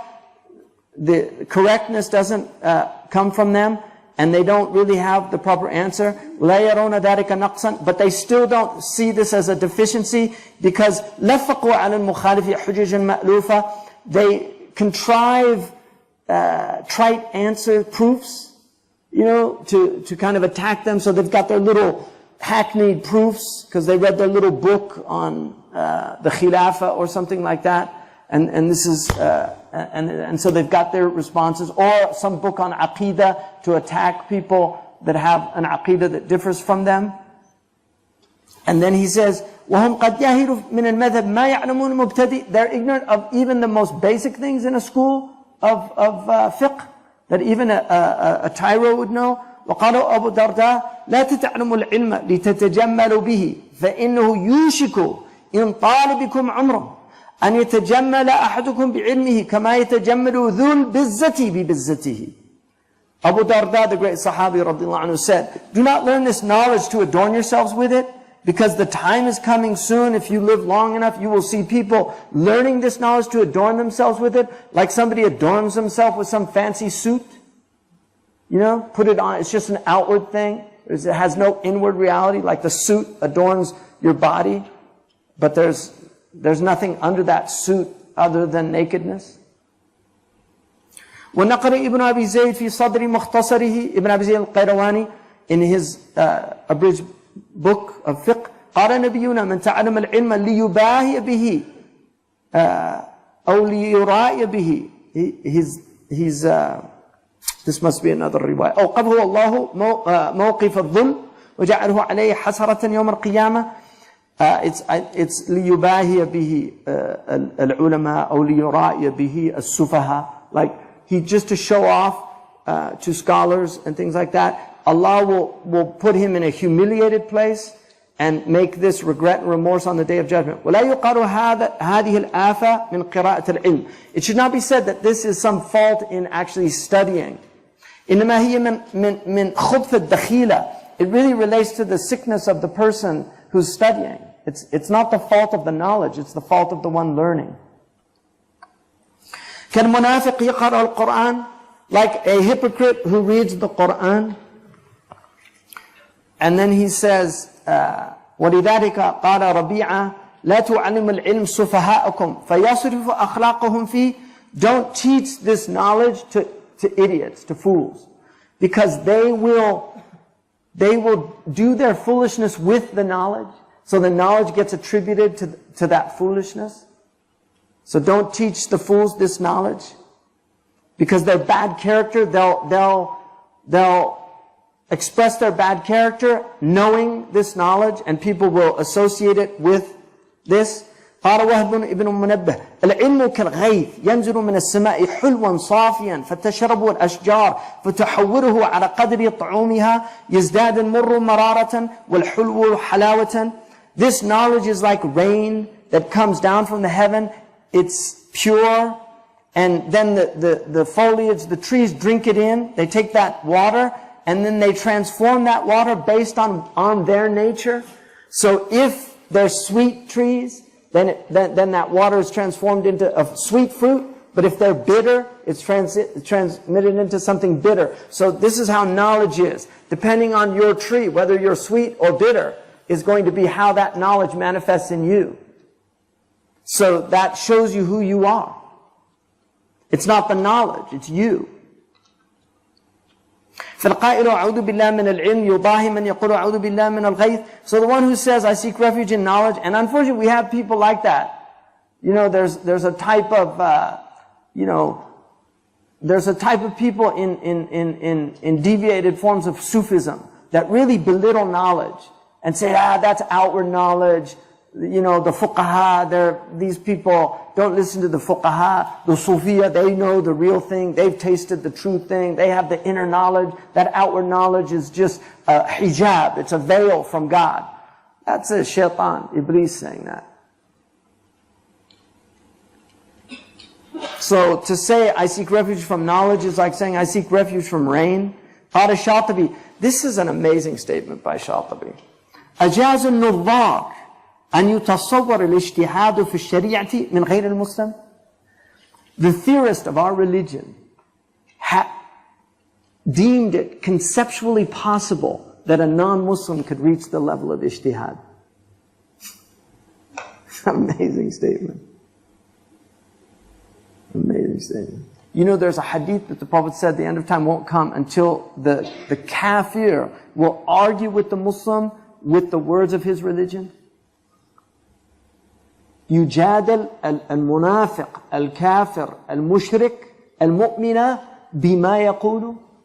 He'll argue with him with the very same things that he says. So they'll learn the religion to argue against the religion. ومن الأحياء أدركنا الشيوخ وهم يتعوذون بالله من الفاجر العالم بالسنة. In the Ihya, he said, our teachers, they used to seek refuge in Allah from scholars that were profligates, that didn't practice the Sunnah. وروى ابن ماجه بسند جيد قيل متى يترك الأمر بالمعروف والنهي عن المنكر. And in Ibn Majah it says, when should we stop doing Amr bil Ma'ruf and Nahi an Munkar? He said, إِذَا ظَهَرَ الْإِتِّهَانُ فِي خِيَارِكُمْ وَالْفِقْهُ فِي أَرَادِرِكُمْ. When you see cajolery and you see flattery in the best of you, if they're just flattering each other, they never, and you see fiqh in the worst of you, the despicable, amongst the lowest segment of society.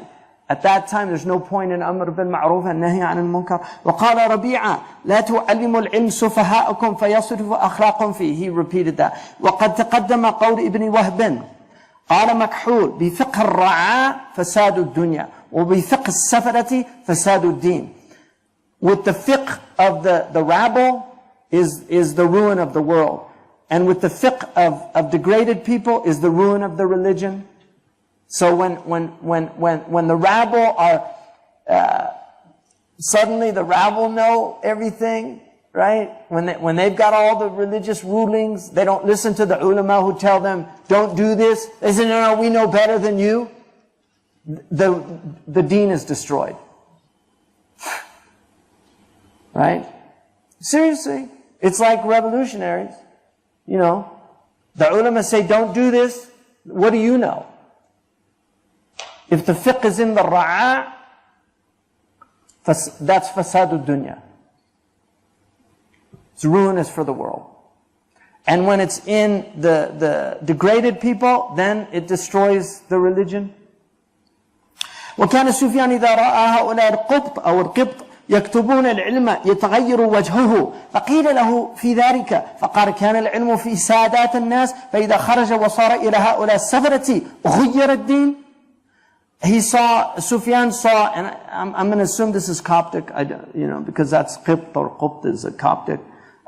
When he saw some of the Coptic people studying the religion, he got upset about it, his face changed, and they asked him about that. He said, this knowledge was in the best people. If it goes down to people then the religion is going to be changed. وَهَكَذَا كَمَا قِيلَ لَا يَخُونُ أَمِينٌ وَلَكِنْ إِذَا اؤْتُمِنَ الْخَائِنُ خَانٌ.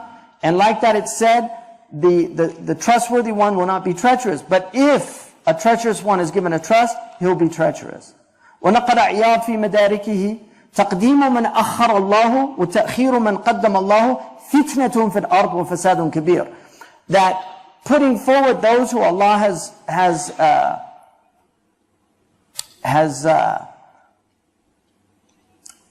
put behind or delayed, like when you have an imam and you put forward somebody who's got a good voice, but they're not a faqih, and the faqih is not put forward. So that's like taqdeem and ta'khir, it's inappropriate. Because the Prophet said the end of time won't come to people put forward imams just to hear a beautiful voice. They're not really fuqaha, they just want to hear them yataghanna bil Quran.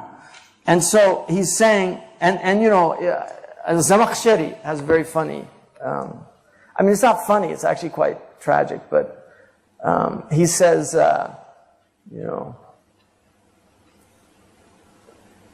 إذا سألوني عن مذهبي لم أبوح به وأكتمه كتمانه لي أسلم.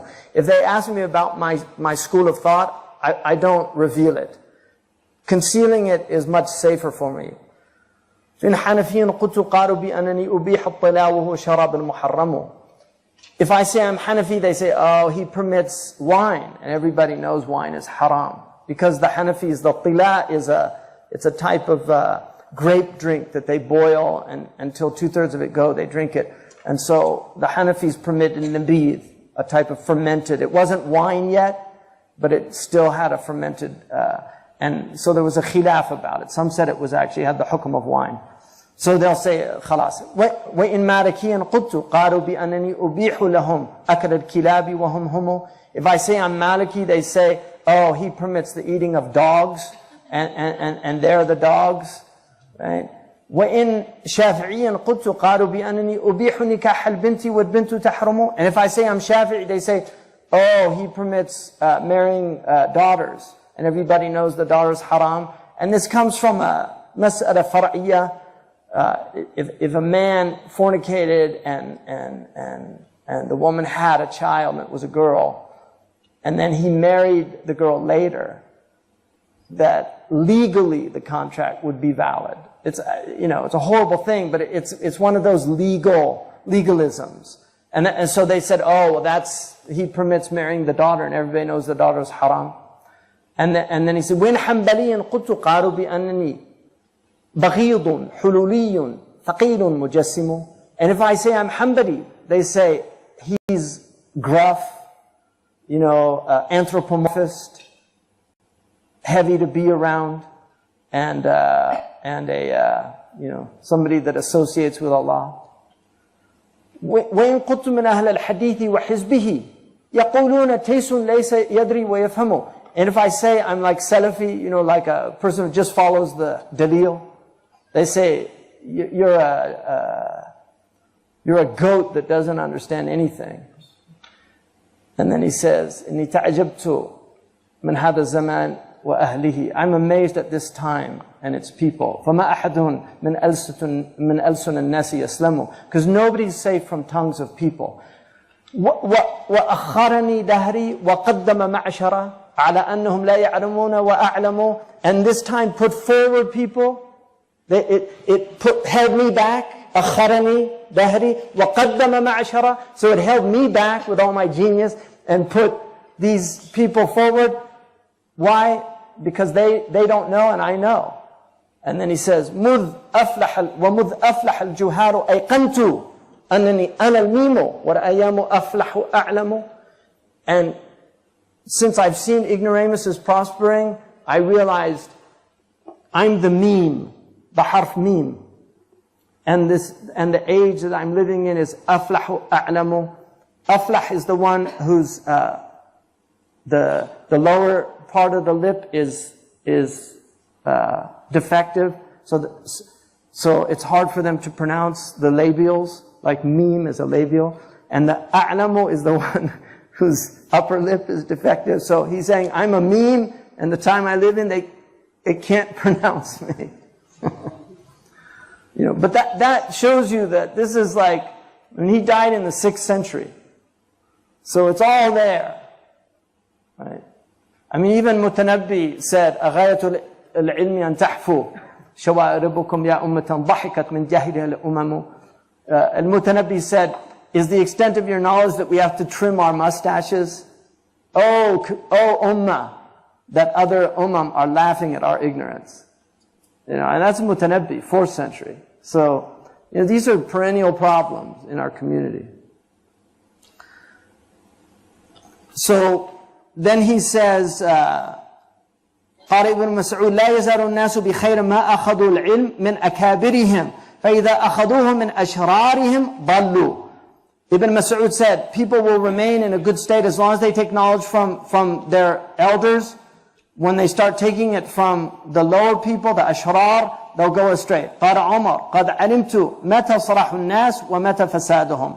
Omar said, I know when people will be sound and when they'll be corrupted. إذا جاء الفقه من قبل الصغير استقصى عليه الكبير وإذا جاء من قبل الكبير تابعه الصغير فاهتدى. He said, if this knowledge of the religion comes from the saghir, you know, the immature, then the mature one will find it difficult to accept it from him. Right? But if it comes from the elder, then the younger one will follow him and they'll both be guided. ونقل أبو عمر بسنده عن عطار خرساني كان إذا صلى يتكلم بكلمات فغاب يوما فتكلم رجل من المؤذنين فسمع رجاء بن حيوة صوته فقال من هذا؟ قال أنا. قال اسكت فإنا نكره أن نسمع الخير إلا من أهله. Abu Amr relates from Atar Khurasani that when he used to pray, he would speak. But one day he was absent, and so one of the mu'adhins spoke in his place, and Raja ibn Haywa heard him, and he heard his voice, and he said, who's that speaking? And the man said, it's me. He said, shut up. He said, we don't want to hear something unless it's from the people of this knowledge. You know, like you don't really have any right to speak in place of the imam. That's not your maqam. تاب قيس بن الخمر في الجاهلية فجمع بني عند موته فقال لهم يا بني احفظوا عني فلا أحد أنصح لكم مني إذا مت فسيدوا كباركم ولا تسودوا صغاركم فيسفه الناس كباركم وتهونوا على الناس. This is قيس من تاب قيس من الخمر في الجاهلية. Qais made tawbah from wine in Jahiliyyah, and he got all his sons together before he died, and he said to them, listen to me and remember what I'm saying, because nobody is more sincere in his advice to me than than me. If I die, make your sadam, your leaders from amongst your elders, and don't give any authority to your youngsters, because people will deem your elders incompetent if you do, and then you'll lose your dignity amongst the people. انظر هذا مع ما نقل ابن العربي في سراجي في الاسم التاسع والسبعين. And then I don't have that source, but he says to look at what Siraj Siraj al-Muridin is a very important book that Qadi Abu Bakr wrote that still hasn't been published. It's quoted a lot, but... وانظر قول الإمام الماوردي إذا أخذوا في المناظرة ظهر كلامهم وإذا سئلوا عن واضح المذهب ضلت أفهامهم. And look what Imam al-Mawardi said. When they start debating, you'll see who they are. And if they're asked about simple questions, they'd have no understanding. In the Ihya, he says, أي فائدة في المناظرة لمن ليس له رتبة الاجتهاد. What benefit is it to debate somebody that hasn't reached a level of ijtihad? Now listen to this. وهو حكم كل أهل العصر. And this is the reality of all the people of our time. Nobody is a mujtahid mutlaq. So all these people debating, they really don't know what they're talking about. And then he said, الذي لو ظهر له ضعف مذهب مقلده لم يجوز له أن يتركه بل يجب عليه أن يقول ولعل لمقلده مدرك لم يدركه. So if he finds something in the person that he's imitating of the ulama that differs from another dalil, he has to say he must have a dalil I don't know about. If he's not at the level of mastering all the dalils. I mean, you have to see the wisdom in this. It's not saying that you're not following the dalil. It's saying, I don't have the knowledge to question Malik or Abu Hanifa or Shafi'i. If you have that level of knowledge, you have every right to question them. But if you don't, then don't be fooled by these people that claim they do. Hum rijal wa nahnu rijal. We're men and they're men. It's not like that. ثم قال من وظائف المتعلم الاحتراز من الإصغاء إلى اختلاف الناس.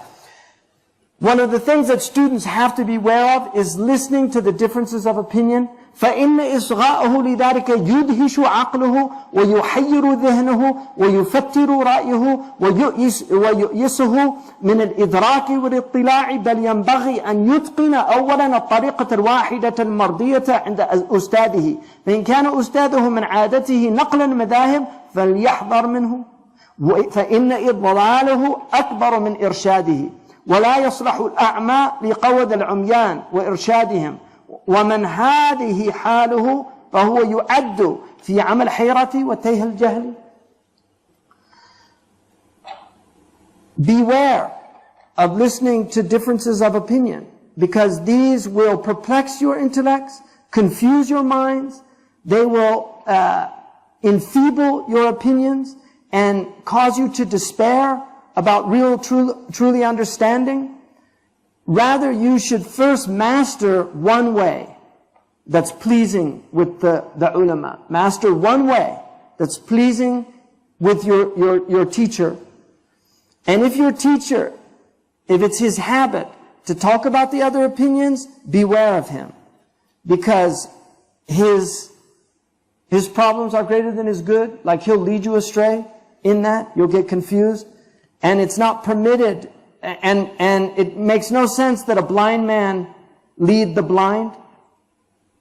And if this is his state, then you have to see that he is amongst those who have blinded perplexity and are lost in ignorance.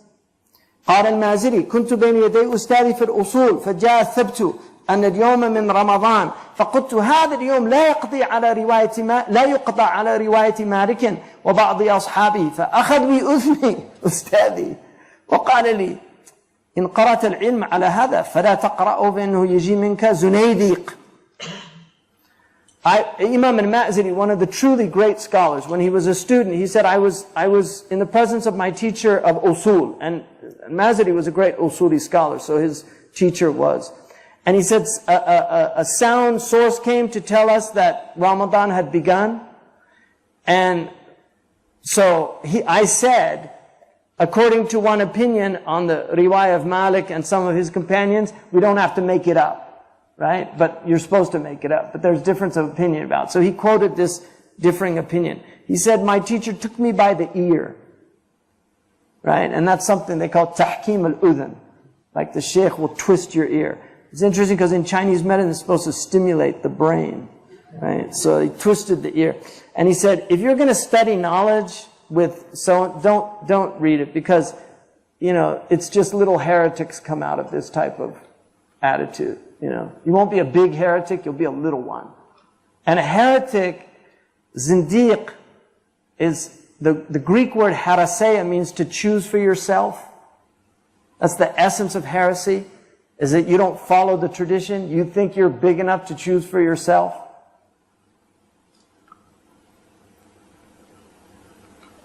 وقد يكون بعضهم قارئ في مسألة تداخل العدل.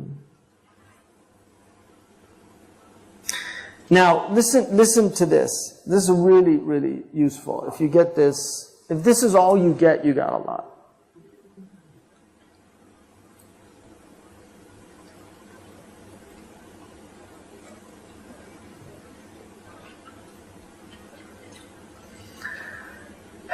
For the muqtasid, when you read knowledge, so this is somebody who's a moderate in his religion. When you read knowledge, he's, you know, it's not necessary that he become a master of dialectic and debate. And they said, لا يلزم المرأة معرفة الجوهر والعرض. It's not necessary for a man to have knowledge of the essence and the accident. These are theological terms that are used in kalam. وإذا مات الصحابة رضوان الله عليهم ولا عرفوهما ولا يلزمه أيضا. Because the Sahaba died and they didn't know the jawhar and the essence, right? The essence and the accident. ولا يلزمه أيضا أن يعرف هل الاسم هو المسمى أو لا. ولا تفسير الأحاديث التي فيها الوجه واليد والاستواء والكلام والتنزل والرؤية والكرسي والضحك ومسح ظهر آدم. وأن قل هو الله أحد تعدل ثلث القرآن. ولا يسأل المرء يوم القيامة عن القضاء والقدر. ولا يلزم أن يعلم حكم الأطفال الذين ماتوا صغارا. ولا فلان أفضل من فلان ولو كان صحابيا. ولا هل مع الكفار ملائكة. ولا حكم يأجوج ومأجوج. ولا هل الروح عرض أو جسم. ولا كيفية قبض الروح. ومحاجة آدم موسى. ورؤية النبي صلى الله عليه وسلم لعيسى والدجال. ولا معنى نقص من أجره قيراط. ولا معنى إنما نسمة المؤمن طائر. ومدى صوت المؤذن. وعقد الشيطان على قافية الرأس. وكيفية أكل الشيطان وشربهم شياطين وشربهم. ولا معنى إنزال القرآن على 7 أحرف. ولا يزني الزاني حين يزني وهو مؤمن. ولا كيفية ميزان الأعمال يوم القيامة. ولا الفرق بين الفقير والمسكين. ولا معنى لا ضرر ولا ضرار. ولا تحسسوا ولا تجسسوا. ولا معنى الذاريات والمرسلات والميسر والأب. ولا متى الساعة. ولا يلزم أيضا أن يسأل من صناعة النحو إلا ما يؤدي إلى الوقوف على كيفية التكلم. وأما ما عدا ذلك فإنه فضول كرافع المبتدئ وناصب الظرف خبرا. This is an extraordinary statement. It's not necessary to know the essence and the accident. Or to know, because the Sahaba died, they didn't know those things. It's not necessary to know, is the name the essence of the thing named? These are debates in theology. It's not necessary to know what is the interpretation of the hadiths that have face and hand and istiwa and kalam, or how God comes down, or the vision of God and its nature, or what's the kursi, what's the throne, or the laughing when it mentions dhahak in relation to God, or that God touched the back of Adam, or that Qul huwa Allahu ahad is a third of the Quran. A man will not be asked on the Day of Judgment about the qada and the qadar. It's not necessary for him to know what the ruling of children who die in kufr before they reach maturity. Nor does he know so-and-so is better than so-and-so, even if it's a sahabi. Or are there angels with the disbelievers? Or what's the ruling of Yajuj and Majuj? Or what's the nature of the ruh? Is it an accident or is it a body? Or how is the ruh seized? Or what's the nature of this debate between Adam and Musa? Or what's the vision of the Prophet ﷺ when he saw Jesus and the Dajjal? Or what's وَلَا مَعْنَ نَقَصَ مِنْ أَجْرِهِ قِرَاط. Nor does he have to know the meaning of it diminishes every day in reward a carat meaning like carat of gold. 24 parts. So the qirat is 1/24. Nor the meaning that the soul of the believer is a bird that flies, or how far the voice of the mu'adhin goes, or these knots that shaitan ties on the back of the nape of a man's neck, or what is the nature of the eating of the shayateen and how they drink, or what it means that the Quran came down on 7 letters, or that when a person fornicates, at the time they're fornicating, they're not a believer, or the nature of the balance of the scales of action on the Day of Judgment, or the difference between a faqir and a miskin. This is a khilaf between the fuqaha. إِنَّمَا الصَّدَقَاتُ لِلْفُقَرَاءِ وَالْمَسَاكِينَ. They're the first two mentioned in the ayah in Tawbah about zakat. And so what's the difference of faqir and miskin? Some say the faqir has a year's provision and the miskin doesn't have a day's provision. Some say it's the opposite. He's saying you don't have to know the differences to get into paradise. Or the meaning of la darara wa la dirar, this qaida, no harm and no reciprocating harm. Or wa la tahassasu wa la tajassasu, don't spy and don't seek out information. Or what's the meaning of dhariyat in the Quran, or mursalat, or maysir. There's a khilaf about the meaning of maysir. Or ab, in Surah Abasa, when it talks about abba, one of the 7 foods. Omar was asked about ab. He said, what heaven will protect me and what earth can I reside upon if I speak about the Quran things I don't know? So ab is one of those mysterious words in the Quran. So you don't have to know that. وَلَا مَتَى السَّاعَةُ, or when the hour happens. None of these things. You don't even have to learn grammar except what's enough for you to speak.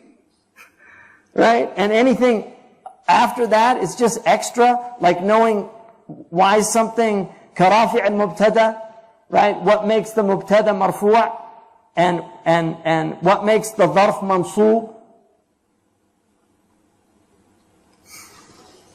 What a relief. Seriously, what a relief. Ibn Ata'illah said, God's not going to ask you about the qadr and the qada on Yawm al-Qiyamah, but He's going to ask you about His awamir and His nawahi, and about His commands and prohibitions. He said, so seek Him where He seeks you. Don't seek Him in knowing the mysteries of the qadr. Seek Him where He seeks you. وقد يكون للعالم في هذا المأخذ مقصد يصير ذلك كله له حسنة بنسبة كقول المأزري لما فرغ من الحكم على من نسي صلاة وثانيتها ونحو ذلك. And so the alim, he has reasons for learning all these things, because all these things can be learned. Like, all these things that he mentioned, Sheikh Faraz, Imam Afroz, they've studied them. There's people here that have studied these things and the debates about these things. But they're not necessary for people to know. It's a fard kifaya on some people to study these things. And then anything other than that, they're extra. So he says, for instance, when Imam al-Ma'ziri talked about the hukm of the one who forgets his prayer and then the next one, and he said, I'm just mentioning these, لَيَكُدَّ الطَّالِبُ فِيهَا فَهْمُهُ فيكتسب من كده لفهمه فيها انتباها وتيقظا فيما سواها من المعاني الفقهية وغيرها مما يطالعه. I'm just mentioning this to stretch your minds a little bit, so that when you come to other things that are really important, that you'll be able to grapple with them. So he's saying sometimes you study things as a kind of mental exercise. وقد قسم في الأحياء العلوم المحمودة وأن منها علوما ليست بشرعية كالطب والحساب، وقال وكلاهما فرض كفاية لو خلا البلد عمن يقوم بذلك لحرج أهل البلد، وإذا قام بذلك أحد سقط عن الباقين. And in the Ihya he divided the knowledge, the beneficial knowledge, and those knowledges that are not from the Sharia, like medicine and mathematics. And he said, both of them are fard kifaya. In other words, they're part of the ulum al-shar'iyya al-musa'ida. They support the religion. And so some people have to learn it. And if a city or a country doesn't have it, then people they'll be constrained, they'll be hard pressed in that city. And if some do it, then the others have no obligation. Then he said, وَلَا تَعْجَبْ مِنْ كَوْنِ هَذَيْنِ مِنْ فُرُوضِ الْكِفَايَةِ. Don't be amazed that these are considered collective obligations. فَإِنَّ الْأُصُولَ الصِّنَاعَاتِ أَيْضًا مِنْ فُرُوضِ الْكِفَايَةِ. The foundational crafts are also from fard kifaya. The foundational crafts are the things that we need as humans, like zira'a, agriculture, husbandry, hiyaka, like textiles, engineering, mathematics. So you can, all of these things are things, crafts that need to be studied, and so they're all fard kifaya. And then he says, and he said, if you don't have a hajjam, like somebody who bleeds people, then it's a very bad thing. He said, لَسَرَعَ الْهَلَاكُ إِلَيْهِمْ وَحَرِجُوا بِتَعْرِيضِهِمْ أَنفُسُهُمْ لِلْهَلَاكِ. And they're hard pressed because they're exposing themselves to destruction. فَإِنَّ الَّذِي أَنزَلَ الدَّاءَ أَنزَلَ الدَّوَاءَ. The one who sent down the cure sent down, the one who sent down the disease sent down a cure.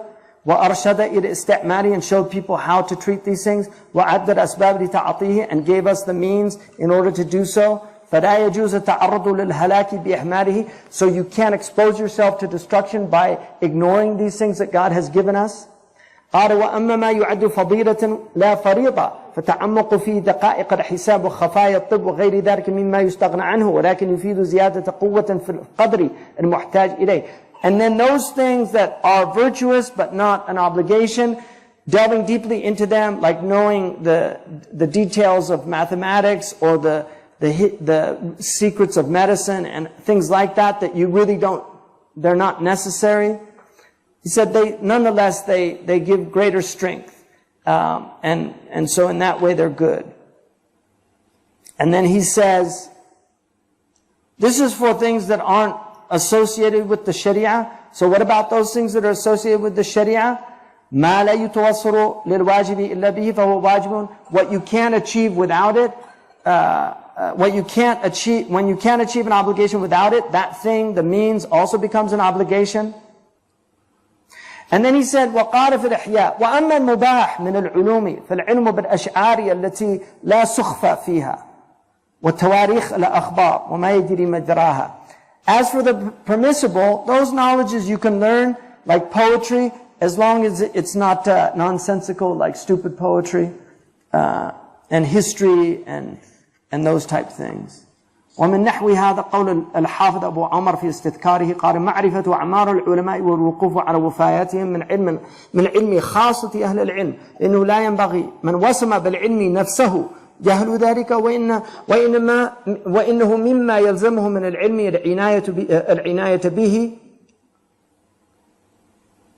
العناية به والقيام بحفظه. So he says that knowing the ages of the ulama and their death dates, this is a special knowledge for the elect of the people of knowledge. Not everybody has to do it. لا ينبغي. And those who brand themselves with knowledge, you know, if they mark themselves as knowledgeable people, they should know these things. But not everybody has to know them, right? So, you know, I mean, Shaykh Muhammad Yaqubi, you know, you ask him any alim and he'll give you his name, his father's name, his death date, usually when he was born. You know, he knows all those. Shaykh Abdullah bin Bayyan knows all those. You know, we know some of them. But that's a good knowledge to have when people died. Because you know the generation they were in, the ulama that were alive at the time. وبالجملة فقد تبين مما قرأته أن طلاب العلم كما قال الله تعالى ثم أورثنا الكتاب الذين اصطفينا من عبادنا فمنهم ظالم لنفسه ومنهم مقتصد ومنهم سابق بالخيرات بإذن الله ذلك هو الفضل الكبير جنات عدن يدخلونها. All of them are in paradise, all these people. And so the Prophet ﷺ said سابقنا سابق ومقتصدنا ناج وظالمنا مغفور له. So our sabiq is an outstripper, our moderate one has salvation, and the one who impressed himself is going to be forgiven. And we ask Allah, and then he says نسأل الله العظيم أن يحقق لنا هذا الوعد الكريم وأن ينفع البعض بالبعض وأن يغفر لنا أجمعين إنه أرحم الراحمين. ثم من دون هذا المقام مقام آخر وهو مقام السادس. And then he says that, you know, may Allah realize this promise in us. May He benefit some of us with others. May He forgive us, all of us. He's the most merciful of those who show mercy. And then after this maqam, there's the sixth maqam. How much time left?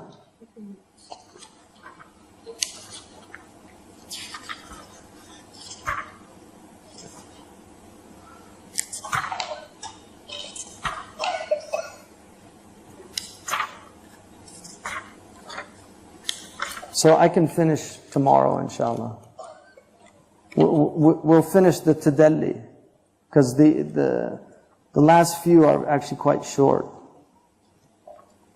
But we should do the 6th one tomorrow.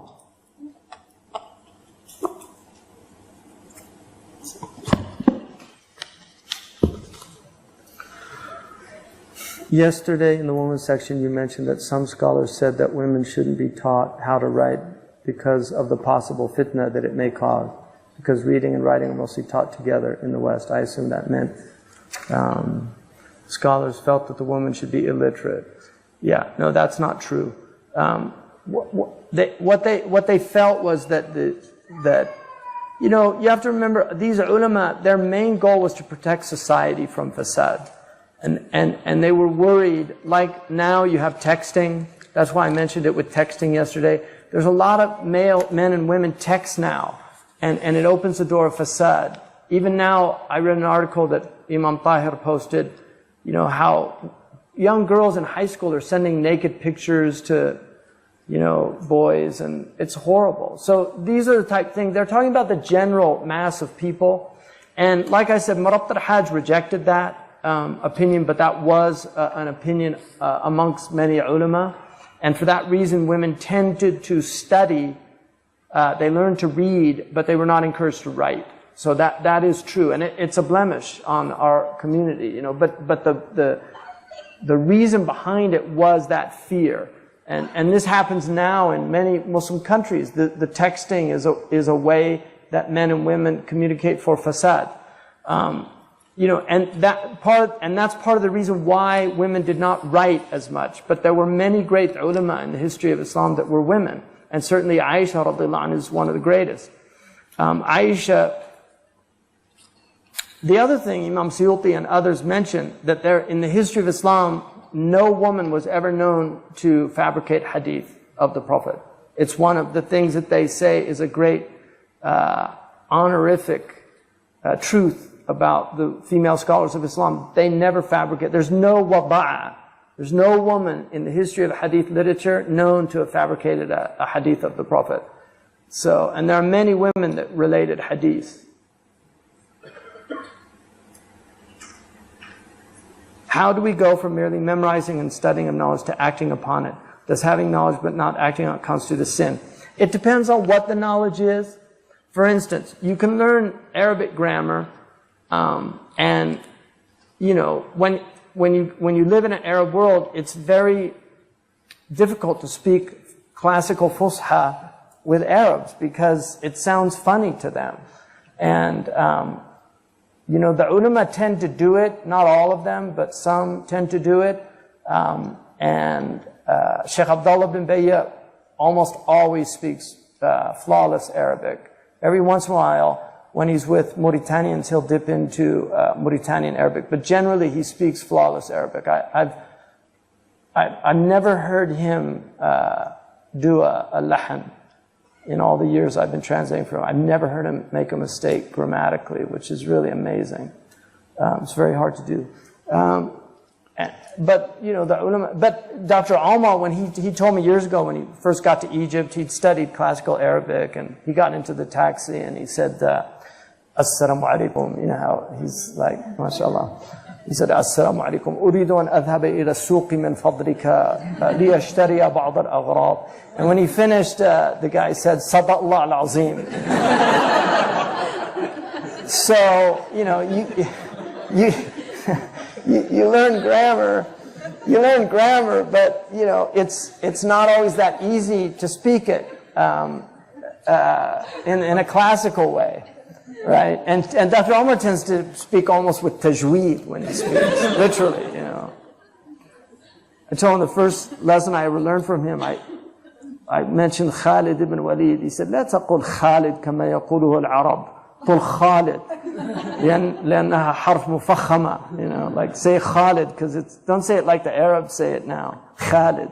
Say Khalid, because it's harf mufakhama. So, you know, but learning the basic things, you should practice them. Learning things, like if you hear the hadith, whoever prays 4 rakats before dhuhr and 4 rakats after, the fire won't touch him. You know, I mean, that's a pretty major incentive to try to do that. And, you know, man amila bima alima awrathahu Allahu ilma ma lam ya'lam. Ahmed and others have said, whoever acts according to a knowledge that he has learned, God will give him a knowledge that he hasn't learned. وَاتَّقُوا اللَّهِ وَيُعَلِّمُكُمُ اللَّهِ. I mean, that's not really a jumla shartiyah, but the ulama have taken from it the ishara, that if you have taqwa, God will give you more knowledge. It doesn't mean that literally in the Quran, but the ulama took an ishara from that. وَاتَّقُوا اللَّهِ وَيُعَلِّمُكُمُ اللَّهِ. The actual meaning is اتَّقُوا اللَّهِ وَيُعَلِّمُكُمُ اللَّهِ مَا تَتَّقُونَ. You know, have taqwa and God will teach you what you need to know to have taqwa. But the ishara of that is, if you have taqwa, then God will give you knowledge from that taqwa. And there are people that Allah has given great knowledge to that were very, I mean, if you read Sa'aduddin Taftazani's story, you'll be amazed at the opening that he had, because he was actually considered not very smart, but he had just incredible himma and really worked hard. And he had a vision of the Prophet ﷺ. He you know, spit into his mouth, and after that, pearls of wisdom came flowing from him. Even his teacher recognized it, that something major had happened to him. They used to make fun of him in the, it's also like, I mean, from the Christian tradition, Aquinas was like that. They called him the dumb ox. They used to make fun of him. And he had incredible openings. I mean, anybody that's read Aquinas knows that, you know, this was intellect of the first order.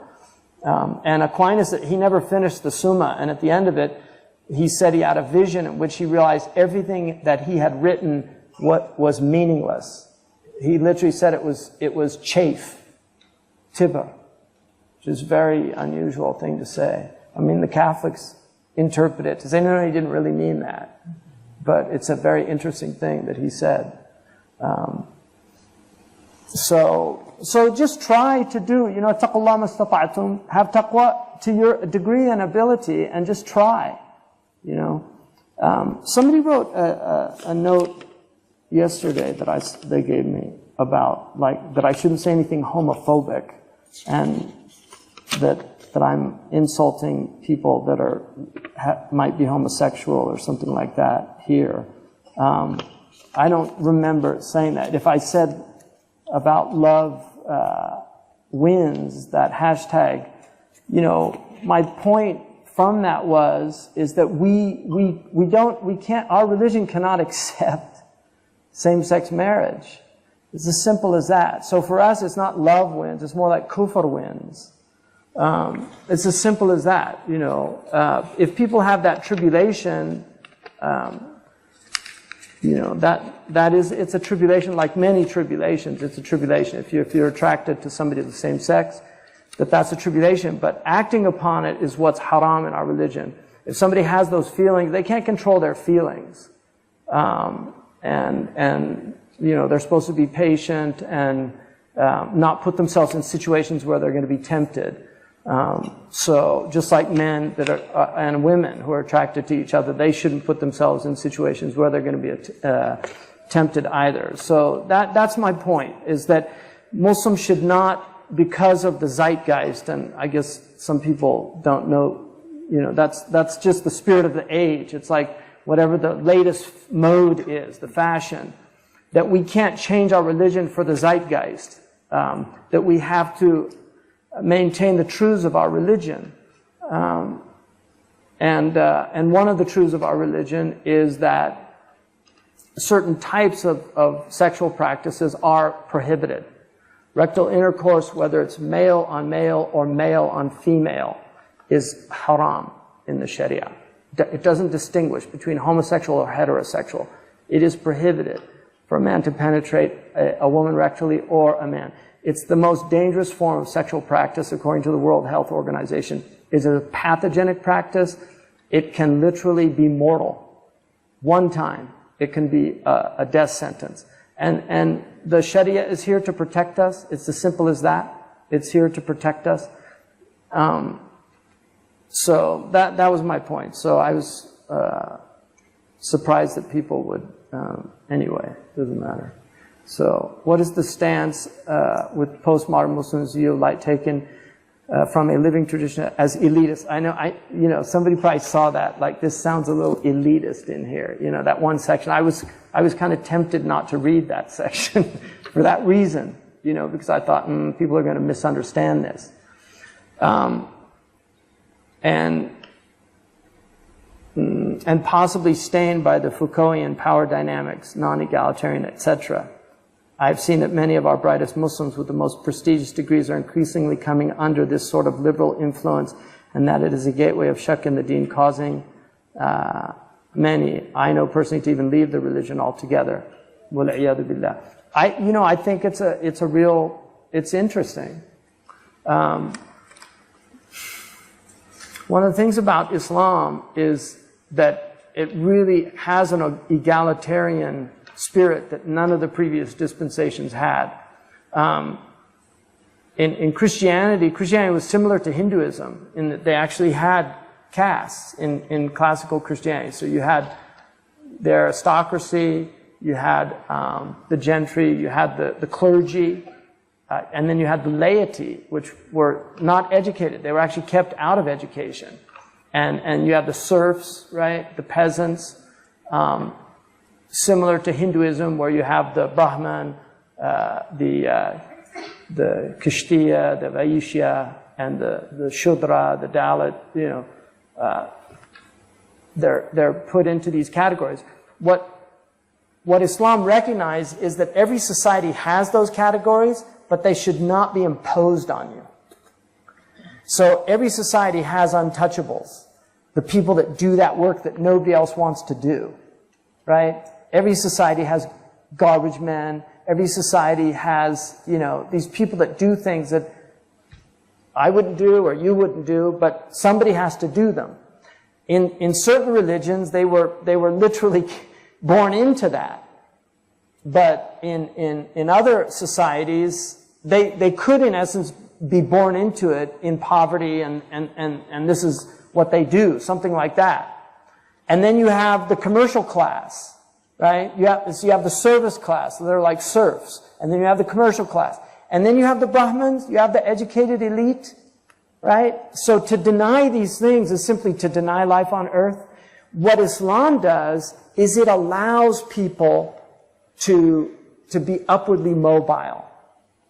It's a meritocratic system that allows a person who's born into abject poverty to become a great scholar, like Sidi Ahmed Zarruq, who's one of the greatest scholars of our religion. So don't misunderstand this. What they were saying is that, don't teach people that don't have the intellect. And unfortunately, there are people that literally cannot grasp certain things. This is simply a fact of life.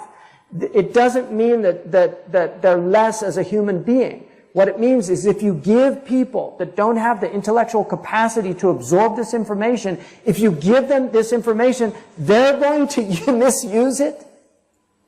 And so it has to be kept within a class of people where their intellects are, but those people have to beware of not becoming arrogant and thinking they're better, because our tradition tells us the street sweeper can be the wali of God, and the alim can be a mutakabbir and a munafiq and have a much harder time getting into paradise. And so that's the difference, is that we have to be aware of that. It's not an elitist thing in that way. In fact, it's a great tribulation to have a lot of knowledge, because you're accountable for what you know. And the more you know, the more accountability you have, the more responsibility you have. Look at Ibn Wahb, who cried when that man told him that story. Because all he wanted to do is just leave me alone. I want to worship Allah. Leave me alone. Dealing with people is very difficult. The Prophet ﷺ said, "Al-mu'min alladhi khalaqa an-nas wa sabra ala adahum khayrun min al-mu'min أعظم أجرا من المؤمن الذي لا يخالط الناس ولا يصبر على أذاهم." A believer that engages with people and is patient with their cruelty, the way they mistreat them, the Prophet ﷺ was mistreated. The scholars used to have a lot of respect. They don't have respect. The way people talk to them now, that they put them at the same level. Just look at some of the posts of people about great scholars. Look at what they write on the internet. Muslims, even though Allah says, قُولُوا لِلنَّاسِ حُسْنًا, speak well to all people, not just to the scholars, to all people. Look what the Quran says. The Prophet said, مَنْ كَانَ يُؤْمِنُ بِاللَّهِ وَالْيَوْمِ الْآخِرِ فَلْيَقُلْ خَيْرًا أَوْ لِيَصْمُتْ. Whoever believes in Allah on the last day, let him speak good or be silent. And then the scholars make mistakes. They have zallat. They make mistakes. So it's not easy to mix with people. People have a lot of problems. They bring you their problems. It's difficult. It's weighty. You know, it weighs heavily on people's shoulders. People don't respect that. And then everybody's got their problems. We all have problems. You don't know my problems. I don't know your problems. You don't know what I'm going through. I don't know what you're going through. People have medical problems. There's people in this room that have medical problems that we don't know about. You know?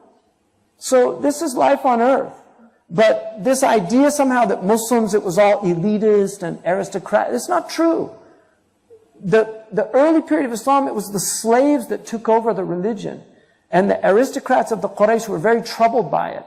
And there are many riwayat where they say, look, this is Allah's deen, يُعْطِيهِ لِمَنْ يَشَاءُ. He gives it to whom He pleases. They were troubled by all these mawali. They were freed slaves that became the great ulama of Islam in the early period. We have the Mamluk ruled Egypt. They were slaves. It was a slave class. They ruled Egypt. So this idea somehow that Muslims were elitist and elect and they belittled the people, it's not true. The Muslims went down and they taught and elevated people. The ulama sat with ignorant people. Muli al-Arabi al-Darqawi went to the mountains of the Atlas with the most ignorant people to teach them the religion. You know, this is what the people did. They went and sat with the ignorant people, with the prisoners. They elevated people. Sidi Ahmed Zarruq, a whole clan of thieves became Muslim at his hand. And then he ended up living with them in Misrata and teaching them the religion. They were highway brigands that actually stole everybody's clothes and he refused to take off his clothes.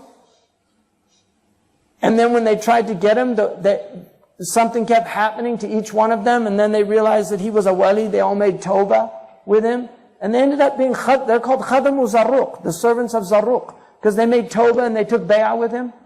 That's where he ended up living in Misrata, even though he came from Fez. And the Fezis treated him because he was not one of the notables of Fez. They mistreated him. So you have the aristocratic elite ulama that looked down on people. Sidi Mawaq wasn't like that. He wrote all this to try to convince the ulama to be gentler with people, to teach them the religion. So it's really important that I think people have to be aware of that. And, you know, if people don't leave Islam, I don't believe that. I think Islam leaves them. I really do. I don't think people leave Islam. I really don't. But I also believe that there are going to be people that will have excuses with Allah on the Yawm al-Qiyamah because of what Muslims did to drive them out of the religion. You know, it's very unfortunate. While the importance of scholarship cannot be underestimated, we seem to be having serious issues in the U.S., placing and making best use of our scholars, whether local or who have gone abroad to study and come back, especially ones who have specialized in certain areas. Masjids aren't the right environment, and most don't view Western academia as a viable option either. And we have a couple of institutions like Zaytuna. Some have completely changed paths to work in business. How do we make best use of our scholars and help them? I am looking into specific projects, but would like to hear general advice.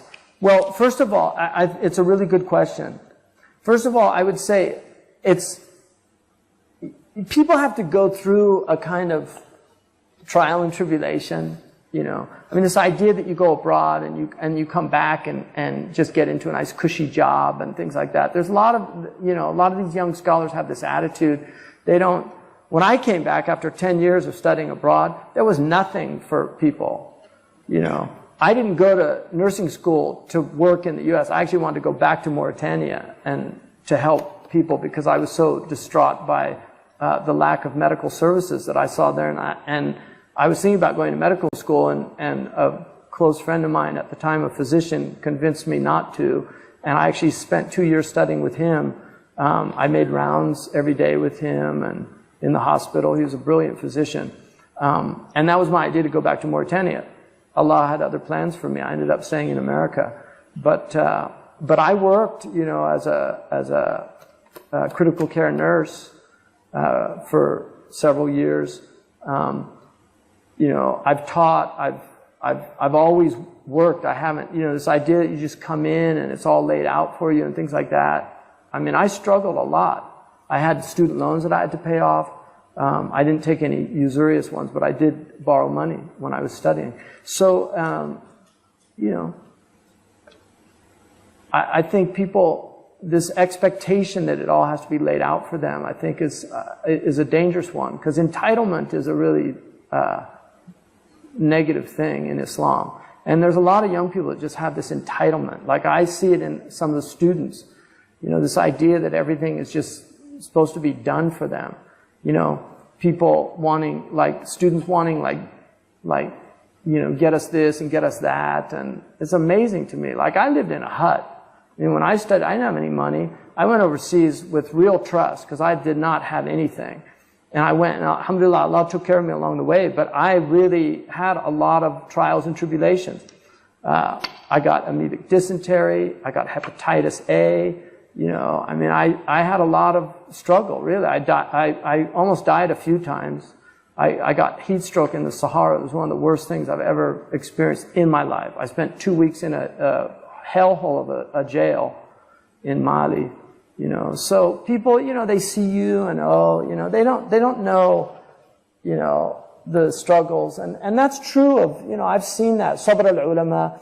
I mean, Abdul Fattah Abu Ghudda wrote a book about that, about the trials of scholars. You know, poverty is one of the trials of this life. You know, it's a struggle. And it's good to go through it because you know how poor people feel. You know, if everything's taken care of you. But knowledge is also something that if you get enough of it, people will honor you very often. And even sometimes, you know, you get gifts, you get things. People, you know, that does happen, but usually after a long period of time, you know.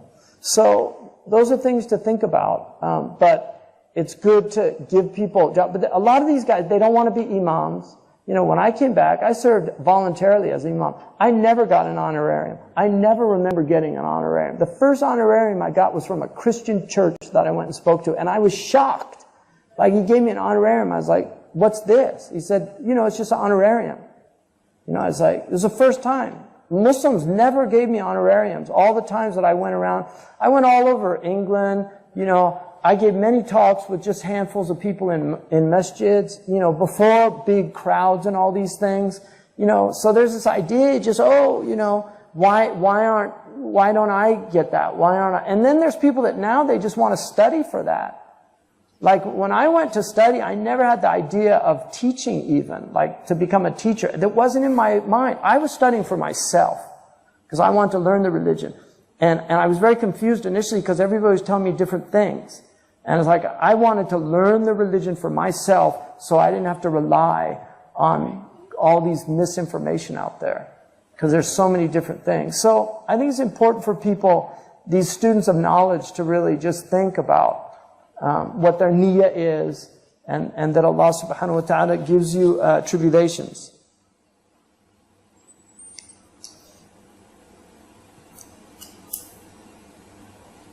This is, I get this question a lot, that, you know, they're studying medicine, but they want to study the deen in a serious way. Medicine is definitely part of the religion. You're fulfilling a fard kifaya. Obviously, it's questionable because we have so many doctors, but you do need a certain amount. But if that's your niyyah, you know, it's like when you pay taxes, make the intention that it only goes to the postal services. You know, seriously, that's your niyyah. I'm only supporting the roads and the maintenance of the roads and the postal service. None of this is going, innamal a'malu binniyat. It's not going to the bombs. It's not going to the, you know, whatever evil the governments do with the money. It only goes to good. You have to make intention when you do that. So, you know, you should make the intention to serve people, to keep their bodies well, for the sake of Allah, and that's, you're doing something that's an obligation, and you're getting a reward for that. Even if you're an engineer, it doesn't matter, as long as you're doing good things. If you're an engineer and you're working, making PlayStations, yeah, I would really try to get out of that as soon as possible. I'm serious. You know, these things are destroying people. I've often found shuyukh get offended when I ask for dalil. I'm told that this is knowledge is beyond me, which leaves me feeling uninspired. You know, a scholar should not say that. If you're asking genuinely, like you said, if you're mustafhim, you want to understand. And look, everybody here is educated to some degree. You know, some of us have more education than others, but everybody's educated. You're all educated. You can all read and write. You have every right to know if you want to understand what the dalil is. The truth is, many of us don't know the dalils for these things, because most of us has studied within a madhab, and we haven't mastered the dalils. Knowing dalil is a very high maqam. And the dalils are complicated because they involve usul. They're not just following a hadith or ayah of Quran. They involve a whole rigorous methodology of determining the outcome by following that methodology. The essential dalils are the book and the sunnah, and then the ijma' and the qiyas. Those are the essential ones. And then you have istihsan, sadd al-daraya', with the Malikis, amal ahl al-Madina. You have istislah, bara'at al-asliyah. I mean, you have, you know, different things. So, and those are the mukhtalif fiha dalils. But people should give you the dalil. Or if they don't know it, they should find it out and get back to you. Just say, I'll get back to you on that. But the idea of saying it's above you, that's not really fair. Ibrahim asked Allah to show him how He brings things to life. And Allah said, "Awalam tu'min," you know, so He asked him, you know, don't you believe? He said, no, I just want a settling in my heart. You know, it wasn't that he didn't believe, but he wanted to really have even stronger certainty in the thing. So, because there are degrees of certainty. So if you trust the madhab as a dalil, but you would like to know it, I don't see anything wrong with that. And I think people should help you in that. Inshallah, tomorrow we'll finish the tadalli. I don't think I'm going to be able to get into the taraqi, which is unfortunate. But the last sections on those low maqams, which most of us are residing in, they're good to know. At least you know that you're, inshallah, bidnillah, people of paradise, inshallah, no matter where we are. Jazakumullah khairan. Subhanakallah wa bihamdika ashhadu an la ilaha illa anta astaghfiruka wa atubu ilayk.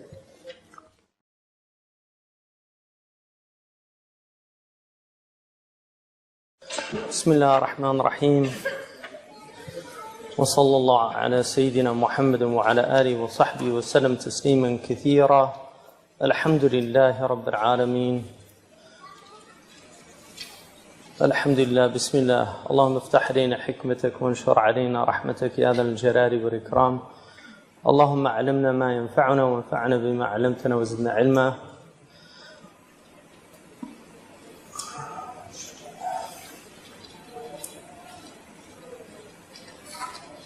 اللهم وفقنا توفيق الصالحين. وصل اللهم على سيدنا محمد وعلى آله وصحبه وسلم تسليما كثيرا. والحمد لله رب العالمين.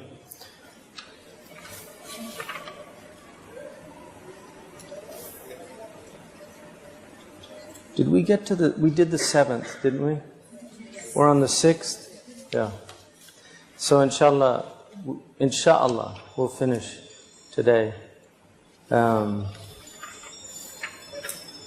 Did we finish the 7th? So yeah, the 6th. Bismillah. إن لم يكن على أمر فاضل عند كل قائل فلا يحتقر أن يتحرى من الأقوال والأعمال ما قرأ أحد من العلماء الموثوق بدينهم إن في ذلك القول والعمل فضلا فقصار أمره أنه لا يكون أبدا أحط من مباح عند كل قائل. So this 6th maqam is that if you're not in something that's virtuous, then you'll be in something that's, if you're not in the most virtuous thing, you're in something that's less than this, and it differs from the other in that it can also be where the ulama differ about something, whether it's virtuous or not. So he says, if he's not in a virtuous action that everybody agrees on, فلا يحتقر أن يتحرى من الأقوال والأعمال ما قال أحد من العلماء الموثوق بدينهم. He doesn't diminish seeking out those words and those actions that some among the ulama who are trustworthy in their religion have said that it's virtuous to do. So the extent of his affair is that he's never in anything less than the mubah with everybody. So in other words, some of the things he's doing are going to be mubah, just permissible according to some ulama, and according to others they'll be virtuous. This is the sixth maqam. فقد قال مالك إن نظر المباح معصية لا يوفى به. For example, Imam Malik said that to make to make an oath about something that's permitted, you don't fulfill that oath. Oath, nadar, is only for things like, I swear I'm going to walk to Al-Quds. Because Quds is one of the places that's visited in our religion and recommended, you fulfill that oath. But for something that's not, that's simply permitted, like making an oath to visit somebody, then those things aren't fulfilled. And then he says, بخلاف ما اختلف في مشروعيته فقال إنه يلزم الوفاء به. And so there's others that say he has to fulfill it. ولا يجزي هدي ديك ولا هدي معيب. So some say you can't do a chicken. It has to be to expiate. You have to do more than a chicken, or a ma'ib, something that has a defect in it. فإن فعل ذلك أو نظره لزمه المعيب ولم يزلمه الديك. So if he did that from his oath, then he would still have to do the one that's deficient, but not the chicken. مراعاة للخلاف, because there's a khilaf about the ma'ib where there's no khilaf about the chicken. So this is where he's doing something that somebody said. وسيأتي أيضا بسط هذا في هذا المقام في الترقي. He's going to go into more detail. He said, I will expand on this later, on this maqam, when I get to the taraqi. Because remember, the tadalli is showing you the ladder. Taraqi is showing you how to climb the ladder. So he goes down from the top, because he's at the top. So he's going down the ladder to show you the whole ladder of these three people that Allah subhanahu wa ta'ala has identified in the Quran as ظَالِمٌ لِنَفْسِهِ مُقْتَصِدٌ وَسَابِقٌ بِالْخَيْرَاتِ. People that oppress themselves, people that are in a good state but they're not outstrippers, and then the outstrippers, the people that are ahead of everybody else.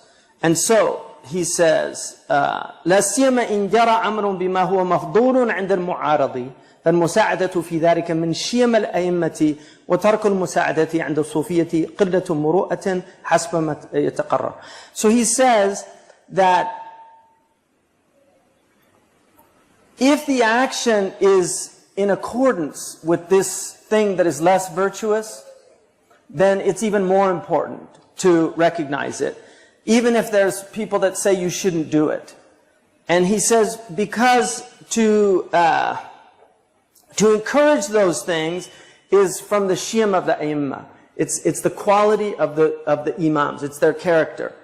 And to leave that encouragement with the Sufis especially is not from muru'ah. It's not from just virtuous nature, the dignity of people. وانظر قول الإمام الفصل بين الشفع والوتر بالسلام هو الشأن.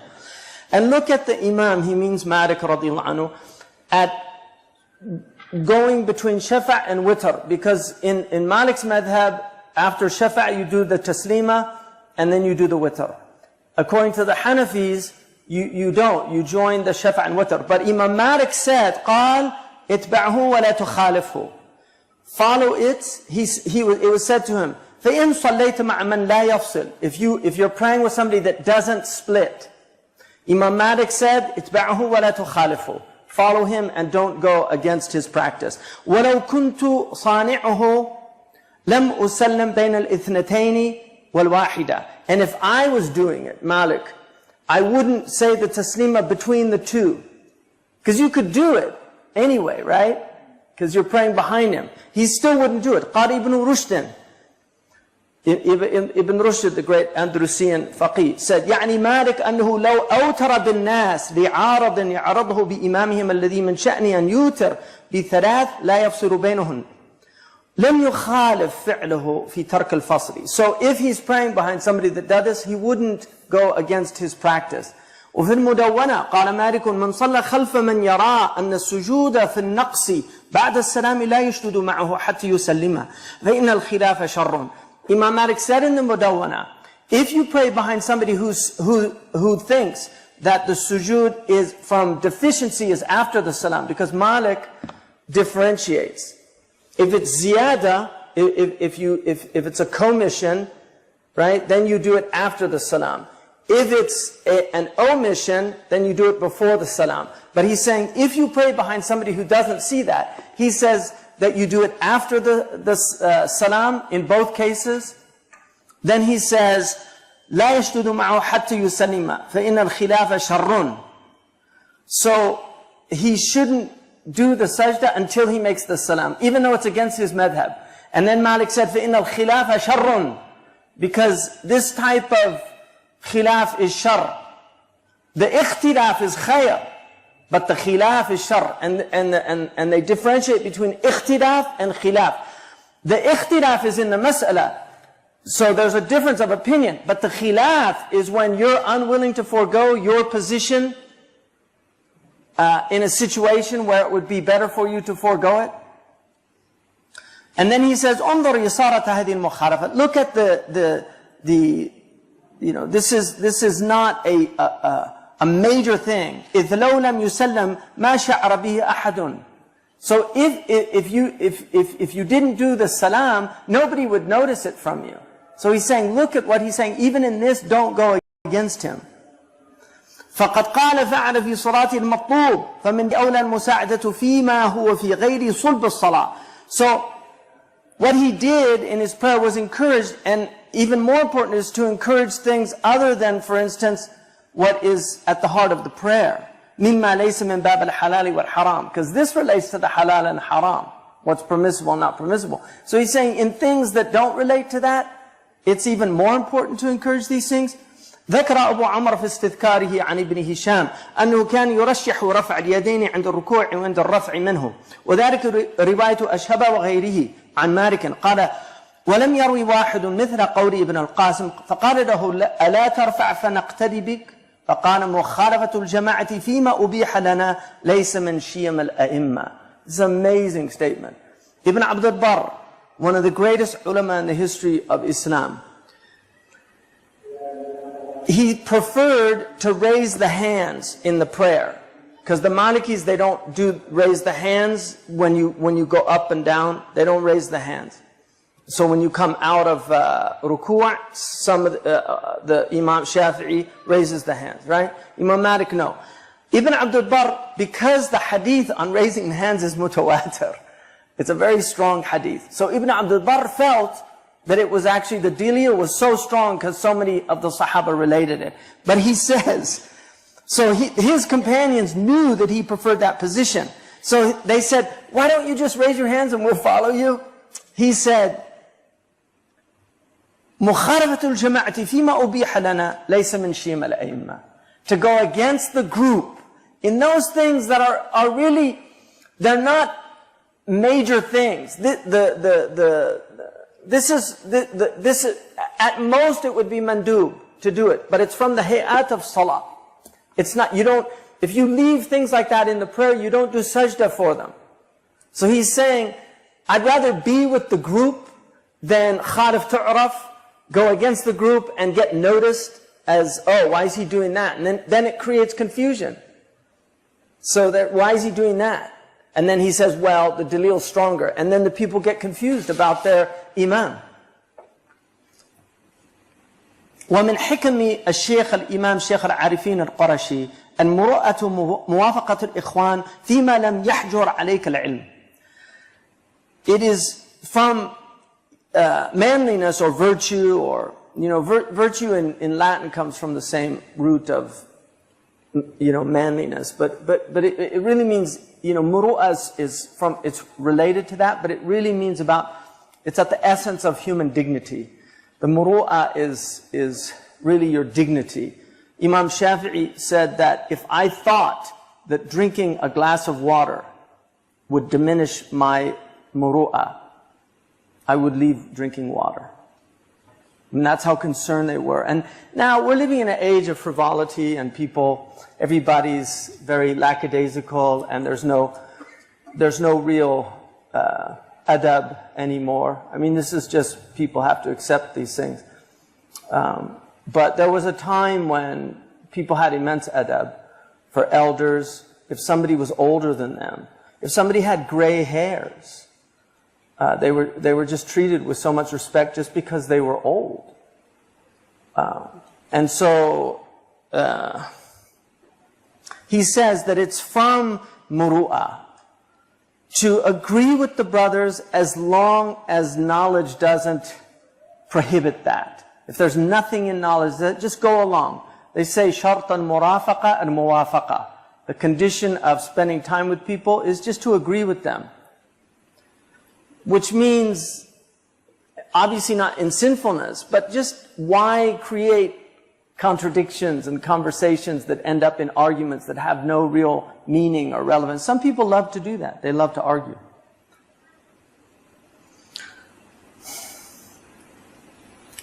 وسيأتي قول أبي عمر من شأن العالم أن يذهب مع الناس في السعة والرخصة ما لم يخاف المأثم. And also from Abu Umar, he says, it's of the nature of the scholar that he makes things easy for people and gives them licenses as long as he's not afraid of some sinfulness. وَكُلُّ مَا تُرْضِي بِهِ جَلِيسَكَ مِمَّا لَا إِثْمَ فِيهِ فَلَا تَبْخَلْ بِهِ. Everything that will make the one you're sitting with, your companion, that will please him, as long as there's no sinfulness in it, don't stint him in that or her. Don't be a miser. Don't stint them that thing that's going to make them happy.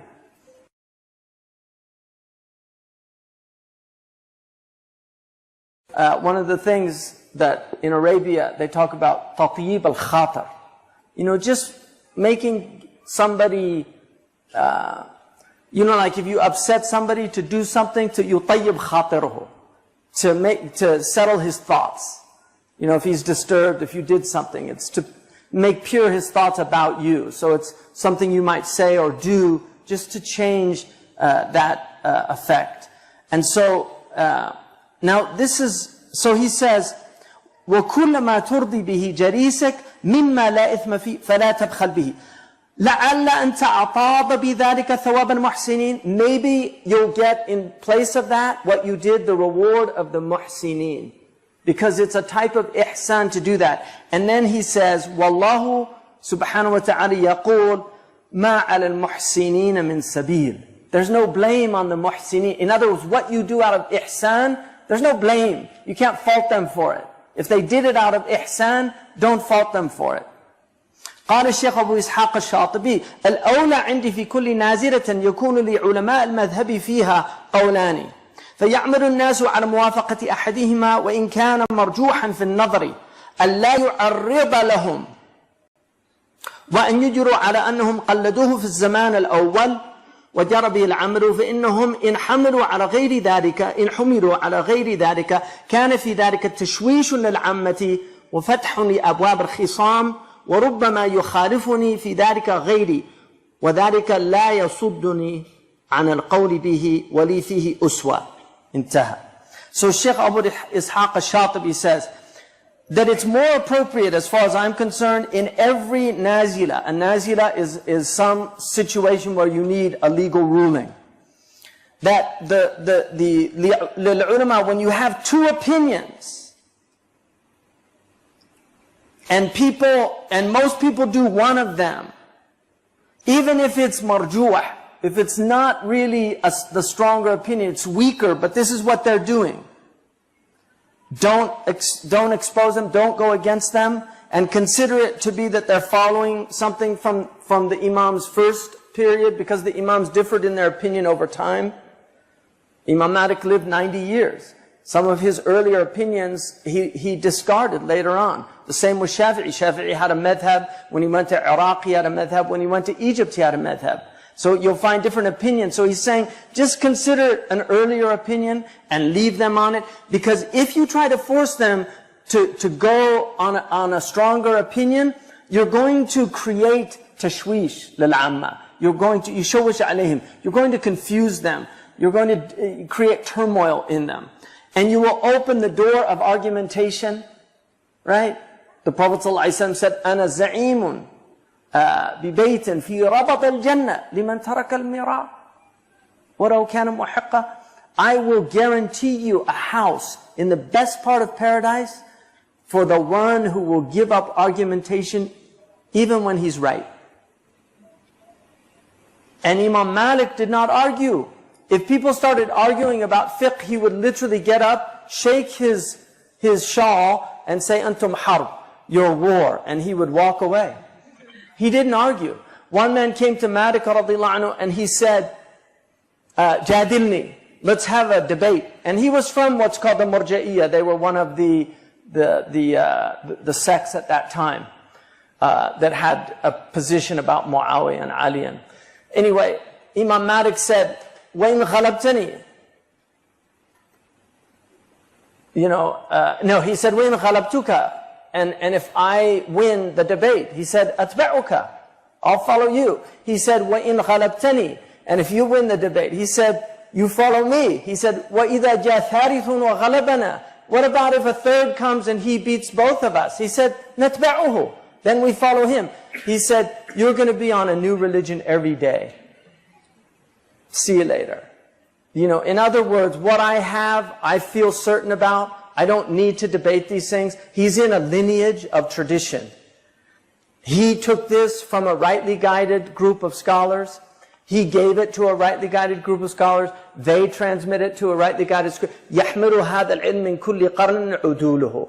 They will carry this knowledge in every generation, upright people.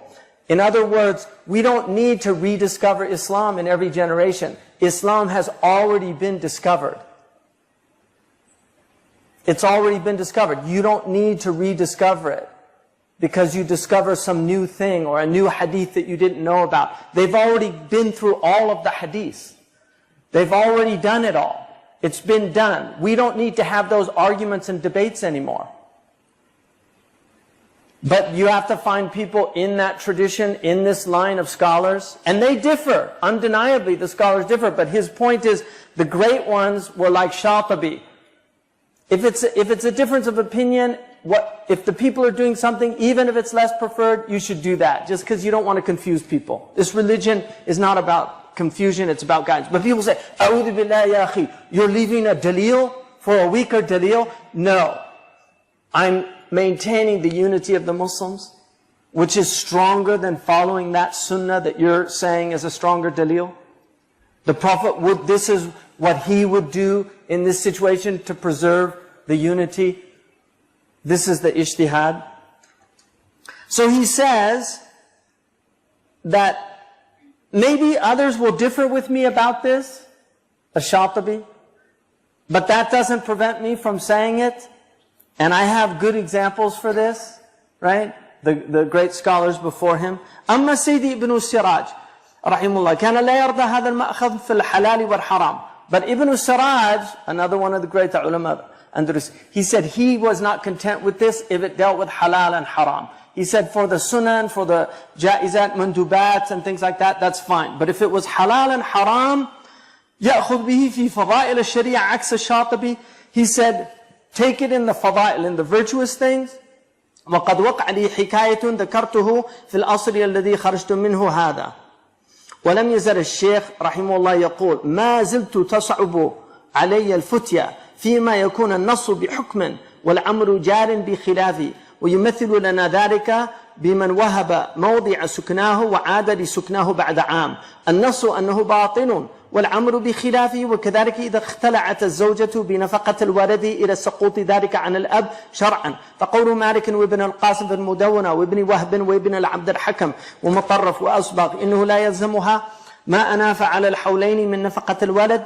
قال المخزومي يلزمها ذلك. So he's going to show examples that really bothered him. For instance, if somebody gave as a gift his residence, but then he came back a year later and took it back. And the Prophet ﷺ mentioned that the one who takes back his gift is like a dog that laps up his vomit. So he said that the text says that it's invalid, but in Andalusia they actually considered it acceptable. So he's saying that's a situation where I can't. Or a woman who pays to get divorced through the money of her child. And he gives other examples of that. So he's saying that these are things that he didn't feel comfortable with doing. فمن ذلك نص الشيخ الشيوخ ابن لب قال الشيخ أبو حسن ابن زرقون ورد الخبر بمسح الوجه باليدين عند انقضاء الدعاء. There's a hadith that the Prophet ﷺ wiped his hands over his face at the end of a dua. The Andalusians and the Malikis tended not to do that, and this was a khilaf. And so Ibn Lubbin said, أشار بهذا حديث الترمذي وكان إذا صلى الله عليه وسلم رفع يديه في الدعاء لم يحطهما حتى يمسح بهما وجهه. So that's a hadith in الترمذي, and it's a good hadith. And so وصححه الترمذي وحديث أبي درداء قال رسول الله سلوا الله ببطون أكفكم فإذا فرغتم فامسحوا بها وجوهكم. That's even stronger, because there's a qawl in the hadith, if the Prophet ﷺ does something, then that's of less weight, according to the majority of scholars, than if he commands to do something. If he tells you to do it, it has even stronger weight. So he's saying these hadiths are strong. قال الإمام العارف بالله شمس الدين البلادي ومن آداب الدعاء كذا وكذا. From the adab, from the comportment or the courtesies of prayer or oration, that you should do this and this. And then he said, وَيَمْسَحُ وَجْهُ بِكَفَّيْهِ لِمَا رَوَاهُ أَبُو داود وَالْبَزَّارُ وَابْنُ حِبَّانِ وَابْنُ مَاجَةَ وَالْحَاكِمْ فِي الْمُسْتَدْرَكِ بِأَسَانِيدَ جَيِّدَةٍ جِدًّا بِهَذَا النَّص. So he's saying, the great scholar Shamsuddin al-Biladi said, we should do this. وكذلك السيد مفتي تونس البرزري قال يؤيد مسح الوجه عقب الدعاء حديث الترمذي. And also the great mufti of Tunis al-Barzali. So he's showing that these great ulama said this. This was a big debate in Andalusia, like about putting the hand. So he's bringing it out because it was an issue in his time. It's not really an issue in our time. But the point is, we have other issues that are very similar to this. So you get the point. He's saying, look at what we're fighting over. These are not things that people should be fighting over. And so he goes on, there's quite a bit of that. And at the end he says, ذكر أن التقليد إنه هو في الأحكام ومسائل الآداب ليس من هذا. That taqleed is in the ahkam. It's not in virtuous actions. If you have a hadith where the Prophet ﷺ tells you to do something that's from the fada'il, it's not taqleed. Like if you're reading a hadith or your teacher teaches you something that is virtuous, what he's saying is this isn't really taqleed because it's a hadith of the Prophet. So you have a hujjah for it. Now obviously you have to know if it's ma'mulun bihi or not. That's another matter. But that's his point. وَهَمَمْتُ أَنْ أَنْقُلَ كَلَامِ ابْنِ الْعَرَبِي فِي السِّرَاجِ. I wanted to relate the kalam of Ibn al-Arabi, what he said in the Siraj, and I wish we had that book, Siraj al-Muridin. ثم بدأ لي فأنظره عند قوله he's going to wait for later. وسيأتي في التكلم عن هذا المقام بالترقي مثل هذا عن ابن عرفة والبرزري والشيخ الشيوخ ابن لب. He goes on, all these shuyukh, سيدي المنتوري وشيخهما سيدي القيجاطي سيدي الحفار يستخفون ما استثقله الشاطبي ويستثقلون ما استخفه الشاطبي. So some of them, they deem light what Imam Shatibi found heavy, and they deem heavy what Imam Shatibi found light. So this is a difference of opinion about these. وانظر أيضا مما جرى به عمل الدعاء أدبار الصلوات وزيارة قبر الميت صبيحة 7 أيام بعد دفنه. And look also at the action of making dua after the prayers, because this is an issue of our time. Some people are against this. If they see somebody, if they see somebody doing a prayer, the imam doing a dua, some people say it's a bid'ah. And there really are people. And the Prophet, as far as we know, he did not make dua after the prayer. And so the Malikis considered it makruh. The way the Moroccans got out of it was to have the mu'adhin do the dua instead of the imam. So, but the Hanafis, I think it's mandub, right? Yeah, so, and that's why you often find when the Hanafis lead the prayer, they tend to always do some kind of dua, the imam, at the end. So this is a khilaf issue between the imams, but he goes on to show that, you know, that this is action and there's nothing that says that they can't do it. And so he says, so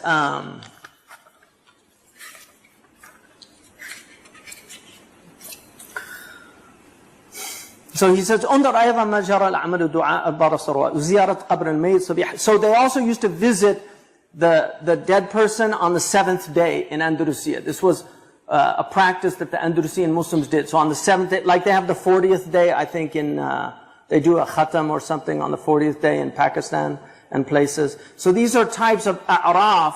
They're norms that people do as practices. And so he says, قال الشيخ الشيوخ ابن لبن لم يزل الدعاء أدبار الصلوات المفروضة معمولا به في جميع أقطار الأرض. This is something that people all over the world do. Like Ibn Lubin is saying, this is something Muslims do everywhere.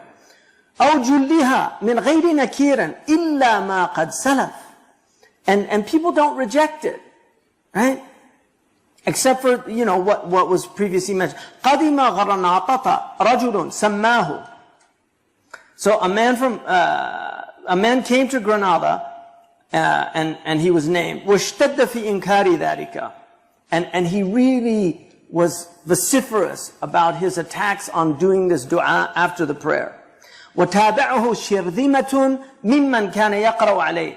And he was followed by a little group that used to read with him. He was a scholar, so he comes to town. This happens in our communities, right? You get this scholar that comes to town, a little group settles around him, and suddenly they're attacking all the things that they're doing in the masjid. Like what's Barat Sha'ban? What do they call that?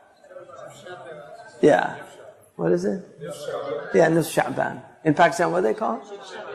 Shabi Barat, yeah. So you have the masjid and they're doing Shabi Barat, and then the new sheikh comes to town, he's got a little A'udhu Billah, bid'ah. Tell them they shouldn't do that. And then it becomes a fitna. The ulama differed on Nisfu Sha'ban. Imam Malik didn't act according to it. But Awza'i said it was something the Salaf كَانَ يُعَظِّمَ اللَّيْلَ in Sham. So this is an early Salafi act. So, and to say otherwise is to ignore a rich historical tradition of proof for these things. So this is where, if you don't want to do it, that's fine. But don't condemn others for doing it, who have their do this. So this little group comes to town. This little group joins this man who's come to town. وَكَانَ إِذَا فَرَغَ مَجْلِسُ كَلَامِهِ بَيْنِ يَدَيْ صَلَاةٍ خَرَجُوا مُزْدَحِمِينَ فِرَارًا مِنَ الصَّلَاةِ خَلْفَ الْأَئِمَّةِ. He would be teaching in the masjid. When they finished their masjid, they would all flee out of the masjid so they didn't have to pray behind the imam who was going to do the dua at the end of the prayer. And then he said, وَإِن صَلَّ أَحَدُهُمَا خَلْفَهُمْ قام بنفس ما يسلم الإمام مسرعا مدعورا. And if one of them did pray behind the imam, with the same breath the imam is saying Salaam alaikum, he's leaving the masjid so he doesn't hear the dua. And then he says كالخائف أن يمسه الدعاء بنصب, as if he's afraid that the dua is going to cause some bodily harm to him. Or عذاب أو ينشب منه ظفر, or he gets like, you know, he gets a sliver or something, or breaks a tooth. وأنكر الرجل مع ذلك أشياء مما درج الناس عليه في هذا القطر الأندلسي كتصبيح القبر 7 أيام بعد دفن الميت. And then he mentioned other things that people do in this Andalusian land, like the 7th day, going to the grave of the dead person. وكان أتبعه أشد إنكارا منه في ذلك. And his followers were even worse than him in condemning these things. Often the followers are worse than the actual sheikh in these things. حتى قال بعضهم لي وأنا راجع من تصبيح قبر إذ ذاك أتفعل هذا وهو كفر. this is Ibn Lubbin. I mean, you have to realize this man was considered like Shaykh Shuyukh in Andalusia. And he's coming back from the grave on the 7th day. And one of this guy's followers said, you're doing this and it's kufr? I mean, this is how far some of these people go to make takfir of people that do these things. فانظر تسفيه هذا وإنكارهم على شيخ الشيوخ ابن لبن. Look at how these people deem these things like foolishness, and these shuyukh rejecting the teacher of teachers, Ibn Lubn.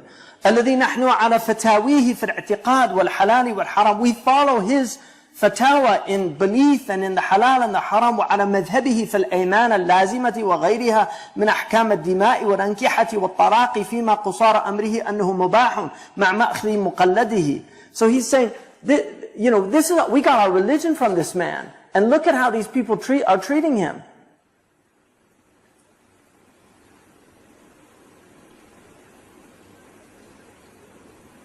And he said, وَالْقَائِرِ فِي حَلَالِ أنه إذا جرى عمر بقول مرجوح في النظر أنه لا يعرض للناس في ذلك. So if something is marjuh, if they have a dalil but it's not as strong, but this is what the people are doing, then you're not supposed to confront them about these things. Just leave them in their actions. وَانظُرْ أيضا مما جرى به العمل ورشحه الفضلاء دون من شذ من جماعتهم تلقين الميت عند دفنه. The same thing about talqeen is when you put the body of the dead person into the grave. In the Shafi'i madhab, yulaqinuhu, and some of the Hanafis also say that, but I don't think it's not the general practice. Yeah, the Hanafis and Maliki share that.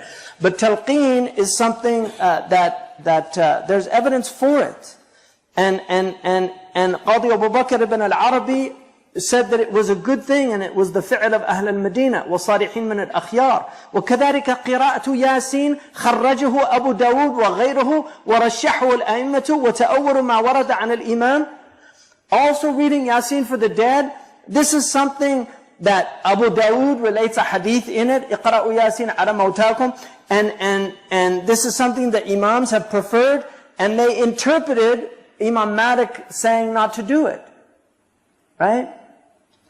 وقد كنت سئلت عن بعض فقهاء البادية يتورع عن القراءة على القبر ثم آل حاله إلى أن قام قارئ يقرأ على قبر انتهره بعنف ووكسه بيده، وكنت قبل ذلك جاوبت بأن هذا ليس بمقامه ويجب أدبه، لأنه سفه جميع الأئمة الذين يتأولوا اللفظ الوارد عن الإمام، وأدخل على الناس شغبا في دينهم وحيرة في نفوسهم وسوء ظن في مفتيهم ما شد منهم أحد، فإنهم ما غضب منهم أحد هذا الغضب ولا احتسب هذه الحسبة،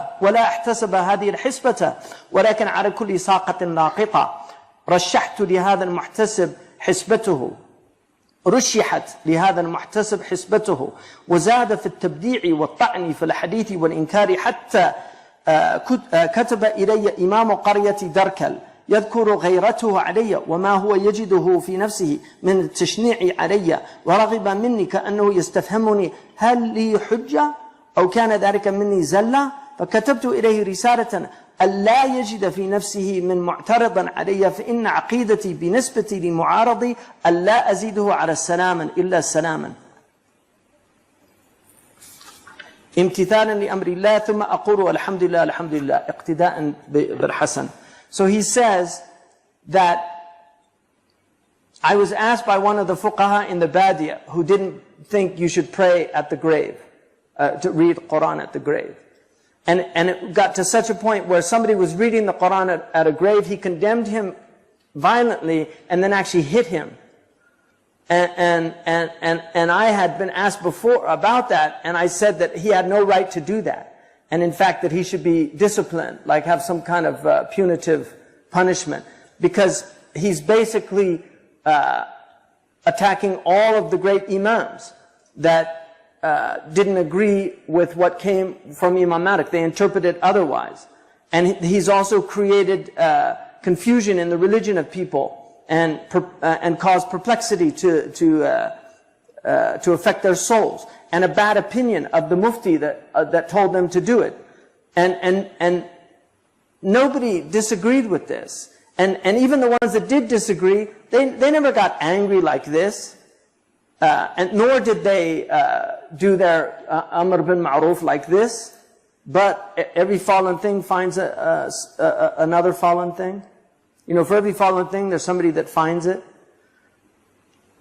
And then he said, this man even started making more tabdi' and ta'an, like calling us mubtadi' and attacking us. And to the point where the imam of the village, he felt some ghaira for me, you know, like, because he's a scholar, so he felt bad about it. So he asked, you know, do you find something, do you have trouble in your soul, you know, it's really bothering me? As if he's asking me, do you have a hujjah for this? You know, do you have a proof? Or was that a mistake of mine? And so I wrote back to him a letter, and I said, I find nothing in myself about these people that do these things. Because how people that disagree with me, my view about them is salam and salama from the Quran. إِذَا خَاطَمَ الْجَاهِلُونَ قَالُوا سَلَامًا. Because he's on his dalil, he's a alim. He's a alim. So if somebody's attacking him, his view is salam and salam. You're just an ignorant person, and Allah says to ignorant people, say salam. Even if the person's learned, he's ignorant that he's not permitted to attack other people who have their dalils. وَكَانَ مِن مَعْنَا مَا أَخْبَرْتُ بِهِ مُدَرَكَ عِلْمِي. Because this is my knowledge. أَنْ قُلْتُ لَهُ إِيَّاكَ يَا وَلِيِّ فِي اللَّهِ ثُمَّ إِيَّاكَ أَنْ يَتَخَالَجَكَ رَيْبٌ أَوْ يَعْرِضَ لَكَ شَكٌّ أن الميت إذا وضع في قبره وتولى عنه أصحابه أنه لا يسمع خفق نعالهم فيأتيه ملكان يسألان. وكذلك الخبر الآخر الصحيح أيضا عن عمرو بن العاص قال إذا دفنتموني فأقيموا حول قبري قدر ما تنحر جزور ويقسم لحمها حتى أستأنس بكم وأنظروا بما أراجع به رسل ربي. Which is in the Sahih. So this is in Sahih Muslim, Kitab al-Iman. He says, I said to him, woe unto you, Ya wali fillah, right? Because the mu'minun are awliya, ba'dahum, right? Ba'da. The believers are awliya of each other, we're allies of one another. So he's saying, Ya wali fillah, oh my ally, with God. Right? He's calling him. Oh, you're my ally. You're supposed to support me. He said, beware that you should have any doubts in your heart or deem in any way that the dead, once they're put in their grave and their companions leave after burying them, that they don't have any doubt that they hear the sound of their footprints. That's a hadith sahih that the Prophet said. They hear khafaq ni'al, the sound of their footprints as they leave the grave. And the angels come to ask them. And also the sahih hadith, khabar, from Amr bin al-As.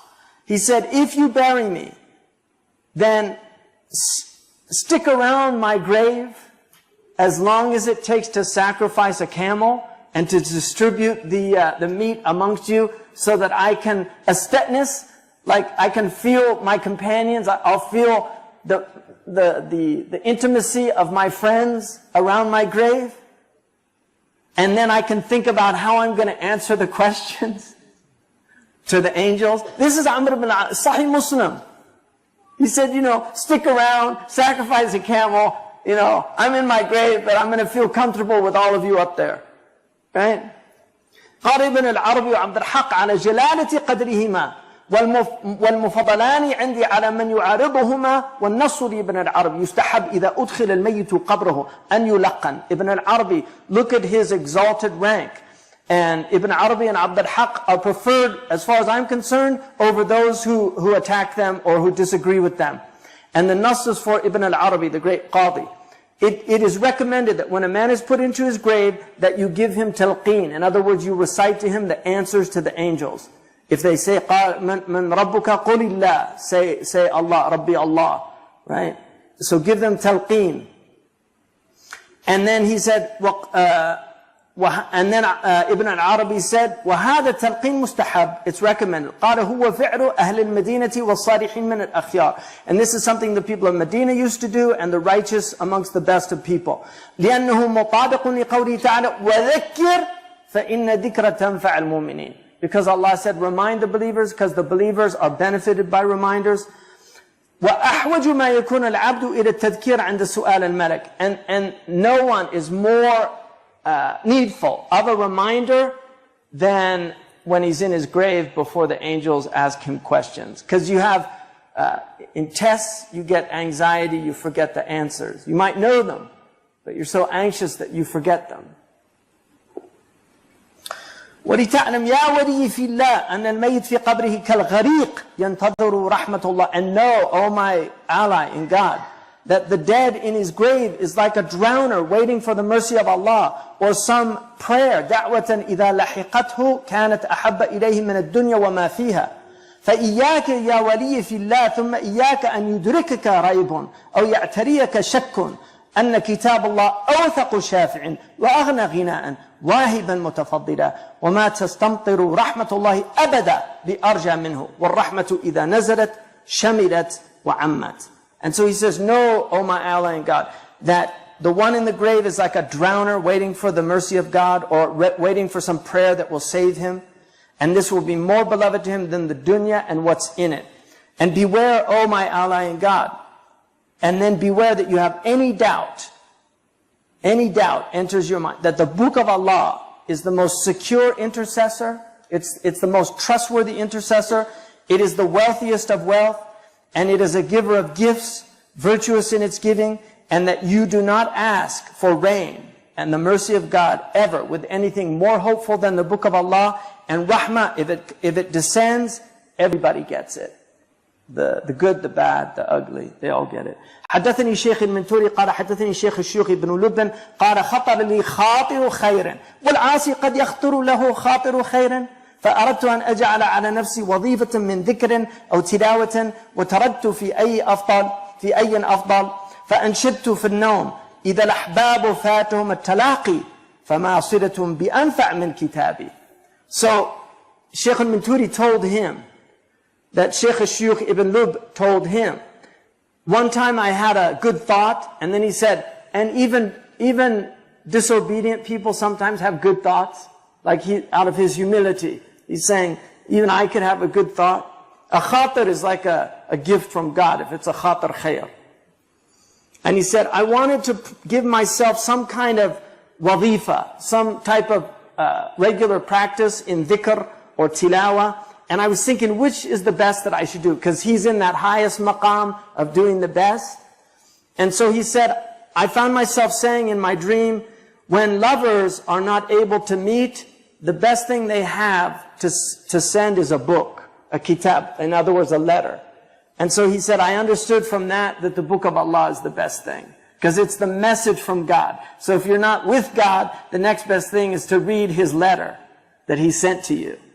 Like, because lovers, like, they'll read the same letter over and over again, right? I mean, now it's texting, and you can just keep texting, and so all these things have been lost on people. But it used to be, you know, a letter came, and it was a big thing. Now it's just emoticons, right? فَلَمَّا اسْتَيْقَظْتُ عَلِمْتُ أَنَّ قِرَاءَةَ القرآن أفضل. When I woke up, I realized recitation of the Quran was the best. وفي الصحيحين البخاري ومسلم والترمذي بين رجل يقرأ سورة الكهف إذ رأى دابته تركض فنظر فإذا مثل الغمامة أو السحابة فأتى رسول الله صلى الله عليه وسلم فذكر ذلك له فقال له النبي صلى الله عليه وسلم تلك السكينة أنزلت مع القرآن متفق عليه. And in Tirmidhi, a very strong hadith, a man was reciting Surah Al-Kahf, and then he saw his dabba, his camel or whatever he was riding, his horse, started to run away. And then he looked and he saw something like mist. And then he went to the Prophet and he told him that, and he said, this is the sakina, the shakina, this is the sakina descending with the recitation of Quran. So this is one of the sakina is is a type of tajalli of the divine that enters in to the world. It's the quality of stillness. وفي الحديث الصحيح إن رسول الله صلى الله عليه وسلم قال ما اجتمع قوم يتلون كتاب الله ويتدارسونه بينهم إلا نزلت عليهم السكينة وغشيتهم الرحمة وذكرهم الله في من عنده وزاد ابن حبيب وأظلتهم الملائكة بأجنحتها واستغفروا لهم. So in the sound hadith, a group will never gather in a house, gather to read. In one riwayah, in Sahih Muslim, it says a house in the house of Allah. In one, it says just gathering to read the Quran, the book of Allah, and to study it amongst themselves. يَتَدَارَسُونَهُ, to discuss it really amongst themselves. Except that sakina descends, this tranquility descends, and rahmah envelops them, mercy envelops them. And God makes mention of them in His gathering. And then He said, Ibn Habib included, and the angels enveloped them with their wings, put them in the shade of their wing, and asked forgiveness for them. ثُمَّ يَا وَلِيِّ فِي اللَّهِ. So he's talking to this man, this is a letter. السكينة إذا نزلت والملائكة إذا ظلت واستغفرت والرحمة إذا غشيت شمدت وعمت. So when these things happen, everybody gets it.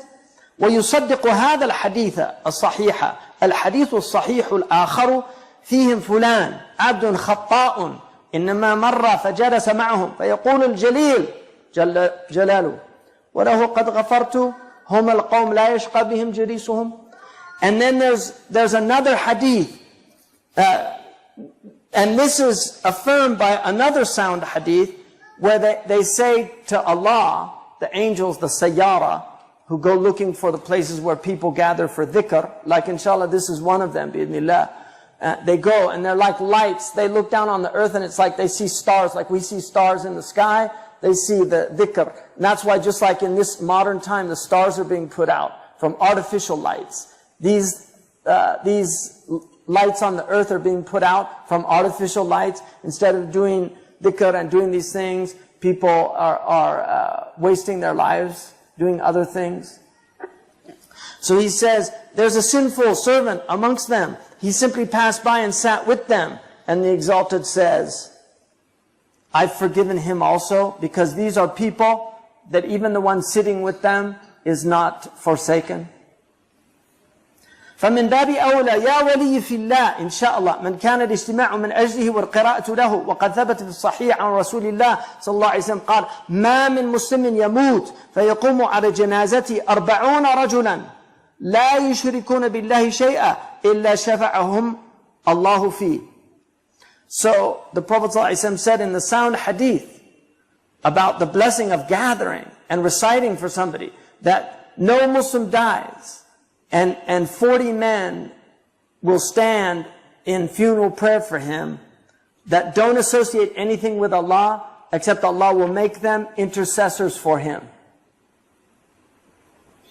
حدثني الشيخ المنتوري, his teacher, عن الأستاذ أبي عمر عن الأستاذ أبو الحسن القرطبي عن الراوية أبي عمر بن حوط الله عن القاضي أبي الخطاب عن أبي القاسم ابن بشكوال عن أبي محمد بن يربوع عن أبي محمد بن خزرج عن أبي محمد الخزرجي قال أخبرني أبو عبد الله القروي في المسجد الجامع بقرطبة قال كنت بمصر فأتاني نعي أبي فوجدت عليه وجدا شديدا فبلغ ذلك الشيخ أبو الطيب بن غلبون المقري فوجه بي فأتيته فجعل يصبرني ويذكرني ثواب الصبر على المصيبة والرزية ثم قال لي ارجع إلى ما هو أعود عليك وعلى الميت من أفعال البر والخير مثل الصدقة وما شاكلها وأمرني أن أقرأ عنه قل هو الله أحد 11 مرة في كل ليلة ثم قال لي أحدثك في ذلك بحديث. So he gives this riwayah, and there's a blessing in mentioning their names, and he says that Shaykh al-Minturi heard this, that Abu Abdullah al-Qarawi was in the Masjid al-Jami' in Qurtuba, and he said, I had been in Egypt. So he's telling this story, the Shaykh. I had been in Egypt, and somebody came to let me know that my father had died. And I was emotionally grieved by this. He said he really found wajdan shadida. He became very distraught emotionally about this. And so his sheikh, somebody told Shaykh Abu Tayyib bin Ghalboon al-Muqri that he was very upset. So he told me to come. So I went to him and he started telling me, be patient, and he was giving me reminders about the reward of patience when calamities afflict. And then he said, go back to what you were doing of good, and also that your father used to do from righteousness, bir and khair, like charity and those type of things. And then he told me, and read for him Qul huwa Allahu ahad 10 times every night as something to give to your father. And then he said, أحدثك في ذلك بحديث. I'll tell you a story about that. قال كان رجل معروف بالخير والفضل فرأى في منامه كأنه في مقبرة مصر وكأن الناس قد نشروا في مقابرهم وكأنه مشى خلفهم ليسألهم عن الشيء الذي أوجب نهوضهم إلى الجهة التي توجهوا إليها فوجد رجلا على حفرته قد تخلف عن جماعتهم فسألوه عن القوم إلى أين يريدون فقال إلى رحمة جاءتهم يقتسمونها فقال فهلا مضيت معهم قال إني قد قنعت بما يأتيني من ولدي أن أقاسمهم فيما يأتيهم من المسلمين فقلت له وما الذي يأتيك من ولدك قال يقرأ كل يوم قل هو الله أحد 11 مرة ويهدي إلي ثوابها فذكر الشيخ ابن غلبون أنه منذ سمع هذه الحكاية كان يقرأ عن والديه قل هو الله أحد كل يوم 10 مرات عن كل واحد منهما ولم يزل بهذه الحالة إلى أن مات أبو العباس الخياط فجعل يقرأ كل ليلة قل هو الله أحد 10 مرات ويهدي إليه ثوابها. قال الشيخ ابن غلبون فمكثت على هذا مدة ثم عرض لي فتور قطعني عن ذلك فرأيت أبو العباس في النوم فقال لي يا أبا طيب لما قطعت ذلك السكر الخالص الذي كنت توجه به إلينا فانتبهت من منامي فقلت والسكر الخالص كلام الله وإنما كنت أوجه إليه ثواب قل هو الله أحد فجعلت أقرأها عنه. So he said that he was in Egypt. He had a dream and he was in Egypt and he saw people coming out of their graves and they were all going somewhere and he wanted to know what was causing them to do this. And there was one man that was in his grave and he wasn't going out with the group. And so he asked that man, where are they going? And he said, they're going to Rahmah, mercy that's being distributed. And then I said, why don't you go with them? He said, I'm content with the mercy I'm getting from my child.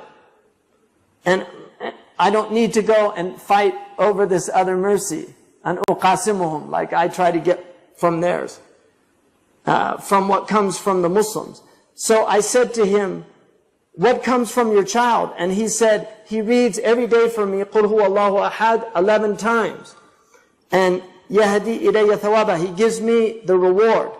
And Shaykh ibn Ghalboon said, since the time I heard that story, I used to recite from my parents, both of them, every day, 10 times قُلْ هُوَ اللَّهُ أَحَدْ on each one of them. And I continued to do this until Abu al-Abbas al-Khayyat died. And then I would recite every night for him and give him the reward of that. And then he said, and then over time I started getting tired and I stopped doing it. And then I saw Abu al-Abbas al-Khayyat in a dream. And he said to me, Abu Tayyib, why did you stop giving me that pure sugar that you used to give to me? And when I woke up, I realized that the pure sugar was the words of Allah.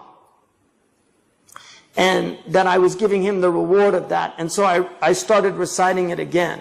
Ibn Rushdin, in his fatwas, said, إذا قرأ الرجل ووهب ثواب قراءتي لميت جاز ذلك وحصل للميت أجره وحصل له نفعه. He said, if a man recites and gives the reward of that recitation to a dead person, it's permissible for him to do that, and he'll get the dead person will get the reward, and he'll benefit from that also. And then he said, وانظر إذا كانت القراءة عند القبر فقد تقدم أن سبب نزول الرحمة هي أرجى للنفع. ولوجه آخر قاله العلماء من ديوان ابن يونس ما نصه: أرواح المؤمنين خاصة تطلع قبورها ومواضع رميم أجسادها ذاهبة وراجعة تكريمة من الله، ولذلك أمر رسول الله بالتسليم على القبور وبزيارتها. نقل ابن يونس. So he said, look at, if you reside at the grave, and the ulama in the Diwan of Ibn Yunus, one of the great Maliki fuqaha, he said the spirits of the believers are able to ascend their graves. So they can actually come out of their graves. And Ibn Qayyim al-Jawziyah mentions this in Kitab al-Ruh also, that the awliya are able to, they have a type of mobility after they die that other people don't have. And they can come and go.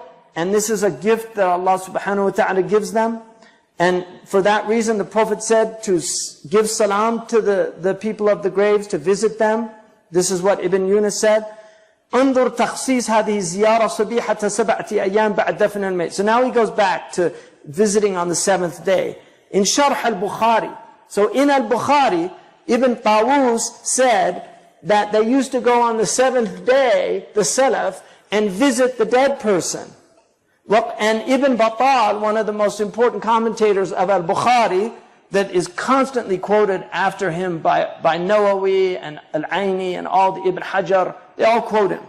So he says they used to do that. And he said, وَأَئِمَّةٌ تَحَقَّقَ صِدْقُهُمْ وَظَنُّنَا فِي مَأْخَذِهِمْ أَحْسَنْ مِنْ ظَنِّنَا فِي مَأْخَذِ غَيْرِهِمْ. These are imams that we believe them and trust them. And we would take from them before we take from others. So if they said we can do it, then we're going to do it. ولما تكلم أبو عمر في شرح موطأ على قول حين خرج إلى القبور قال السلام عليكم حين قدم من سفر فقام على باب عائشة فقال السلام عليك يا رسول الله السلام عليك يا أبا بكر السلام عليك يا أبتي. Aisha, if she came from a journey, she used to go to the Prophet ﷺ and she would say Assalamu alaikum ya Rasulullah, and then she would say Assalamu alaikum Abu Bakr, and then she would say Assalamu alaikum ya Abati.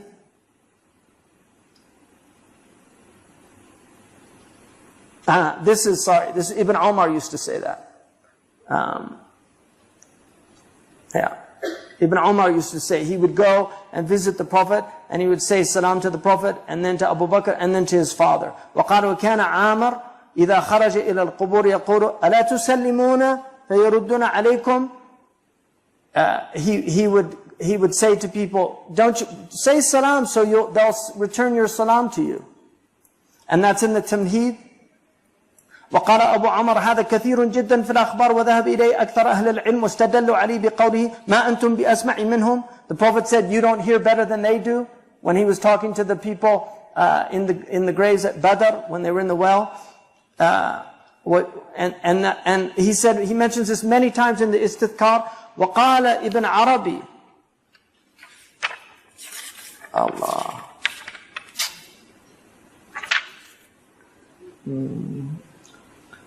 that it's permissible to visit the graves. وقد ثبت أن النبي صلى الله عليه وسلم خرج بأمر ربي إلى أهل البقيع يستغفر لهم. And we know in the Sahih, in Muslim, the Prophet صلى الله عليه وسلم was told to go out and visit Baqi' and pray for them. And Ibn al-Arabi in his commentary, he said, had he wanted, he could have told him to stay in his house and pray for them. Why did he say go to the graveyard and pray for them? He said Allah wanted to make this a practice of the Muslims. And so the Prophet did it so that we could do it after him. كان محمد بن واسع يزور القبور يوم الجمعة. He used to visit, Muhammad bin Wasi' used to visit the graves every Jum'ah. And he would say that, they said, why don't you visit on Mondays? He said, because I heard that the dead are told about their visitors on Friday, that you're going to get these visitors. And on the day before and the day after, Imam Baji, the great Andalusian muhaddith, said, and faqih, إنما أمرت عائشة أن يمر عليها بجنازة سعد. When Sa'd ibn Mu'adh died, she said, bring his bier by me. Because I think it's Sa'd ibn Abi Waqqas probably. Allahu a'lam. But she said, bring his beard beside me. أَنْ يَحْضَرَ لِتَدْعُوا لَهُ بِحَضَرَتِي. She wanted to see him. She could have made dua for him, but she said, bring, when you go, take him to the graveyard, pass by me, because she wanted to see him. لأن مشاهدته تدعو إلى الإشفاق والاجتهاد له, because in seeing him, it's going to make you even stronger in wanting to pray for them. ولذلك يسع إلى الجنائز. That's why we go to the janaiz, and it's not enough just to pray for them in our homes, but to actually witness the burial. ولم يذكر ابن عرفة في ديوانه الفقهي إلا استحباب القراءة على القبر لحديث الجريدتين. And Ibn Arafah also said that it was mandub to recite at the grave, based on the hadith of the Jaridatain, where the Prophet took these two people were being punished in their grave. Because he didn't guard himself from urine, and the other because he was neglectful in his wudu. And so the Prophet put two moist palm frods on the graves, and he said, لَعَلَ اللَّهُ يُخَفِّفُ عَنْهُمَا مَا لَمْ يَبِسَ. As long as these don't dry up, maybe Allah will be easy on them in their grave.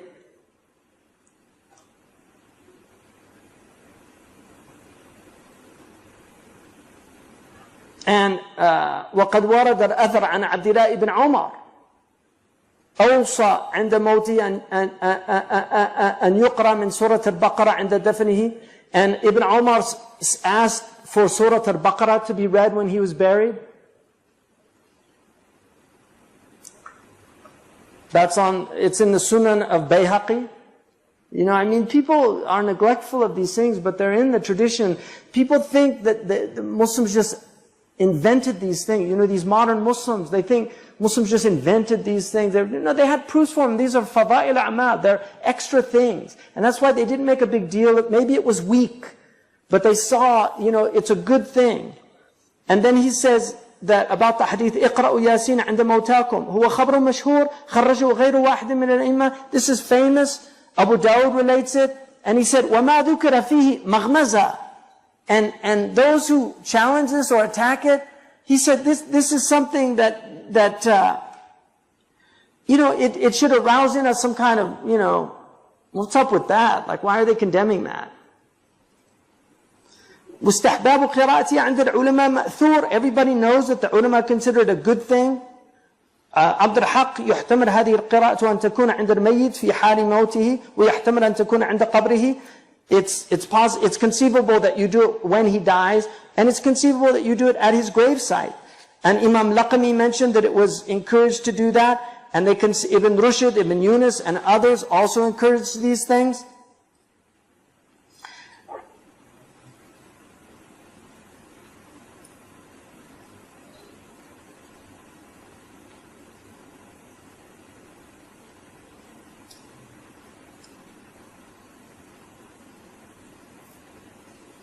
And he goes on that this is the madhab of the imams. Look at what Imam Shihabuddin al-Qarafi said. لا خلاف أن بركة القرآن تصل للميت. There's no doubt, there's no difference of opinion that the blessing of Quran will reach the dead. كما ثبت أنه يحصل له بركة الرجل الصالح يدفن بجنبه. Also, being buried next to a righteous person is beneficial to you. ويبقى النظر في ثواب القراءة. But as for the reward of the qira'ah, in other words, the blessing is there. There's no doubt. Because anybody who says the Quran doesn't have barakah, you know, it's kufr. But does the reward get to him? He said that's where the difference of opinion is. وقال الذي ينبغي أن لا تهمل هذه المسألة فلعل الحق هو الوصول إلى الموتى. إن هذه أمور مغيبة عنا وليس الخلاف فيها في حكم شرعيا. He said that it's important to remember this should not be you know, set aside, that it's likely that the reward will reach the dead because these are unseen matters, and this is not a khilaf about a hukm shar'i. This is not a khilaf about a legal ruling. هو في أمر واقع هل هو كذلك أو لا. It's just about is it this or is it that? Does he get the reward or doesn't he? That's the debate. قال وكذلك التهليل الذي عادة الناس يعملونه اليوم, and also saying لا إله إلا الله that many people do now when there's a funeral, they all say لا إله إلا الله. وينبغي أن يعمل ويعتمد في ذلك على فضل الله تعالى. We should do these things and trust in the bounty of Allah that He's merciful. ويلتمس فضل الله تعالى بكل سبب ممكن. The grace of God should be sought in every possible thing. ومن الله الجود والإحسان وهذا هو اللائق بالعبد. فقد تحصر مما قرأته أن شتان بين من هو على أمر تحمل عهدته موثوق بعلمه ودينه أنه مشروع, وبين من هو على مباح لا قائل إنه مشروع, ولكن قد يصير المباح مكرمة أو مكرمة بنسبة كقول مالك. So he said, in the end, look, what a big difference is the one who acts upon something, does an action, the responsibility of which trustworthy scholars have taken it upon themselves that it's a good action to do. So you're following trustworthy scholars that it's mashru', that it's permissible to do that, and between the one who's just doing some permissible thing that nobody said anything about. And then he says, and sometimes permissible things can become noble deeds. Look at what Malik said. لو علمت أن قلبي يصلح بالجلوس على كناسة لجلست عليها. Imam Malik in Tartib, and this is a riwayah that Qadi Iyad relates. Imam Malik said, if I thought my heart would be rectified by sitting on a garbage heap, I would do it.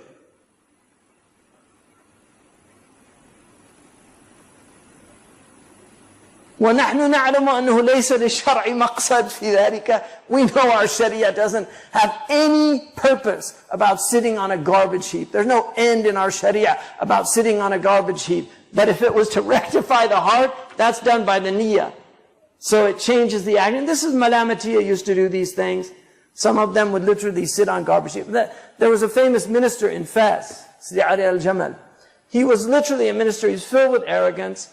And he had a massive conversion experience. He went to one of the sheikhs and he forced him to sit. This was somebody who was known for his arrogance and he mistreated a lot of people. He forced him to sit outside of Fez. There was a garbage heap. And he had to sit on the garbage heap and beg. And it broke his nafs. And his student became one of the greatest awliya of the later period in Morocco, and came from him multitudes of rightly guided people. So I'm not telling you they do that, but you know, in Mauritania, when they finished memorizing the Quran, they used to have the students go and beg from wealthy families just to humble them, because I finished the Quran, they'd feel really proud. They would make them go beg in a bowl to humiliate themselves. وهذا مقام دون المقام الذي هو مختلف في مشروعيته فاعدد هذا المقام أنه المقام الخامس. So this is the sixth maqam, that you're doing good things even if there's difference of opinion about them, right? So the ulama differed about them, but you're doing good things. The fifth maqam, and these are shorter, but I want to get through them. I really want to finish today, so it's not much more time. هو من حيث الفتوى المفتي مباح. As far as the mufti gives the fatwa, it's permissible. ولكنه يصير مكرمة أو مكرمة بالنية. So these are about permissible things that become noble deeds based on your intention. This is the fifth maqam. You're doing permissible things, but because you have a good intention, they become good deeds. So for instance, he says, من حضرت له نية في مباح ولم تحضر في فضيلة فالمباح أولى. If you have an intention about a permitted thing and you don't have one about a virtue, then the permitted thing is better for you. So the example of that is that you have a niyyah about eating and drinking and sleeping. لِيُرِيحَ نَفْسَهُ وَيَتَقَوَّى عَلَى الْعِبَادَةِ. He wants to sleep so he'll be stronger, give his soul some rest so he can be stronger in his ibadah in the future. And وليس تنبعث نفسه في الحال للصوم والصلاة والنوم فالنوم والأكل هو الأفضل له. And he doesn't feel like praying or fasting at the time, he feels like sleeping. Then sleep and eating is better for him in that situation. Because his intention is to do it in order to want to pray and fast and do these things. وعندي أن هذا هو دون هذا المقام الذي قصرت الكلام عليه. This is less than the maqam that I didn't talk a lot about. إنما عنيت بهذا المقام أن يتحرم من المباحات ما يكسبه رقة في قلبه. That he should seek out in this maqam those mubahat that will help him acquire a brittleness in his heart, like visiting places where righteous people are, or drinking from the qadah of the Prophet ﷺ, or preferring the people of Wad al-Aqiq. Imam Malik preferred them, كما حكى مالك عن نفسه. وإدارة ابن عمر ناقته. Or Ibn Umar, when he took his camel and he moved around, they said, what are you doing? He said, I saw the Prophet do that. They said, there used to be a rock there. He said, I don't care. Yeah, I just saw the Prophet do that. I want to do it. What he did. So he said that فهذا كلها مقاصد لذاتها تنتظم في سلك المندوبات فما من مباح إلا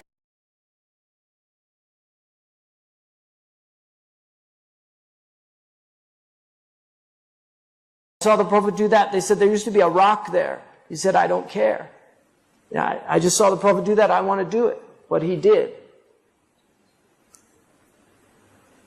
So he said that فهذا كلها مقاصد لذاتها تنتظم في سلك المندوبات فما من مباح إلا يصير مكرمة بل مكرمات بسبب النية. There's no permissible thing except that it can be a noble deed, or even more than one, because of the intention that you have in doing it. والمعصية هي التي لا تنقلب أبدا مكرمة بسبب النية إلا أنهم استثنوا من هذا مصلحة شرعية لم تنال إلا بمفسدة دونها. And they considered no معصية can be a good thing unless it's in order to ward off a worse thing. وَعْدُدْ هذا من المقام بعد هذا. So now we're in the fourth maqam.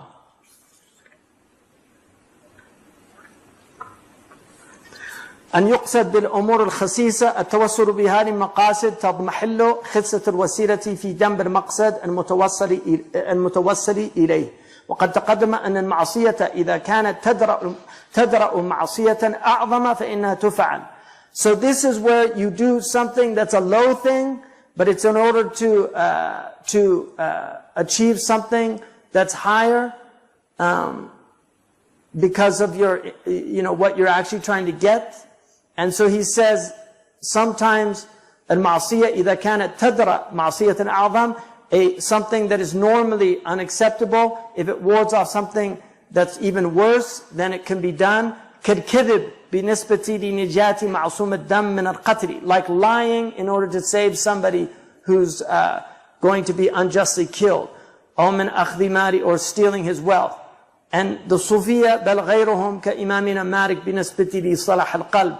And like what Imam Malik said about sitting on a garbage heap, if it would rectify his heart. Ibn Abbad said, إذا جاز لمن غص باللقمة من طعام حلال أن يسيغها بجرعة من الخمر إذا لم يجد غيره مع أن تحريمه مقطوع به ولا تفوته إلا حياة ثانية فلأن يجوز مثل هذا إذا تعين أولى إذ يفوته بذلك الحياة الباقية والقرب من الله. So Ibn Abbad said, if it's permissible for somebody who's choking on a morsel of food from halal food to help swallow it by drinking a gulp of wine, if he can't find anything else, even though everybody agrees that wine is haram, and what he'll lose is his fani life, this ephemeral life of the world. So how could you say it's not permissible to do something even more important, that because of it he could lose his eternal life? And then he says, أنا بمثل هذا ما يستدفع المريد من الدواخل على قلبي. And what's meant by this is those things that somebody on a path to God will use to ward off those things that enter into his heart. Because everybody should be working on their heart with both knowledge and action. As for knowledge, it's like what the Hikam of Ibn Ata'illah says. الناس يمدحونك بما يظنون فيك فكن أنت ذاما لنفسك بما تعلمه منها. People praise you because what they think is good about you. You should blame yourself because of what you know about yourself. ومن جهل المريد أن يترك يقين ما عنده لما يظنه الناس. And from the ignorance of a seeker of God is that he will leave what he's certain in himself about for the opinions of others. أما العمل فبما يسقطه من قلوب الأغيار. Those things that, as for the amal, it's those things that will remove otherness from his heart.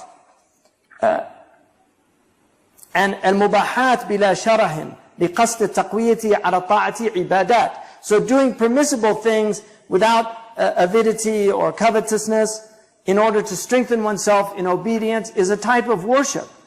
In fact, it could be an obligation, like sleeping after staying awake for a long time, so you need a lot of rest. Or eating or drinking after being hungry or thirsty that's affected your health.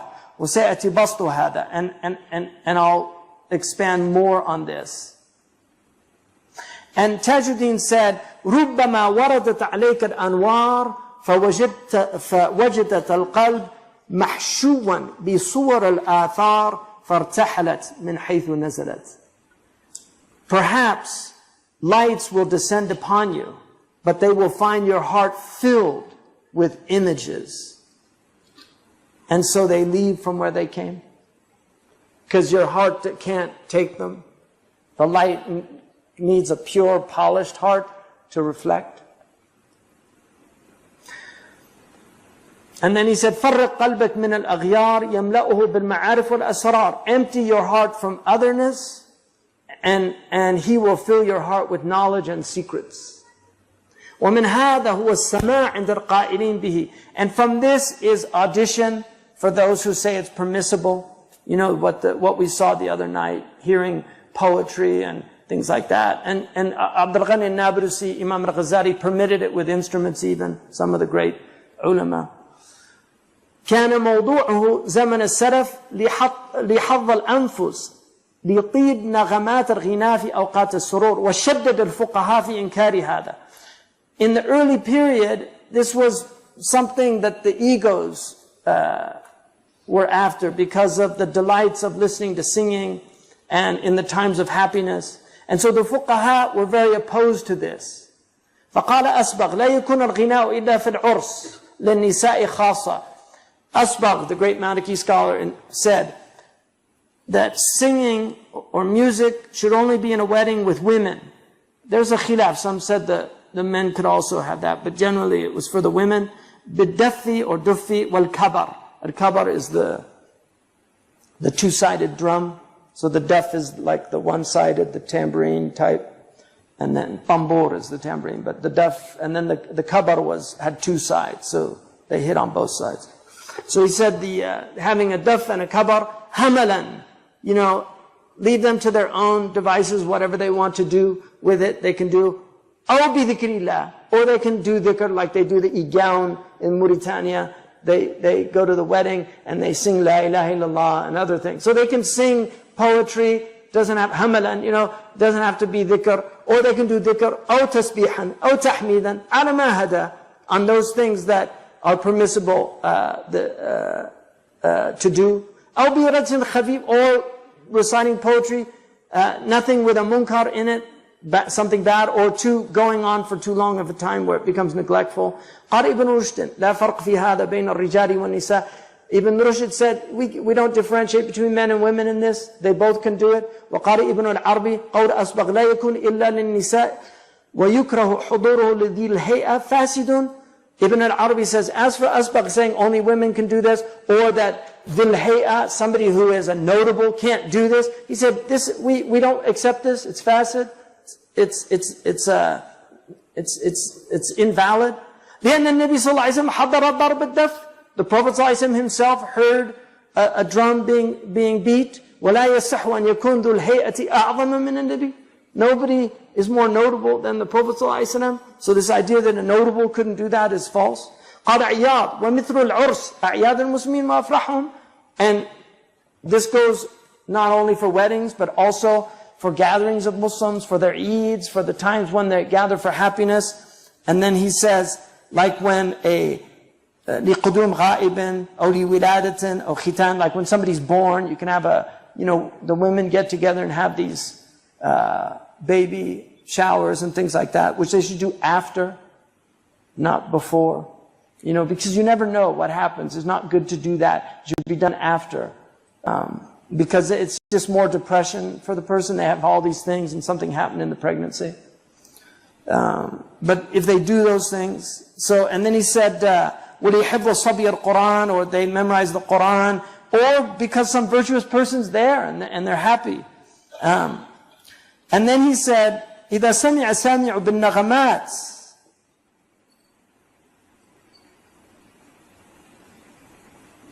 ذكر عتابا أو وصلا أو هجرا أو قربا أو بعدا أو تلهف على فائت أو تعطش إلى منتظر أو شوق إلى وارد أو طمع أو يأس أو وحشة أو استئناس أو وفاء بعهد أو نقض عهد أو خوف فراق أو فرح بوصال أو غير ذلك مما يشتمل عليه لفظ السماع. فلا بد أن يوافق بعضها حال السامع في مطلبه. So when you're listening to the audition, they recite different things. So you're going to hear blame, you're going to hear meeting with or somebody who left, or nearness and farness, or a desire for something that's lost, or a thirst to see something you're waiting for, or a desire for somebody to come, or some covetousness, or yes, despair, or wahsha, loneliness, or isti'nas, intimacy, or wafa'an bi'ahad, or somebody who fulfills his oath, or somebody who breaks his oath, or afraid of being separated from somebody, or joy over reconnecting with somebody, and other things. So these are all the things that are going to be in the poetry. So he's saying something is going to affect the person, because everybody's in different states. And that's the purpose of sama' is to affect the heart. فَيَجْرِي ذَلِكَ مَجْرَ الْقَدَّاحِ الَّذِي يُوَرِّي زِنَادَ قَلْبِهِ. So the likeness of this is like a flint that strikes and ignites the heart. That's what sama' is supposed to do. فيكون له مجال رحب في تنزيل الألفاظ على أحواله فإن كان الغالب على السامع هوا محرما فيهيجه هذا السماع إلى السعي في الحرام. But if the person is not well and he's got haram desires, then the sama' can actually encourage him to do the haram and go to the haram. Or if he has permissible desires, it might encourage him to do that, or affect him in desiring something, or fearing losing something, or hoping to meet. All of these things can happen, but sama' is mubah. Whatever the sami', the one listening, happens to him is another thing, because those are his states. And then, so there's two things. You can get لذة نفسه وتعلق بأوصاف ربه ولكن في هذا الحال نقص من جهة ما فيه من حظ نفسه. So you can get some pleasure from it, like people have pleasure from music, or you can get something that causes you to connect with the attributes of your Lord. And he said, but there's still deficiency in it because the nafs has a portion of it. So it's not like sama' was something that they were saying was a great thing. But if that's how people feel closer to God, it's helpful. قالوا في هذا من عرف ما يطلب هان عليه ما يبذل. And it's been said, whoever knows what they're searching for, it's insignificant whatever they expend for it. So when you know what you want, you're willing to give up things for that goal. وقد تبين بهذا أن السماع قط ما هو مقصود لا عند الصوفية ولا عند الفقهاء. But it should be clear to you, sama' is not some end goal, neither with the Sufis or with the fuqaha. Then we ask, هل هو وسيلة? Is it a means? كثير من العلماء ينكرون أن يكون وسيلة لجد وجميع الصوفية وكثير من العلماء بأحكام الله يتحملون عهدة أنه وسيلة. Many of the ulama reject it, that it's a means to being serious in your religion. All of the Sufis and also many of the ulama of the ahkam of Allah, they bear responsibility for it as a means. قال القشيري في رسالته إن الرذباري كان أعلم الناس بالطريقة من أصحاب الجنيد. Imam al-Qushayri mentions in his Risala that Rudhabari was one of the most learned people of the path of Imam Junaid's companions. وقال ليتنا تخلصنا من هذا السماع رأسا برأس. Would that we could get rid of this sama' without distinction. You know, in other words, this type of sama' is good, this type's not. Just, you know, would that we didn't do it at all. وقال ابن سبكي نعتقد أن طريق الجنيد وصحبه طريق مقوم والجنيد يقول السماع فتنة لمن طلبه. We believe that the path of Junaid and his companions is a sound, upright path. And Imam al-Junaid said, Sama', this dhikr with singing and instruments, inshad, the type of things that a lot of people do. He said it's a fitna for people who seek it out. وَرَاحَةٌ لِمَنْ صَادَفَهُ. But it's a nice thing if you just happen upon it. It's not something you went looking for. وَحَرَّمُوا حُضُورُهُ عَلَى الْعَوَامِ. Some of them prohibited that common people should go. فإن السماع بالنغمات يتلذذ به الفاسق والسفيه, because they can have a bad effect on the fasiq and the profligate and the foolish ones. والطفل والصغير and small children. ومن قصر التوسل به مع هؤلاء السامعين له بحظ نفس لا يخفى ما فيه. And those who are trying to get some portion of listening to it, it shouldn't be hidden that, you know, their nafs has a portion of that. فإن قصد مجرد السماع لا لمعنى آخر تبرأ منه العلماء. If he just wants to hear it as a musical thing, then the ulama have nothing to do with that. تبرأ, they're free of that because it's not. In other words, there's a khilaf, but in that there's no khilaf. All of the ulama are against that. إمام الطريق الجنيد لقوله طالب السماع مجردا هو من المفتونين. Seeking audition just on its own without any purpose from it, these are people that are in fitna. Allahumma in kana kama qala al-Junayd. Illa in kana al-amma al-ghawgha. So as for the ghawgha, and now we're going to get to the last maqams. 3 more. Now we're in the zalimun li nafsi. So they're very short, but very interesting. So he says, as for the riffraff, la hisbata alayhim, don't do any hisba with them. Just leave them alone. وهذا هو المقام الثالث. مقام الغوغاء الذين ليست لهم همة في تحل ولا تخل حسب هؤلاء أن يقال لهم تحفظوا من الأوتار والمزامير وما عليكم فيه حسبة. As for the maqam of the rabble, those who have no himma, they have no aspirations in either adorning themselves with virtue or getting rid of their vice. It's enough for these people just to say to them, watch out from those musical instruments you're listening to, even though we're not going to condemn you. In other words, don't lose your prayer. You know, watch out. All this stuff, all this, you know, all your games that you're playing, you know, your little, what do they call them? Those video centers, PlayStations, you know, and then you lose all your prayer, you know. So he's saying, watch out. تحفظوا من الgame station. You know, that's what he's saying. Watch out. I'm not telling you don't do it, but watch out. You're wasting your life. يكون لهم بهذا حينئذ مكرمة على المخلطين. These people are still, it's nobler what they're doing by wasting their time than those that are doing actual clearly sinful things. So this is the first maqam of the zalimun li nafsihi. He's wasting his time, but at least he's not backbiting or stealing or drinking alcohol or, right? So, يكون لهم بهذا حينئذ مكرمة على المخلطين. وبالجملة فالفتوى تقتضي جوازا تتسبب العامة فيما لا نفع فيه ولا ضر. The fatwa here demands that these people should be allowed to do things that are of no harm and no benefit.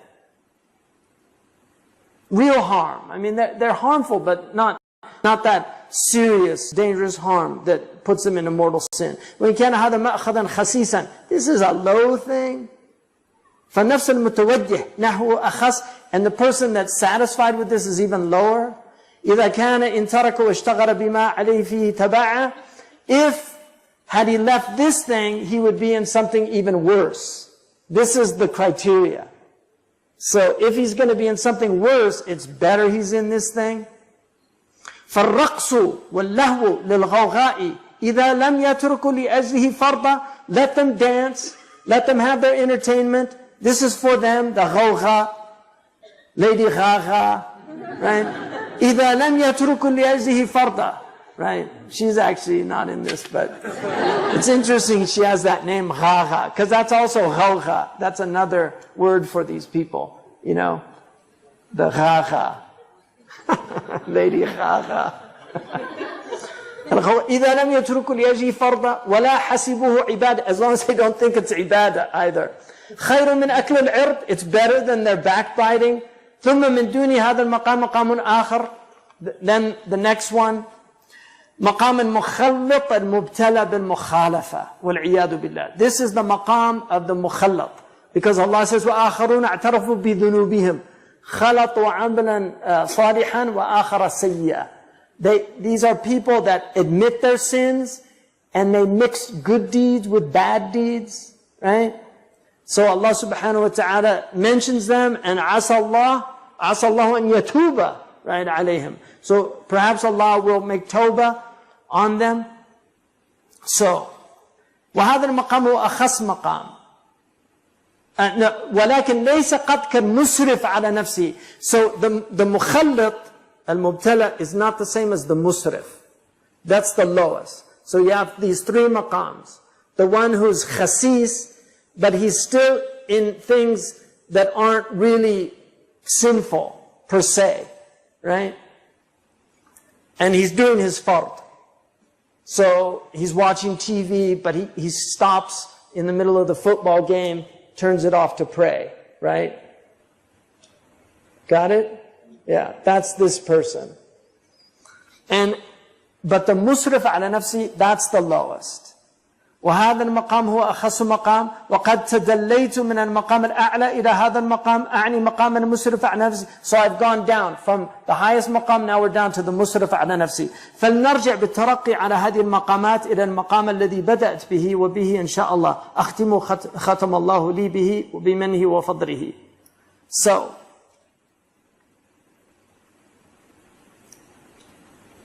Allah subhanahu wa ta'ala, when He says, قُلْ يَا عِبَادِيَ الَّذِينَ أَسْرَفُوا عَلَىٰ أَنفُسِهِمْ لَا تَقْنَطُوا مِنْ رَحْمَةِ اللَّهِ. So Allah says to these people, these are the worst of the ظَالِمُونَ لِأَنفُسِهِمْ. Don't despair of the mercy of Allah. Don't despair. Right? So don't. Why? إِنَّ اللَّهَ يَغْفِرَ الذُّنُوبَ جَمِيعًا إِنَّهُ الْغَفُورُ الرَّحِيمُ. وَأَنِيبُوا إِلَىٰ رَبِّكُمْ وَأَسْلِمُوا لَهُ. And turn back to your Lord and submit to Him. So they're Muslims, but they're not in submission. They're usat, but they're Muslims. So Allah is saying, أَنِيبُوا إِلَىٰ رَبِّكُمْ وَأَسْلِمُوا لَهُ. You'll come back to God and submit to Him. So, لَا تَقْنَطُوا. Right? Don't despair. And that's why all of these people are from this ummah. ثم أورثنا الكتاب الذين اصطفينا من عبادنا فمنهم ظالم لنفسه. These are the ظالم لنفسه. The first one, they waste their life in things of no benefit. The lower than them are those who mix good deeds with bad deeds, so they're doing ma'asiyah. And then even lower than them, al-musrifun. They've completely wasted their life. They don't even do the fard. So they say, La ilaha illallah Muhammad Rasulullah. They don't pray. Their fast is neglected. All these things. They might not pay their zakat, but they're still Muslims. If you ask them, are you Muslim? They say, Ashhadu an la ilaha illallah, Ashhadu Muhammad Rasulullah. I'm a Muslim. They're still Muslim. But they're ظَالِمٌ لِنَفْسِهِ, and they're the lowest of the degrees. So these 9 degrees, they're at the bottom. Now,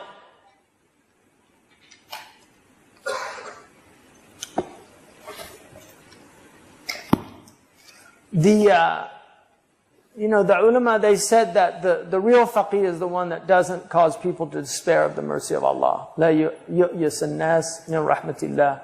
The rahmah of Allah is wasi'ah, it's vast, but people have to also recognize that it's a dangerous position to be in those positions, and people shouldn't be content with them. So this is the tadalli. He showed you the ladder. The second half of the book is taraqi, how to climb the ladder. One of the things he says is, on this lowest group are people addicted to drugs and alcohol. He says, for instance, teach them a musical instrument. Because you're getting them out of a haram that's mujma' alayh and into something that's mukhtalif fihi but has a similar type of effect on the, like alcohol or drugs. That's why they often go together, alcohol and drugs and music.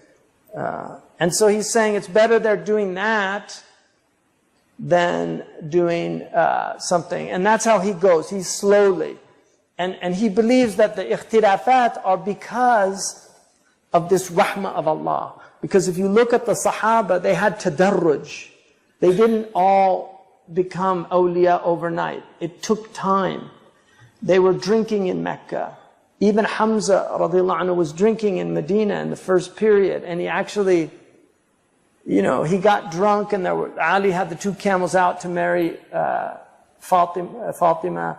And Sayyidina Hamza, he was drinking, and then somebody said something. He said, "Hal antum illa abidun li abaina?" Are you? You're just servants of my father. He started boasting about his ancestors, and then he took the sword and he cut the 2 humps of the camels, killed them. He was drunk. Hamza radiallahu anhu. So they didn't just come in like people expect Muslims. Oh, you know, what's wrong with you? No, they go slow, and that's what he's saying is help people get better. Don't expect them to be at that 9th maqam. That's not where you start. That's where you end.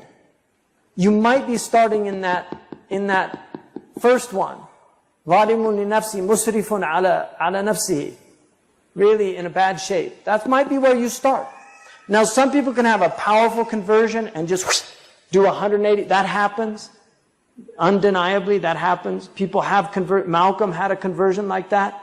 He went from, they called him Satan in prison, and he went and became really, really completely straight as an arrow. That happens, but that's not the norm. And so help people get better. And another dangerous one is when you go to the extreme of trying to do too much. So you have to take your time. So this is the wisdom of our tradition, of our ulama. I hope,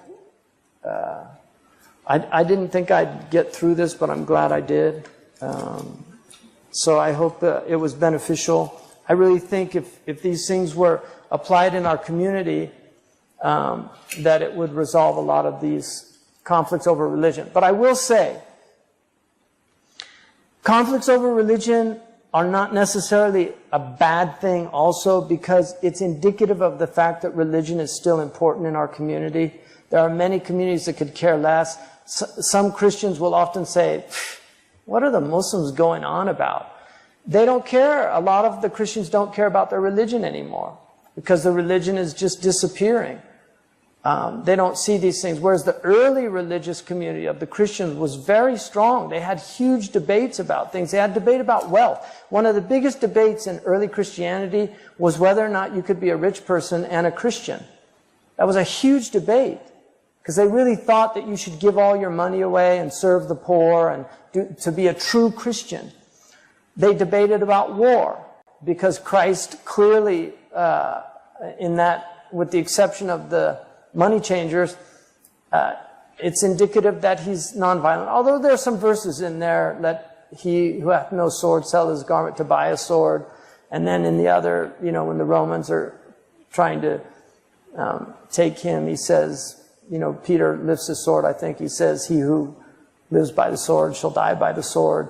So there's things in there, you know, let the dead bury the dead. There's things in there that are very unusual and difficult to penetrate. He definitely was not with the revolutionaries. He wasn't with the zealots. There's no indication, even though he lived under Roman occupation, there's no indication that he was part of the zealots, because they were there. And when they tried to trick him, asking about the coin, what should we pay taxes? And he said, who's on the coin? And he said, the head of Caesar. He said, give unto Caesar that which is Caesar's, give unto God that which is God. It was if he said that, I mean, these are riwayat without isnad as far as we're concerned, if he said that. But it's a very clever answer to respond to. So the fact that Muslims still do debate about moon sighting is, it's sad that a lot of these debates are a result of not understanding this type of fiqh, but at the same time, it should encourage us that there are many Muslims that still take their religion very seriously and want to do the right thing and are trying to find the right answer. And then there's others that have sickness in their heart. They just love fitna, and we have a lot of fitna causers in our community. We should try to avoid those. Are there any questions, or is time up? Time's up, yeah. So we should pray, inshallah. Subhanakallah wa bihamdika ashhadu an la ilaha illa anta astaghfiruka wa atubu ilaik. So I did the tadalli. You saw the ladder. You can think about where you are on that ladder. Assalamu alaikum.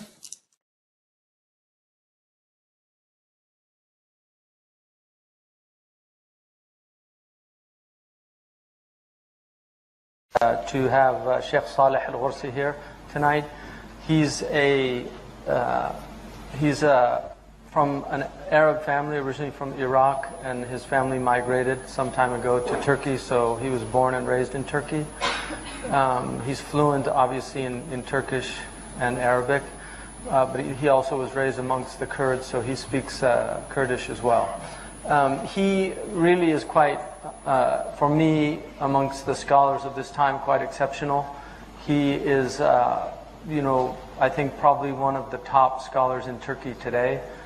He's a master of their traditional sciences that were taught here, and he spoke to us last year. I've known him for over 20 years. We first met in Medina, and I've read his books and benefited greatly from his scholarship. So we're fortunate to have him tonight. He's going to talk, and inshallah I'll translate for him.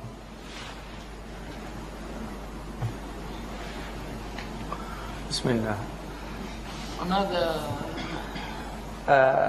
أنا أظن أنه هم سألوا عن هم أرادوا إذا لو تكرمت أن تتكلم في الأدب، يعني في الأدب في الإسلام ومحله معناه محله أسلوبه.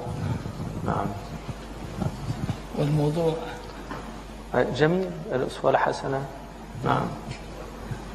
نعم. شوية هذا جميل. هو الشيخ له كتب كثيرة، وهذا من كتبه اسمه الأسوة الحسنة from the آية لقد كان لكم في رسول الله أسوة حسنة وأسوة حسنة. And how to develop it and the extreme importance for people. So maybe he'll talk about that if you want. Alhamdulillah.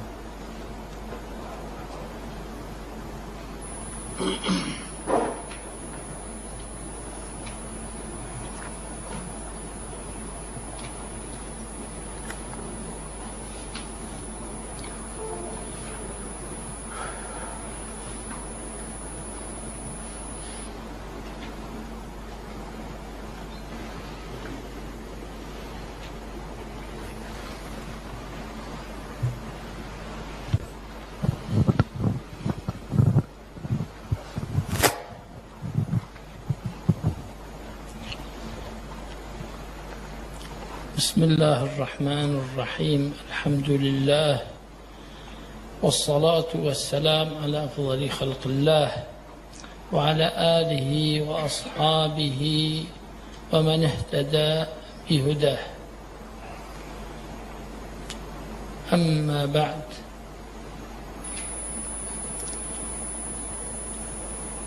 فنحمد الله ونستعينه ونستغفره ونستهديه ونتوب إليه ونعوذ بالله من شرور أنفسنا ومن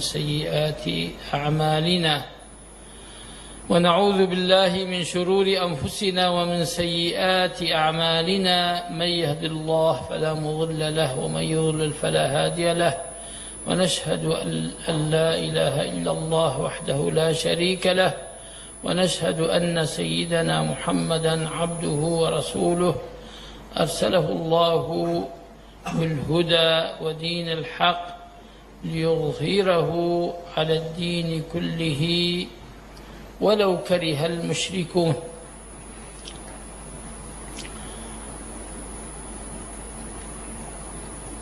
الموضوع الذي نريد أن نتحدث فيه هو ما عرضه علينا الأخوة، وهو الأدب في الإسلام. So he said that after praising Allah and the Prophet ﷺ, and he said that the topic that he's going to touch upon tonight is what he was asked to, which is about adab in Islam. And adab, I think most of you know the meaning, but it's a difficult term to translate because it's a vast meaning. But it's spiritual courtesy. It can also mean ethics. وموضوع الأدب هو موضوع الخلق. So the subject of adab is really about the subject of ethics, أو جزء منه، or at least a portion of it. نعم. والخلق في الإسلام من المعلوم لكم ما له من الأهمية البالغة ومن الأثر في حياة المسلم وحياة المجتمع وسعادة المجتمع الدنيوية، ثم في سعادتهم الأخروية. And it's not hidden from you the fact that the subject of ethics is a subject that's of the utmost importance in relation to the life of the human being, but also the life of a society and its felicity, and also the felicity of the life of the hereafter.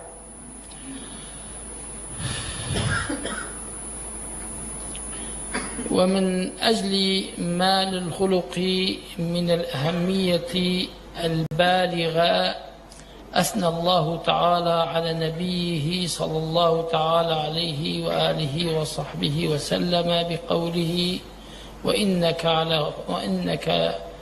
لعلى خلق عظيم.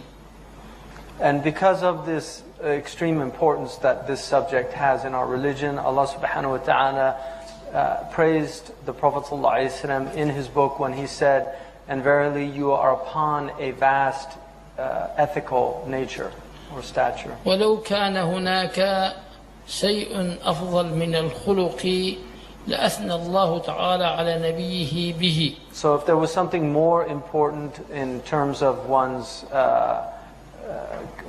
character, then Allah subhanahu wa ta'ala would have used that to praise the Prophet, but he chose khuluq as the highest praise. ومن أجل ذلك أثنت السيدة أم المؤمنين عائشة رضي الله تعالى عنها على نبينا صلى الله عليه وسلم بقولها كان خلقه القرآن.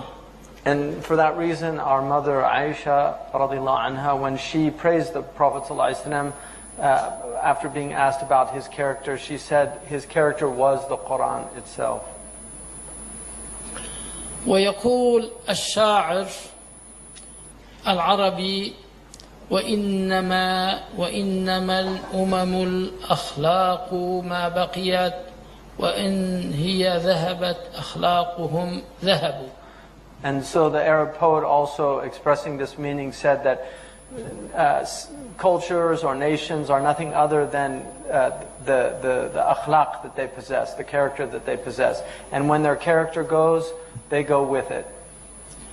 والخلق الكريم والخلق الحسن من أجل ما له من الأهمية البالغة يقول النبي صلى الله تعالى عليه وسلم عنه وعن ما له من الأهمية البالغة إنما بعثت لأتمم مكارم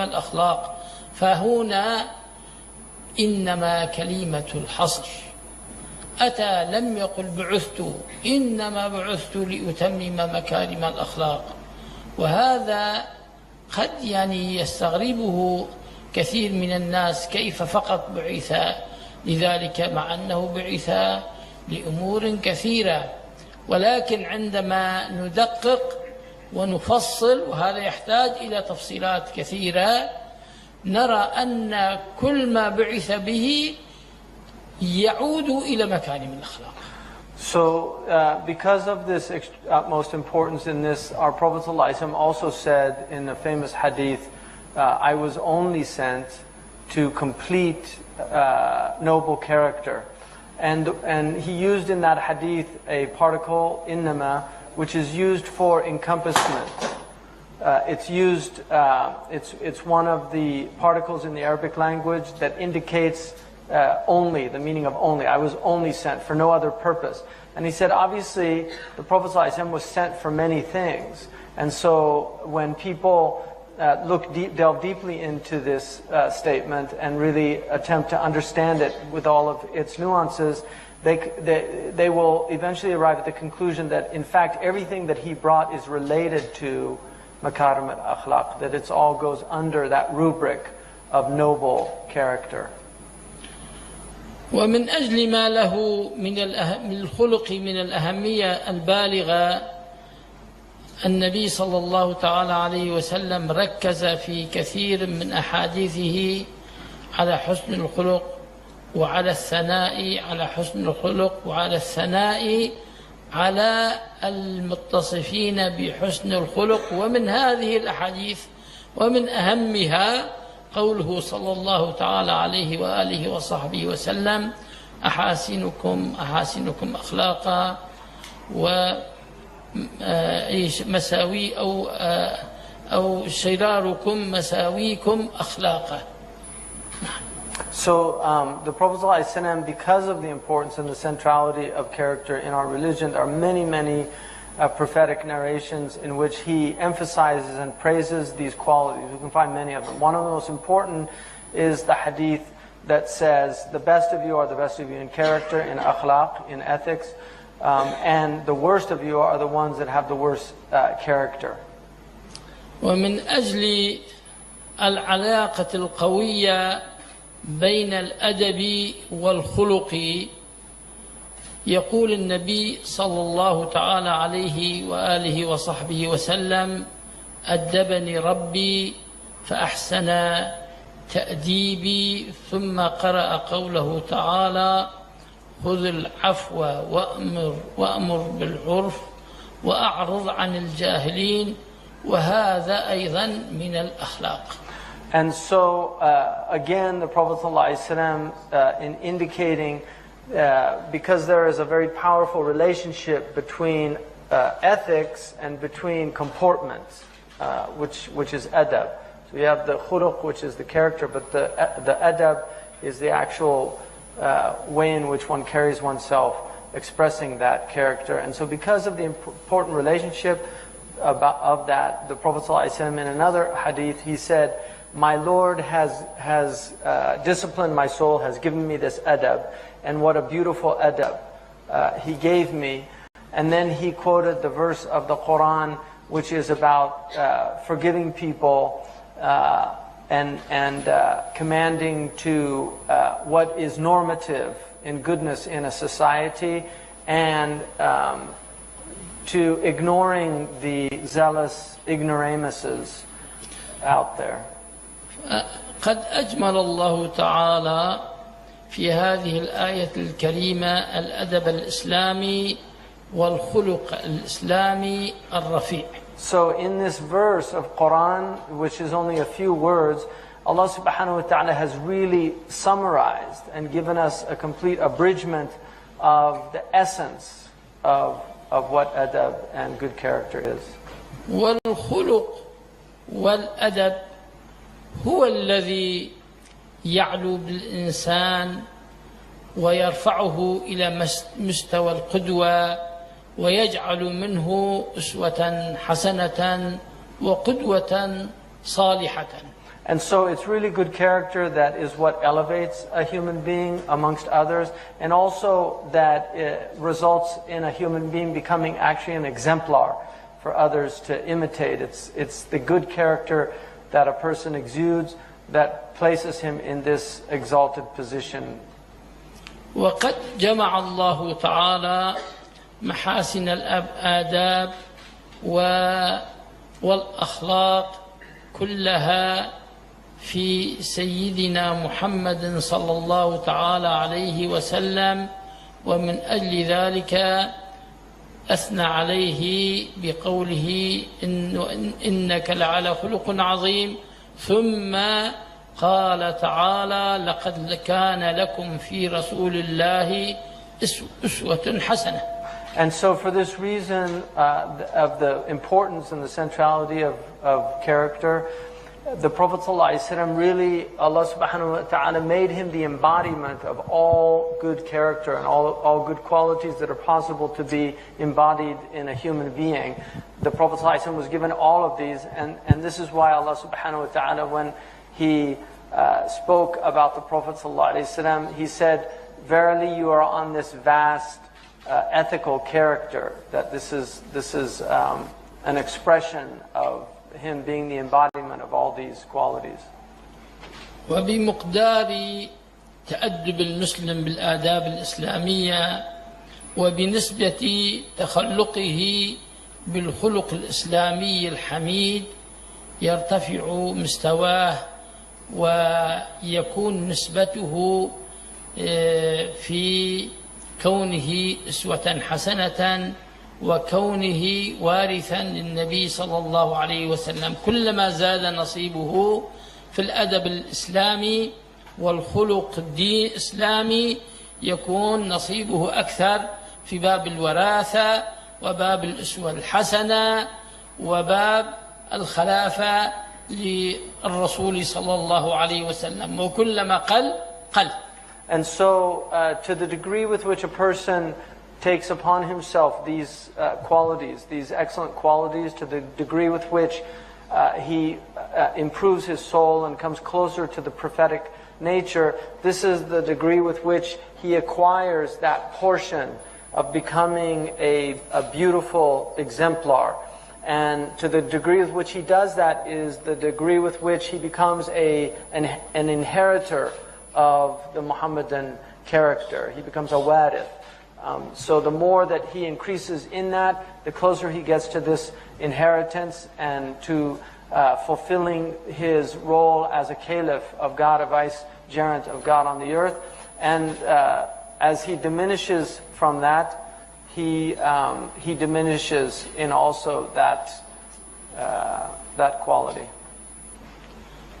والله تعالى من أجل أن الأسوة الحسنة من أجل ما لها من الأهمية البالغة ومن أجلها الأصل في المجتمعات وفي صلاح المجتمعات وفي نهضة المجتمعات والدول وتقدمها، من أجل ذلك أن ذلك هو الأصل لم يبقى الله تعالى في يوم من الأيام الإنسان بدون أسوة حسنة، فكان أول الإنسان وهو أبونا آدم صلى الله تعالى عليه وسلم أول أسوة حسنة، ثم لم يبق الله تعالى مجتمعا من المجتمعات بدون أسوة حسنة وبدون نبي وبدون بعثة رسول. نعم، وأرسل الله تعالى رسله تترى وما من أمة إلا خلا فيها نذير.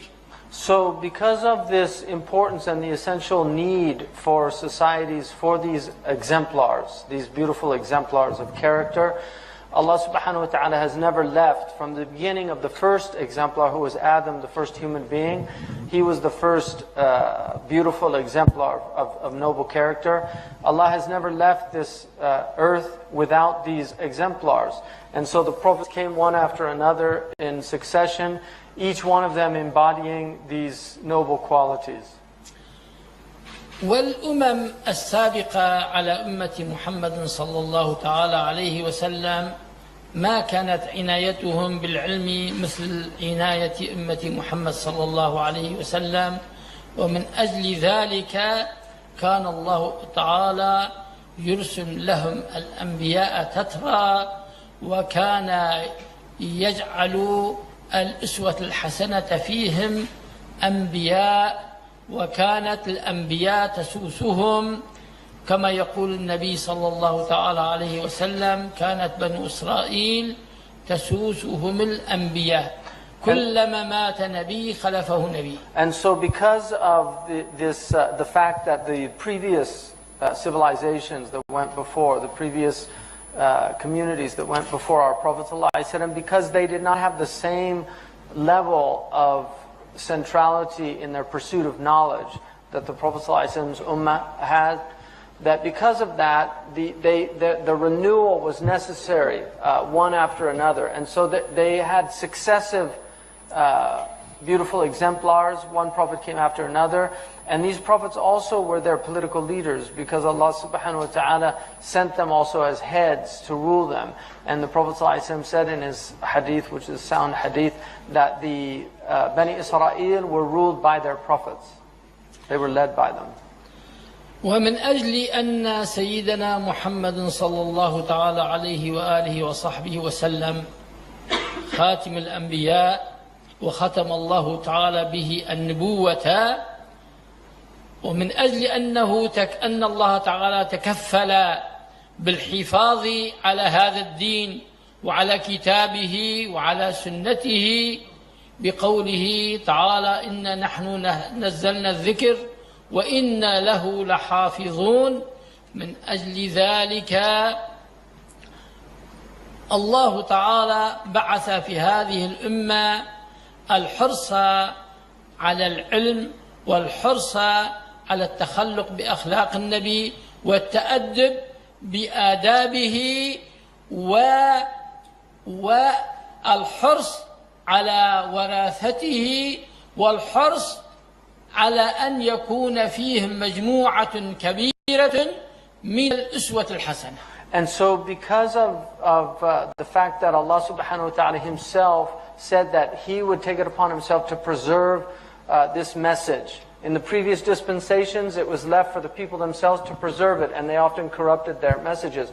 But Allah subhanahu wa ta'ala said in the Quran that He Himself would take it upon Himself to preserve this message. And so because of that, and saying in the verse that we have revealed this Quran, and it is upon us, meaning Allah subhanahu wa ta'ala, the royal we, to preserve the Quran. Because of that, Allah subhanahu wa ta'ala has instilled in this ummah an intense desire to acquire knowledge, to preserve our knowledge, but also to embody the prophetic character and to maintain a large number of these beautiful exemplars amongst the inheritors of the Prophet ﷺ, who inherited this beautiful character that he brought.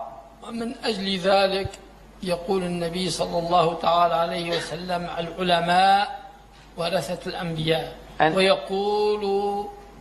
ويقول صلى الله تعالى عليه وآله وصحبه وسلم: علماء أمتي كأنبياء بني إسرائيل. والحديث وإن كان ضعيفا لكن معناه صحيح، لأن بني إسرائيل كانت تسوسهم الأنبياء، وأما أمة محمد صلى الله عليه وسلم فتسوسهم العلماء الذين هم ورثة الأنبياء، لأن النبوة قد ختمت، والأمة لا تبقى بدون قائد وبدون مبلغ وبدون من يسوس أمرها وبدون من يدعوها إلى الخير وإلى كذا وكذا. ومن أجل ذلك قال: العلماء ورثة الأنبياء، وأنبياء أمتي وعلماء أمتي كأنبياء بني إسرائيل. And so for this reason, our ummah has the distinction of being led by these inheritors of the prophetic tradition, and these are called the ulama. And the Prophet ﷺ said in a sound hadith that the ulama are the inheritors of prophets.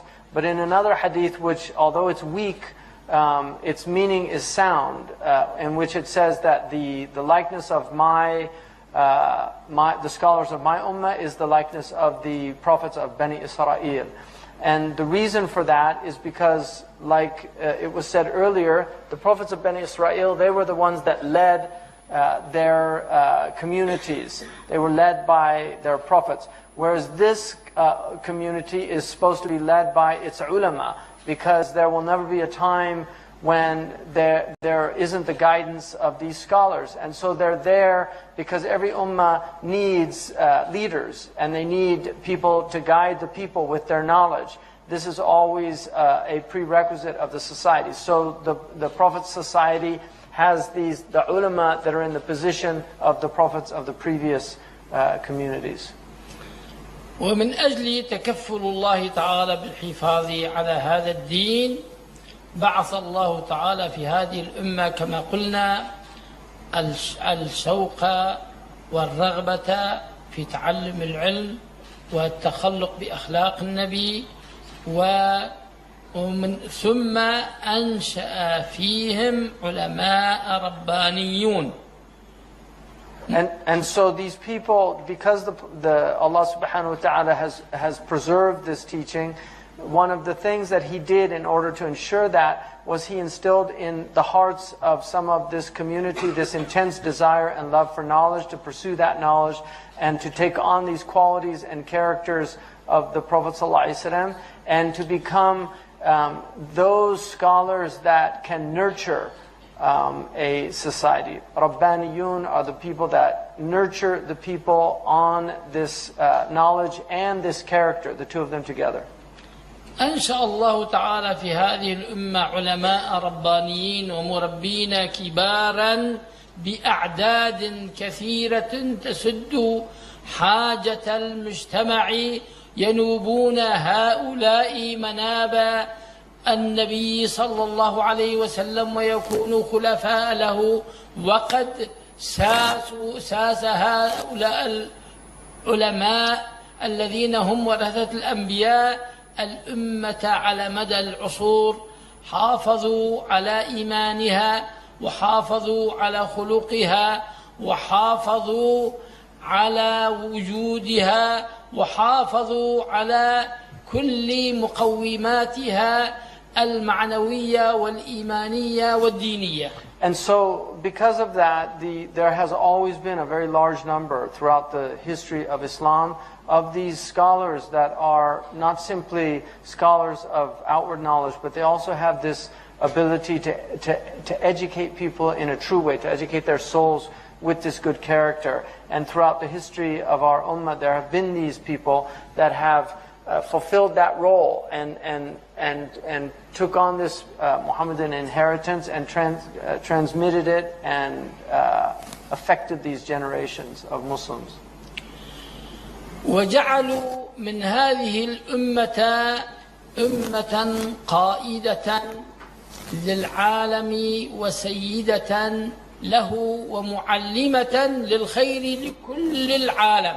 And so, هؤلاء العلماء from these scholars who are actually the scholars that really led the world in many things and also gave great good and great knowledge to not just to the Muslim community, but to those outside of the community who benefited from their incredible endeavors.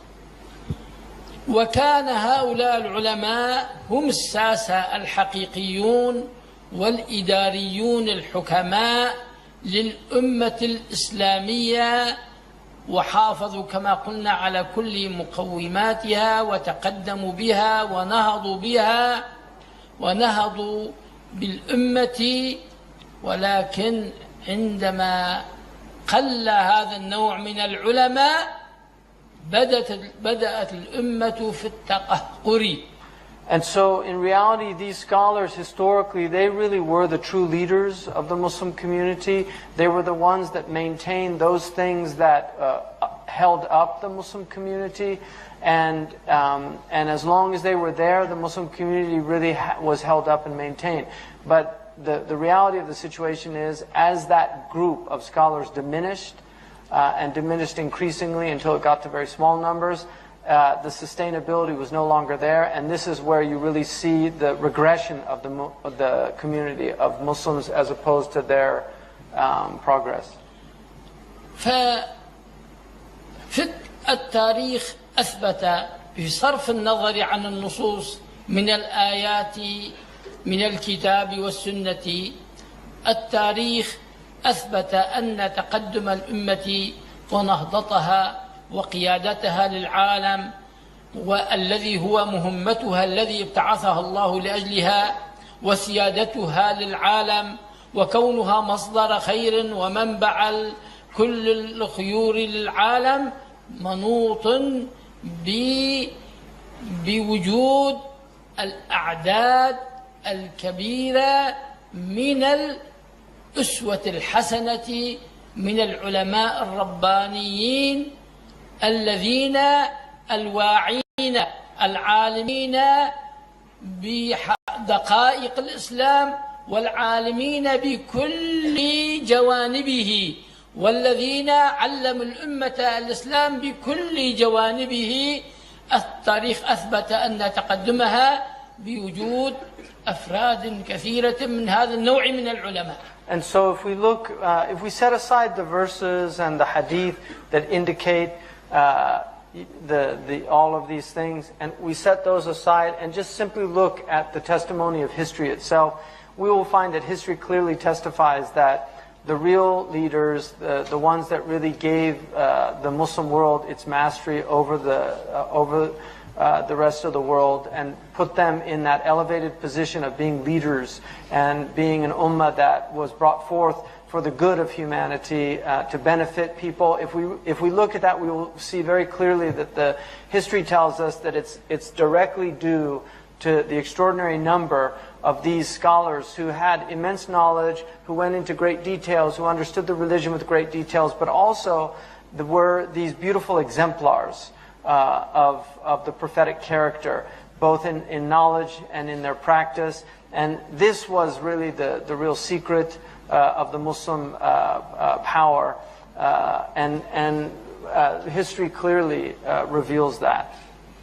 كما أن التاريخ قد أثبت أن تخلف الأمة وتقهقرها عن ركب الحضارة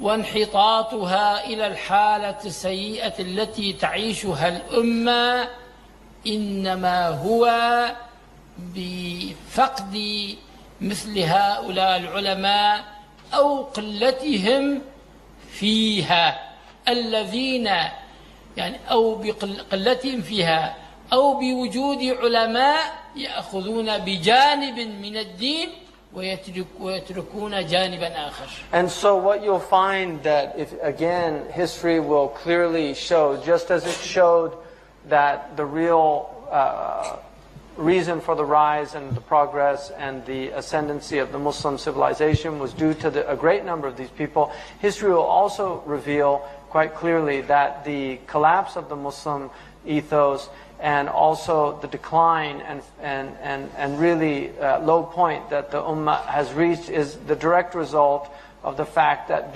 these numbers have diminished greatly.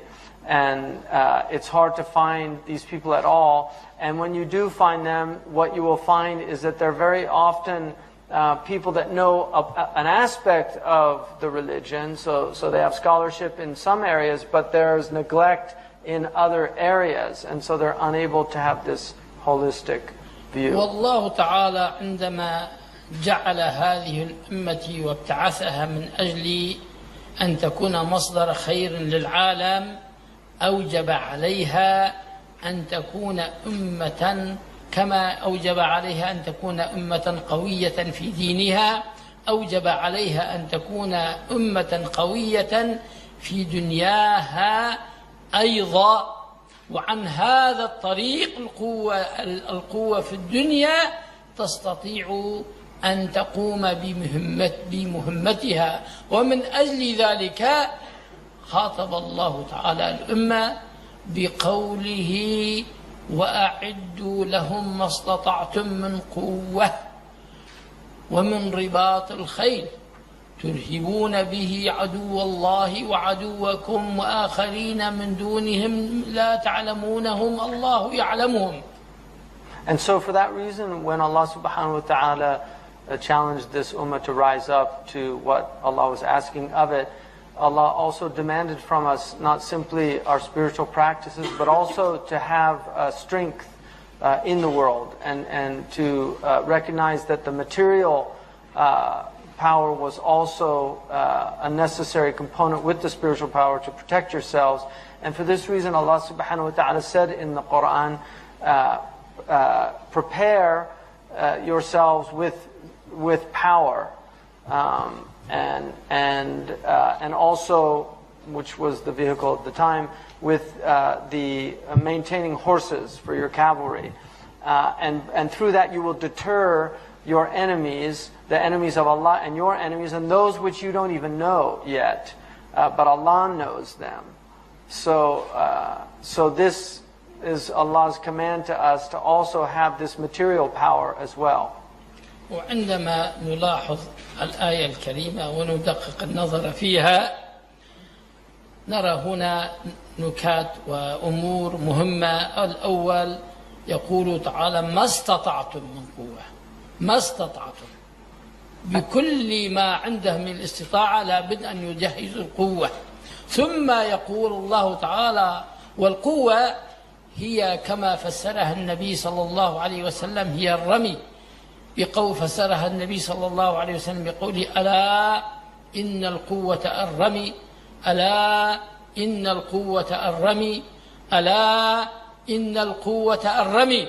ثم قال الله تعالى ترهبون به عدو الله وعدوكم، ما قال تقتلون به عدو الله وعدوكم، لأن الإسلام إنما بعث خيرا للعالم ولأجل أن يصل بالعالم إلى السعادة الدنيوية والأخروية، لا لأجل أن يقضي عليهم ويقتلهم، بل لأجل أن يكون قويا. حتى إذا كان قويا بالمادة والسلاح تكون كلمته نافذة وتكون الدعوة ماشية لا تعقدونها العوائق، والناس يدخلون في دين الله أفواجا، وتكون الكلمة النافذة للإسلام، لأن الكلمة النافذة هي كلمة القوي.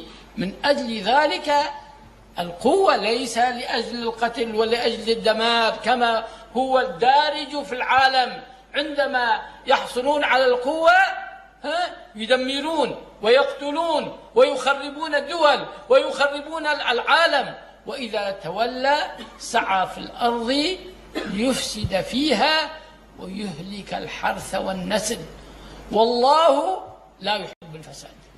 So if we look at the nuances of this verse, one of the things we notice is that Allah says, and prepare what you're able to, mastata'tum. So the istita'a, which is what you're capable of. So prepare from what you're capable of power. But then if you look also, Allah subhanahu wa ta'ala, the Prophet ﷺ said, when he was asked about what that power was, he said, the power is in projectiles. The power is in projectiles. The power is in projectiles. And he said it 3 times. So the ability to project your enemies, which at the time was archery. Today it's obviously intercontinental missiles, but it's still projectiles. That's the essence of power, is in the ability to project your weapons far distances. And so the Prophet ﷺ then said that it's in order to deter. And the word liturhibu, irhab, in Arabic, the closest word that we have in English is deter, because deter comes from a Latin word which is detere, which is out of fear. So a deterrent is something that causes fear in people so that they won't harm you.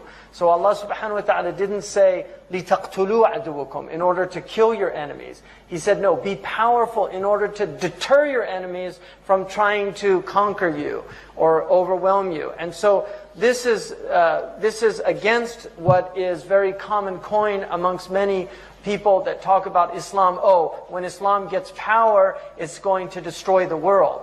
The reality of it is the Prophet ﷺ was told to get power in order to prevent destruction of the world. And this is why in the Quran it says those who, when they get power, they begin to corrupt in the earth and destroy agriculture and destroy the lineage, families and children. So, and then Allah says, and Allah does not like corruption. So Allah is saying in the Quran that those that get into power in order to destroy, to kill, to corrupt, those are evildoers. The Quran says that. So it's the complete opposite of what's claimed about Muslims who are told to get power in order to open the doors of good so that we can call people to the truth. So because one of the things that is the nature of having material power is that people listen to you. If you don't have power, they don't listen to you. And so the power of a word, when it's backed by material power, is much greater than somebody who doesn't have material power. And this is why when Muslims were powerful, they would go to places and people would want to become Muslim and be like them because they want to join the powerful side. So it's very important even for da'wah and people coming into Islam. When they see Muslims as strong and powerful, they want to be like them. If they see them as weak and helpless, they don't want to be like them. So this is part of the wisdom of the Quran telling us to be powerful. المسلم إذا مكنه الله في الأرض يكون مصدر خير ومصدر سعادة للعالم كله. والله تعالى يقول الذين إن مكناهم في الأرض أقاموا الصلاة وآتوا الزكاة وأمروا بالمعروف ونهوا عن المنكر. جمع فيه يجمعون كل هذه الخيرات ويقدمونه للعالم. وأما غير المسلم فكما تلونا الآية قال الله تعالى فيهم وإذا تولى سعى في الأرض ليفسد فيها ويهلك الحرث والنسل. والعالم كله الحرث والنسل، ما يوجد شيء آخر. الحرث والنسل سعى ليفسد فيها ويهلك الحرث والنسل، ليفسد فيها ويهلك الحرث والنسل والله لا يحب الفساد. والتاريخ شاهد على هذا أن عندما تكون القوة للإسلام والمسلمين يسود الخير والعدل في العالم. وحتى الحروب الإسلامية هي أرحم حروب في التاريخ. ثم إذا تولى الآخرون لا يكون غير الخراب والدمار، ولكن هؤلاء يحاولون أن يعكسوا الأمور ويقولون المسلمون هم إرهابيون وفي التاريخ هم كذلك عملوا الإرهاب والآن عملوا الإرهاب، مع أن هناك مثل يقول إذا كان بيتك من زجاج فلا ترمي بيوت الناس بالحجارة. ولا نقول لا نبرئ المسلمين عن كل شر، الإسلام بريء عن كل شر. نعم جميل. والمسلمون لا يبرؤون عن كل شر. نعم. والمسلمون ناس يعدلون ويجورون، ولكن العدل فيهم الغالب والأصل والجور هو عارض وطارئ. والتاريخ أثبت ذلك أن أعدل الحكام هم الحكام المسلمون. وأما الحكام الآخرون فعندما استولوا على أي منطقة لم يجلبوا إليها غير الخراب والدمار والفساد في الحرث والنسل وفي الخلق وفي كل شيء. والذي يقرأ التاريخ لا يحتاج إلى بيان أكثر من هذا. So, he said that Allah subhanahu wa ta'ala says that when He empowers the Muslims, what they do is they establish prayer, they establish charity to help the poor, and they command to what's good and they forbid what's bad. That's what He says when they have power in the earth. But as the earlier ayah was recited, when others are given power in the earth, then you see them hastening to corruption, destroying the agriculture and the offspring. And he said that this is the reality of the matter. But it's been painted the opposite, that the Muslims are the terrorists, that the Muslims are the ones that do all these evil deeds. But he said that history, really, if you're fair and look at history openly, then what you see is quite the opposite. That when the Muslims ruled, they were quite decent rulers that had a considerable amount of justice, and this was their norm. And he said that but I'm in no way justifying the actions of Muslims. What I'm saying is when the Muslims are unjust, it's not Islam. It's that they're human beings. And like human beings, they have good and they have bad. But Islam is free and unblemished in terms of its commandments and its injunctions. It's telling us to be just and upright. So when Muslims do bad things, it's the Muslims that should be blamed, but not Islam, because they're not doing it in accordance with their religion. They're doing it for other reasons. And so that's an important distinction.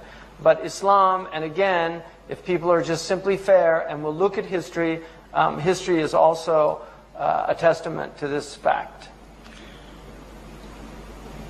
الإرهاب موجود الآن في العالم كله وفي العالم الإسلامي أيضا، وهو ما نشاهده.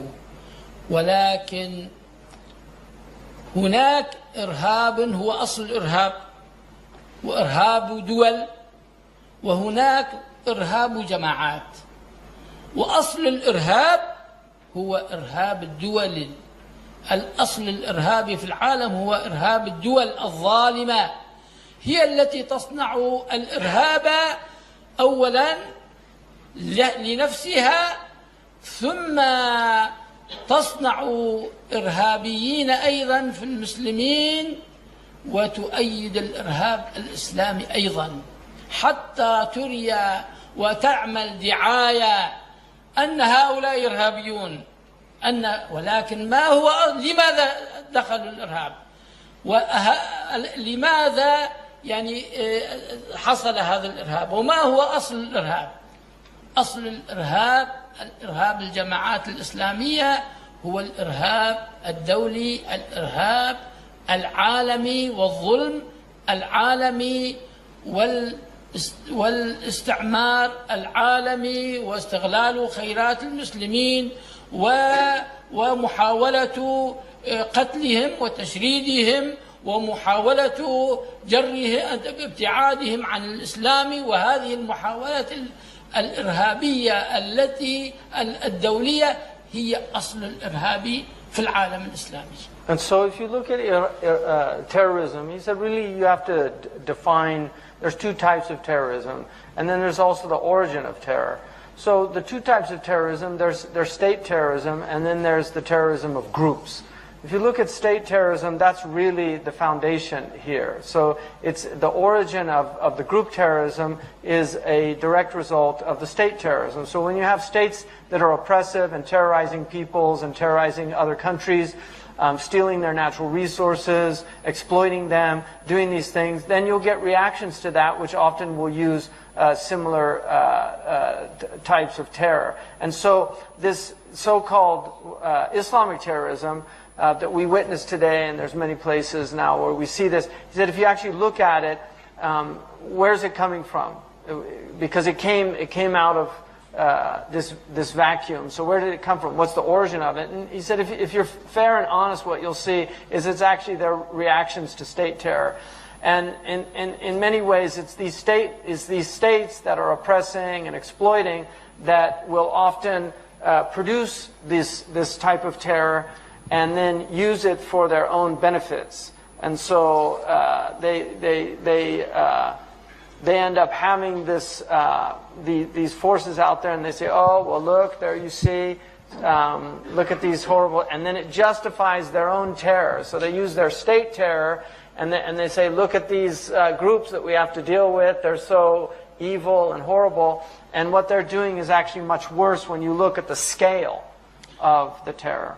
وقلنا آنفا إن الله تعالى أنشأ علماء ربانيين وكبار المربين في الأمة قادوا الأمة إلى الخير وإلى السعادة وإلى قيادة العالم، لأنهم عرفوا الأمة بالإسلام بجميع نواحيه. ولماذا إذن الأمة تقهقرت؟ ولماذا ضعفت؟ ولماذا وصلت إلى هذا المنحدر الذي لا يقبله لنفسه إنسان؟ So when we look at the current situation, we see the Muslims and the conditions there, and like I said earlier, these beautiful exemplars were there and leading the Ummah, but now when we look at the regression of the Muslims and their backwardness and the depressed states that we find them in, looking at the reasons gets back to this original proposition. ولماذا صار المسلم أذل من شاته كما قال النبي صلى الله تعالى عليه وسلم؟ So we ask the question, why is it that the Muslim now is really weaker than a lamb about to be slaughtered? السبب الوحيد هو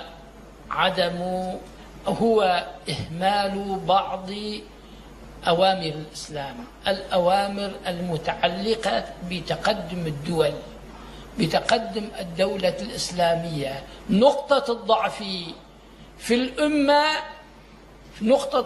الأمة هو إهمال الجانب الدنيوي وأسباب تقدم الدنيا، وإهمال العلوم الدنيوية والتركيز فقط على العلوم الإسلامية. And so if we look at the real reason for this condition that the Muslims find themselves in, it's because they really began to neglect the aspects of knowledges. They focused on these religious and spiritual knowledges, and they really lost the edge in these other knowledges, these worldly knowledges. And this has led to a condition, a degraded condition in the Ummah with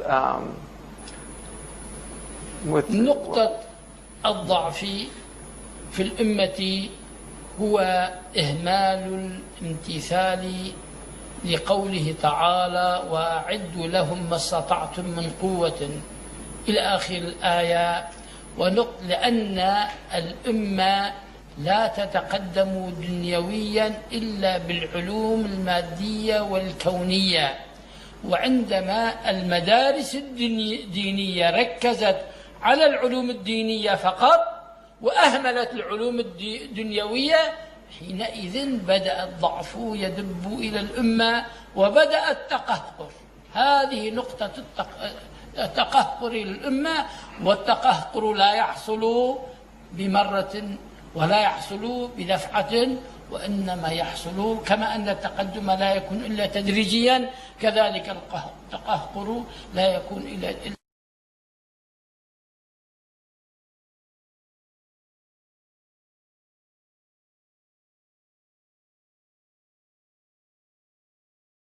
تدريجيا. ومنذ مئات السنين الأمة قد أهملت هذه العلوم فبدأت في التقهقر حتى وصلت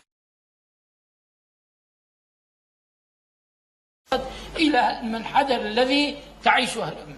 And so if you look at the real, if you want to get to the core reason for this backward state that you see the Muslims in, much of it has to do with the simple fact that they ignored this verse in the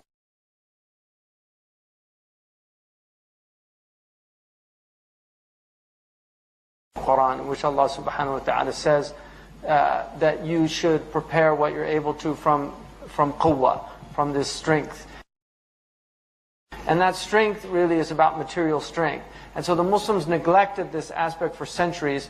And so this didn't happen all at once. It came over a long period of time where they got weaker and weaker and weaker until their enemies could just come and really eat them up. And so this neglect of these material sciences with the sole focus on religious sciences is really at the root of this loss of Muslim sovereignty. نعم الأمة في أول أمرها على عهد الصحابة والتابعين أيضا ما كانت عندها العلوم المادية والكونية. صحيح. During the early period, it's undeniably true that the first community didn't have these material sciences and the sciences of the cosmos. ولكن حينئذ كان العالم كله كذلك وإنما سادت العالم حينئذ بدينها فقط وبدينها الصحيح وبعدلها وبرعايتها لحقوق الإنسان وبرحمتها وشفقتها على الناس. وأما بعدما العالم غير الإسلامي توجه إلى العلوم الكونية فكان الواجب على الأمة أن تكون في المقدمة كما كانت قبله في المقدمة في هذه العلوم، وأنشأت هي واخترعت علوما كثيرة مادية وكونية ودنيوية، فالأمة بعد ذلك أهملت هذا، والعالم الآخر هو الذي اهتم بهذا وتقدم، والأمة الإسلامية بقت في المؤخرة وبدأت في التقهقر حتى وصلت إلى هذا الحد من المستوى. And so, it's undeniable that that first community was not in any way, shape, or form advanced in these sciences, nor did they pursue them. But it's important to remember that at the time the entire world was relatively primitive, and so they really ruled the world by justice. And so it was easy because their character, they were able to spread the religion, and wherever they went, they established high levels of justice with the people, and so people responded to that. But as they pursued their knowledges and their sciences, they actually invented many sciences, they developed previously existing sciences, and they were at the cutting edge of science of their time. And when they were doing that, they were leading the world in all these different various aspects of sovereignty. But when they began to neglect these sciences and they allowed other civilizations to surpass them in the development of these sciences, they really lost their position in the world and increasingly declined until it got to the point, the situation that you see now, where they have no ability to defend themselves. ونحن في تركيا بفضل الله وكرمه في مقدمة الدعاة إلى إصلاح المدارس، وإصلاح المدارس هو إصلاح للأمة. And so, by the grace of God, we here in Turkey really are at the forefront of trying to rectify this problem by rectifying our curricula in our schools and recognizing the importance of these two elements in society. ومقدمة لنهضتها وتقدمها في العالم وسيادتها وقيادتها للعالم. And so again, we're really trying to get to the forefront of once again being in a position to have strength and to be a source of guidance and a source of leadership for others to see. ونحن دائما ندعو إلى أن يكون علماء الأمة وراثا للنبي صلى الله عليه وسلم وأسوة حسنة في جميع النواحي الخلقية والإيمانية والعلمية وعالمين بالإسلام وساعين في تطبيقه بجميع نواحيه حتى يكونوا مصدر خير كثير ويكون سببا لعودة الأمة إلى ما كانت عليه. And so what we want to be is at the forefront of this renaissance of Muslim scholarship, and to really that our scholars should be inheritors of this prophetic tradition. And if they take on that inheritance, then again we can restore this position of Muslim sovereignty in the world, and be in a place where we can do good things and benefit humanity with our knowledge and our abilities. فإذا ما هو واجب الأمة أو ما هو أهم واجب الأمة كأمة ليس كفرد. So to ask the question then, what is the obligation, or more importantly, what's the most important of the obligations for this ummah? And I'm not talking about the individual, because individuals have their own matters, but what is the most important wajib for us as a ummah, as a civilization? واجب الأمة أن يعتنوا بتنشئة علماء من هذا النوع يكونون قادة لأمتهم إلى الخير وإلى السعادة وإلى عودة الأمة إلى ما كانت عليه وما ابتعثها الله لأجله من سيادة العالم وقيادته وكونها معلمة خير للعالم. And so really the thing that we should be most concerned about as a ummah is the preparation and the development of these scholars that are beautiful exemplars that are practicing this, so that we can restore our position of sovereignty and of dignity and elevate the status of our communities, so that we can once again be a community that really provides leadership for the world and good and disperses that good to the whole world. إذن واجب الأول واجبا وأهم واجب على الأمة كأمة أن ينشئوا أعدادا كبيرة من العلماء من هذا النوع، من هذا الطراز القديم، من هذا الطراز العالي، وأن ينشئوا مدارس تكون هذا النوع وهذا الطراز من علماء الأمة ومن خلفاء النبي صلى الله عليه وسلم وورثته. And so we should really see that that is our most important project now, is to advance these institutions, to found these institutions that will be able to produce scholars that are inheritors, and that will be like these scholars of the past that really went into every science and knowledge and delved the depths of knowledge and science, so that we can again have this level of scholarship in our community. وتنشئة علماء ووراث النبوة وقادة الأمة من هذا الطراز ومن هذا النوع لا يكون إلا بالعلم والتربية. And so this, in order to produce this mode of scholar who really comes out of this prophetic font and embodies this prophetic inheritance, the only way to do that is really if we have this understanding of knowledge and tarbiyah, that you can't just have information, but you also have to have the ethical education that goes along with the informational education. فالواجب أولا أن ينشأ علماء كبار وراث للنبي صلى الله عليه وسلم في علمهم وخلقهم وعملهم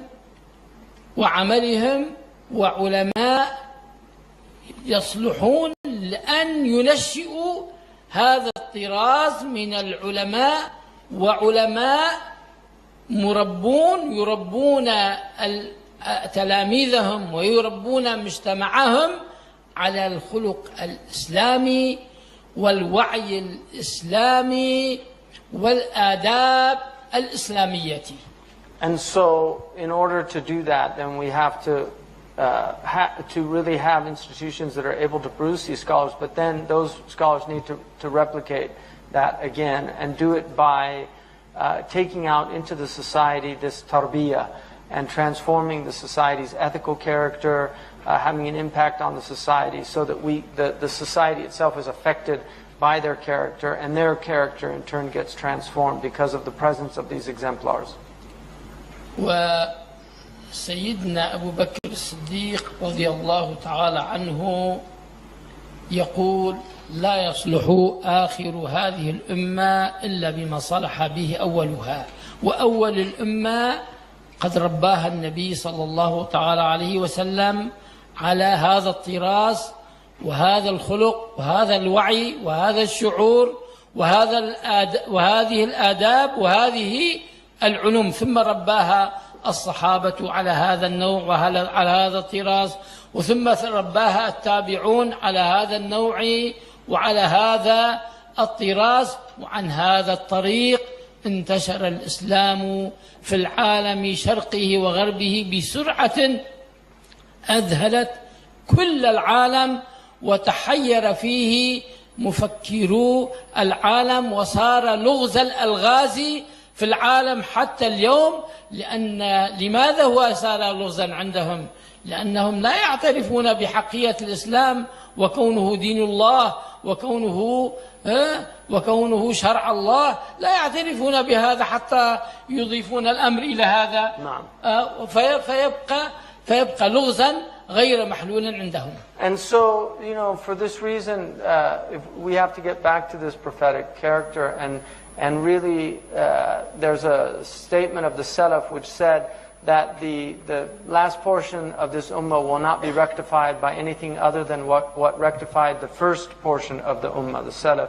And what rectified that first portion was that the Prophet ﷺ came into the world and transformed the character of his people. And those Sahaba that he trained, they in turn transformed the character of the Tabi'een who followed them, and they in turn transformed the character of those who came after them. And it continued on like this. And for that reason, Islam spread in such a sudden and unhistorical fashion that really it completely took the world by surprise. And to this day, they really don't have an explanation of why Islam spread so incredibly fast. They don't accept that it's because it's the religion of Allah subhanahu wa ta'ala. So it remains a historical riddle. It's just perplexing to them how this religion appeared in the 7th century, and then within an incredibly short time it was engulfing a good part of the known world at that time and spread so rapidly.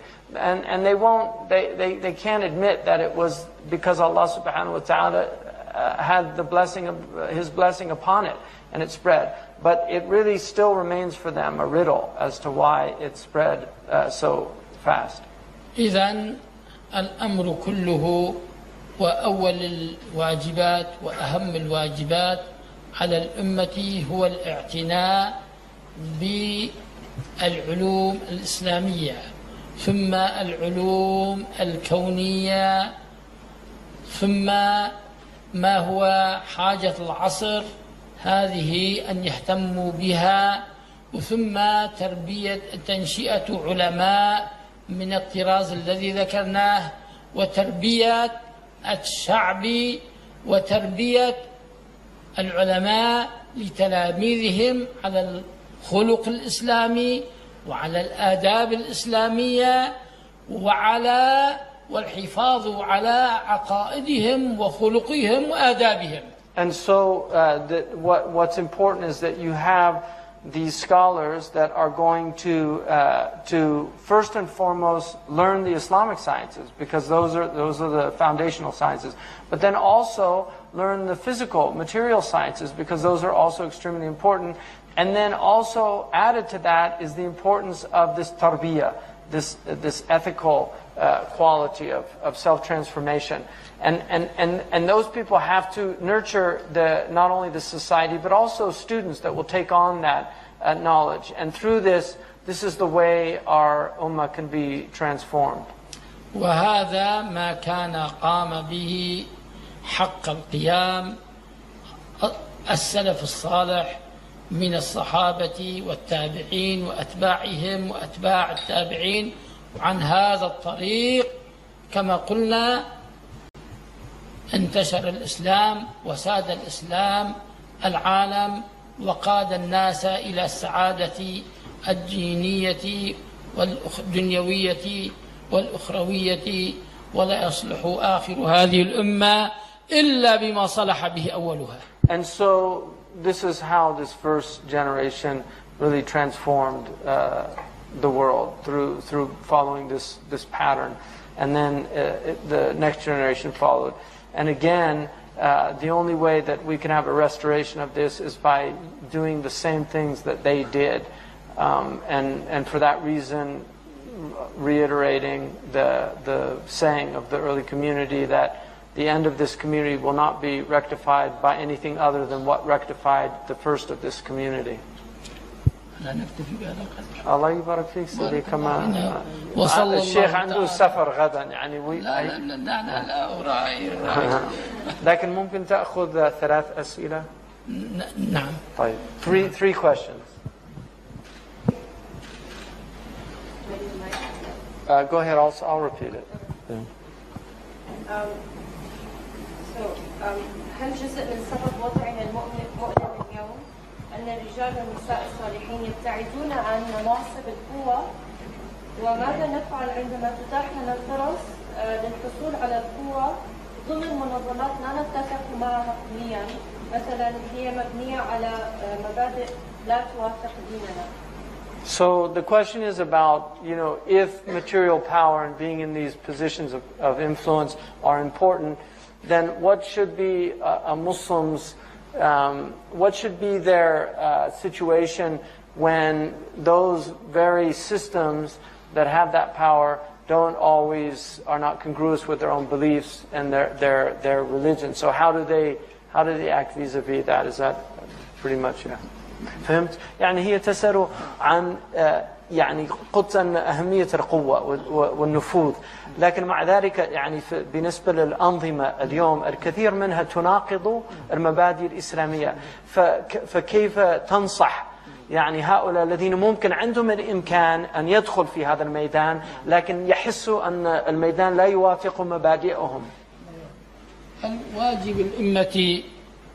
واجب الأمة أولا الدعوة والتبليغ وإصلاح المجتمعات، ثم إصلاح الإداريين. وإصلاح الإداريين إما أن يكون بإصلاح أشخاص أو بتبديل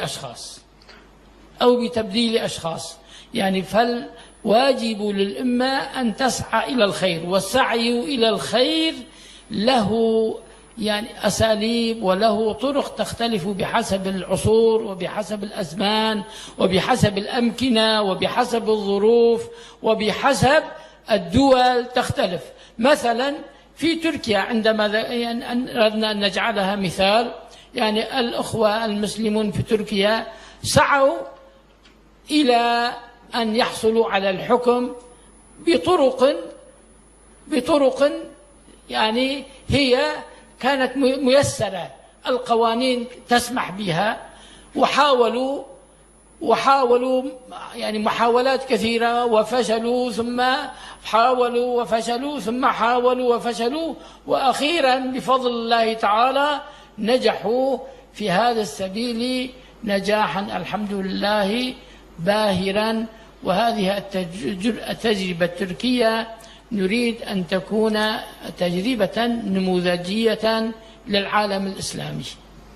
So, Sheikh said that the first and foremost priority is really calling people back to the faith itself and delivering this message, because a lot of people that they don't have the message, and so that's very important. But in terms of working within these systems, it just depends on times and places necessitate different strategies and different ways of working. So it depends on where you are and what the conditions are.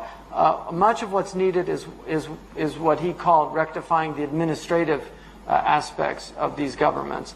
And so he said that can happen, one, by rectifying the administrators themselves, but sometimes it can happen by replacing those administrators with better administrators.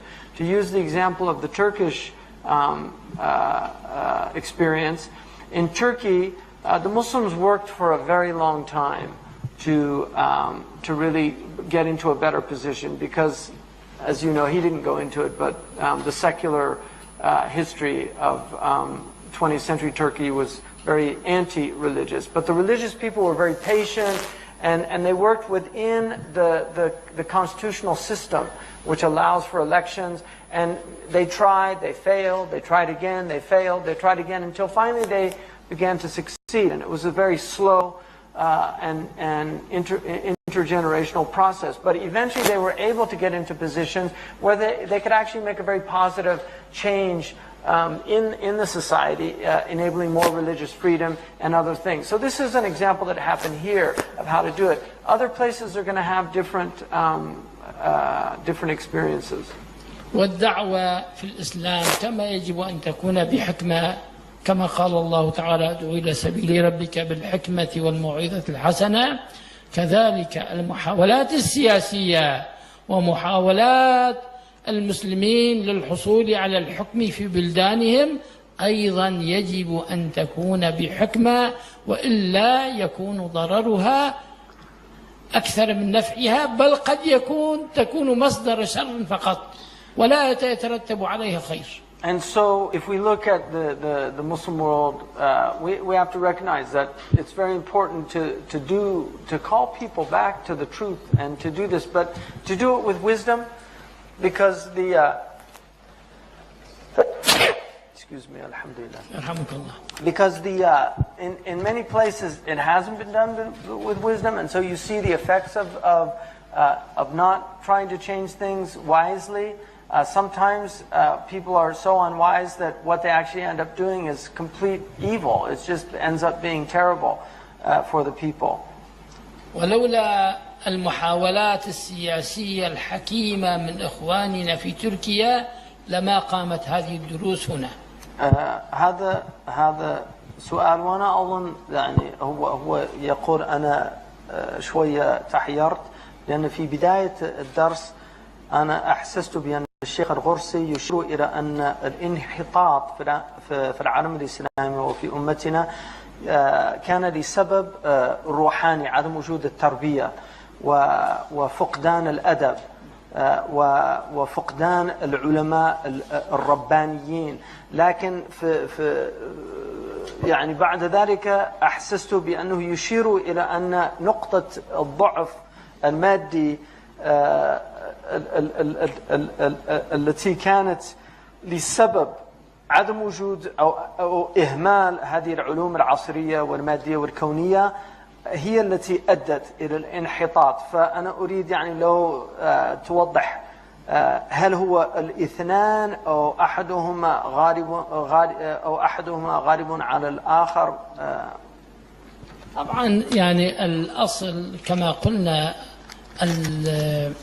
الصحابة والتابعون وأتباع التابعين ما كانت عندهم هذه العلوم الكونية كما قلنا، ولكن كان العالم حينئذ كله كذلك على هذا المستوى، فتقدموا بالطرق الذي ذكرتم برفض الدنيا وبالدعوة والتبليغ والإرشاد والعدل، وصاروا مصدر خير وصاروا نموذج العدالة في العالم. من أجل ذلك نشروا الدين في ربوع العالم.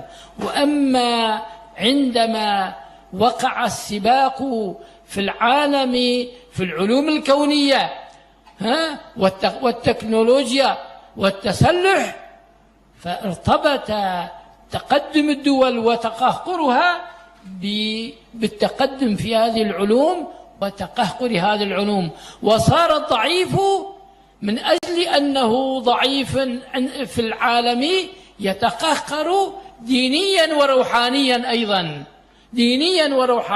أيضا، وصار الغالب هو الذي يدعوه إلى الكفر ويبعده عن الإسلام، لأن القوة معه، والقوي هو الذي يستطيع أن يصدر مبادئه وأن يفعل ما يشاء. So, like I had said earlier, in the first period, the Muslims didn't have any of these sciences. But if you look at the world, it was relatively primitive, and for that reason, nobody had these sciences.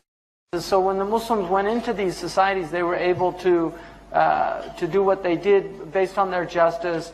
As they increased, the justice spread. They were known for their justice. They became exemplars of just societies relative to that period. As time increased, they developed these sciences and they were at the cutting edge, but then they began to decline. Now that decline from the neglect of these sciences allowed other civilizations to rise up. In their rising up, they became powerful. And because of that, they were able to come into our society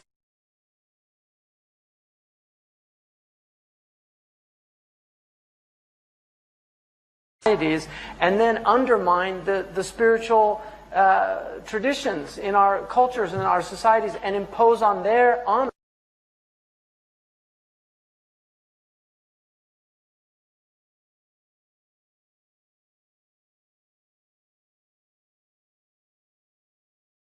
us their way of living and their way of looking at the world. And this was done because we became weak and they became strong. And so there's a relationship, both are there, but the undermining of the spiritual power of the Muslims was really a direct result of their collapse in their abilities to defend themselves. And so this is the way we find the Muslims today. They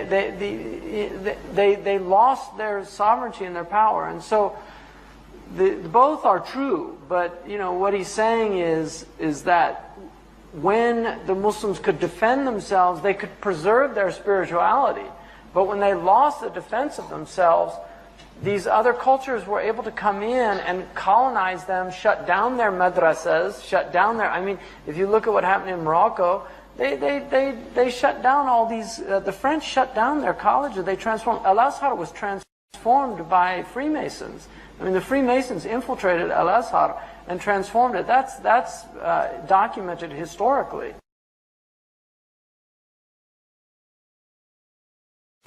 Lord Cromer was in Egypt. He was the governor of Egypt, and he was very good friends with a lot of the Azharis. And the complete transformation. So these things can't be ignored, these historical truths. But remember, he's looking at a very long projection of the Ummah. He's not looking like right now we can see the spiritual crises in the Muslim Ummah. But if you look at how we got here, what he's saying is the Muslims lost their ability to defend themselves. And in losing that ability, they got conquered by other peoples. And by conquering them, they were able to bring in all of their ways of looking at the world, their material sciences. We didn't have responses to them. And so a lot of these people, and now we have, with the internet and with television, all these things, we've got the Trojan horses in people's houses. I mean, Muslim kids now are growing up on films in which there's no family, there's just boyfriends and girlfriends. I mean, the Gulf states, it's all free. Western movies, it's just 24 hours on television. The kids are growing up with these things.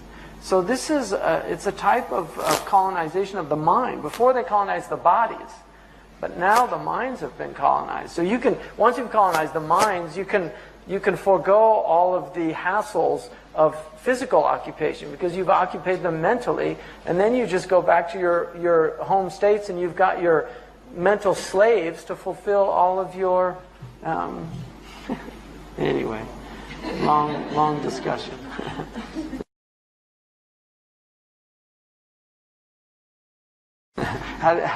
هذه قصة طويلة. الله يبارك فيك شيخ. هذا شيخ، والله الشيخ صالح ما شاء الله هو بحر من بحور العلم. يعني he really is. And the thing about, he's mastered the Islamic sciences, but as a alim of the Islamic sciences, he recognizes the importance of these other sciences, that we have to have a balance, that the Muslims can't only focus on this. And that's why people have different roles to play. And all these علوم كما قال الغزالي هذه العلوم كلها فروض كفاية، هندسة وطب وصناعة وزراعة يعني كلها من ديننا. ثم نعى على علماء عصره. نعم.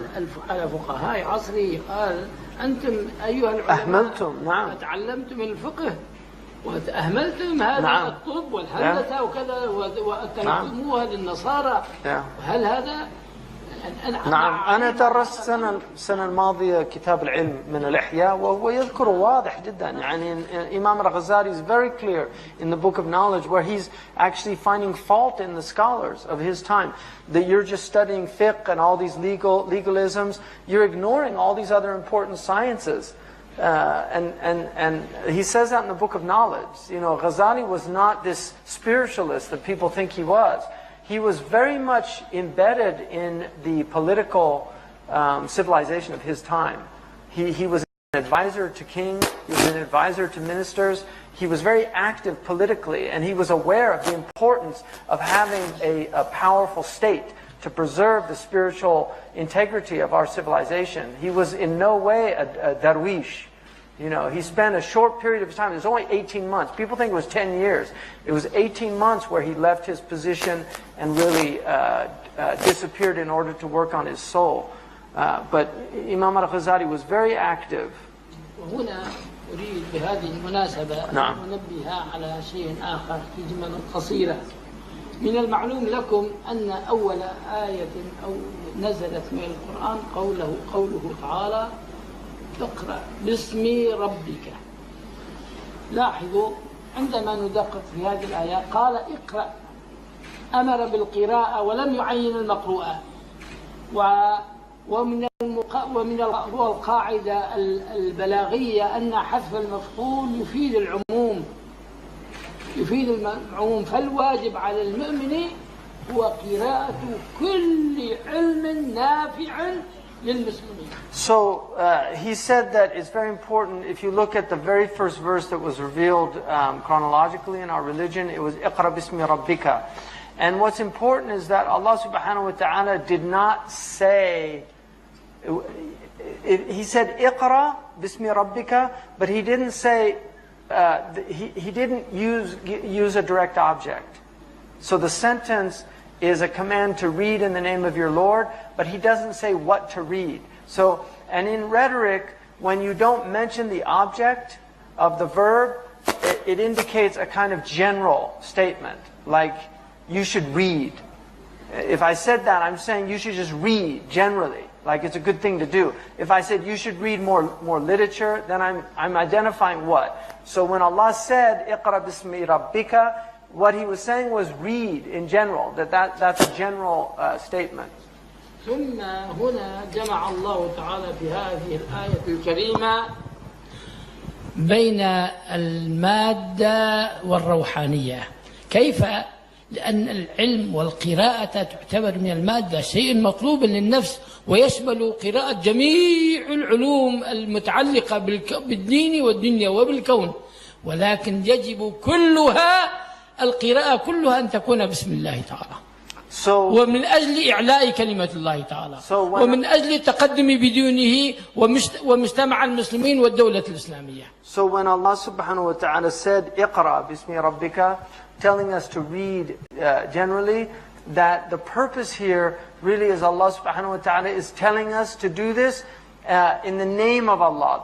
That whatever you study, whatever you do, should be done with the sole purpose of exalting your Lord, of teaching your Lord.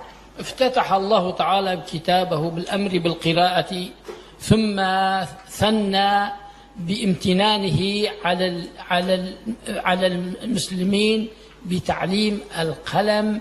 هذا إشارة إلى أن الأصل في هذا الدين، وأصل هذا الدين هو العلم والقلم والقراءة والكتابة.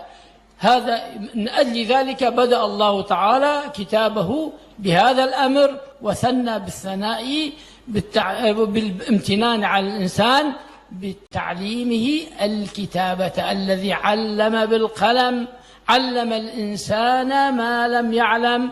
هذا هو الأصل، ولكن بالطريقة التي ذكرنا ينشأ منها علماء ربانيين ومربين حكماء يتعلمون الأوامر الإسلامية بجميع نواحيها ويطبقونها ويكونون أسوة حسنة وأداة خير وسعادة لدنيا الأمة وأخراها. And so in this verse again, when we look at it, Allah subhanahu wa ta'ala begins by saying, read generally in the name of your Lord. That was the important condition, that the reading be for the sake of Allah subhanahu wa ta'ala. But then He reminds us of His blessing upon us, that He created the human being and taught him with the instrument of the pen, with the ability to write. So He gave the human being the ability to transmit His knowledge and to further His knowledge. And so this is very important. Again, it goes back to this idea of having scholars, these ulama rabbaniyin, who spread this knowledge in the society with both the information that the knowledge contains, but also the character necessary to carry that knowledge in order for it to be beneficial knowledge, in order for it to illuminate and not to desecrate. وفي الإسلام الدين والعلم أخوان، بل العلم جزء من الدين، بل هو أصل للدين، وهذا ما تشير إليه هذه الآية الكريمة. And so the reality of it is that knowledge and religion are really twins. But in reality, knowledge, the religion itself is, the origin of it is knowledge. So the basis is all knowledge. And that's why the verse in the Quran clearly indicates that it's about knowledge. وليس في الإسلام لا في نصوصه ولا في مبادئه ولا في تاريخه العداء بين الدين والعلم، كما تعلمون كان هو الواقع في غير الدين الإسلامي، وجرت من أجل العداء بين العلم والدين حروب، وقتل من أجله الملايين من الناس. أما الإسلام فالعلم هو أصل الدين. And so for this reason, in our civilization, knowledge and religion were never at odds. They were never enemies. And you find in other civilizations, actually, there was an antagonistic relationship between knowledge and between religion, which even led to wars and even led to millions of people losing their lives over these two conflicting conditions, the knowledge and religion. الله يبارك فيك سيدي، الله يفتح عليكم إن شاء الله. لا تنسونا من دعوتكم. إن شاء الله. آخر سؤال إذا سمحتم. تفضلوا. إذا سمحتم أريد أن أعود إلى السؤال الأول. نعم.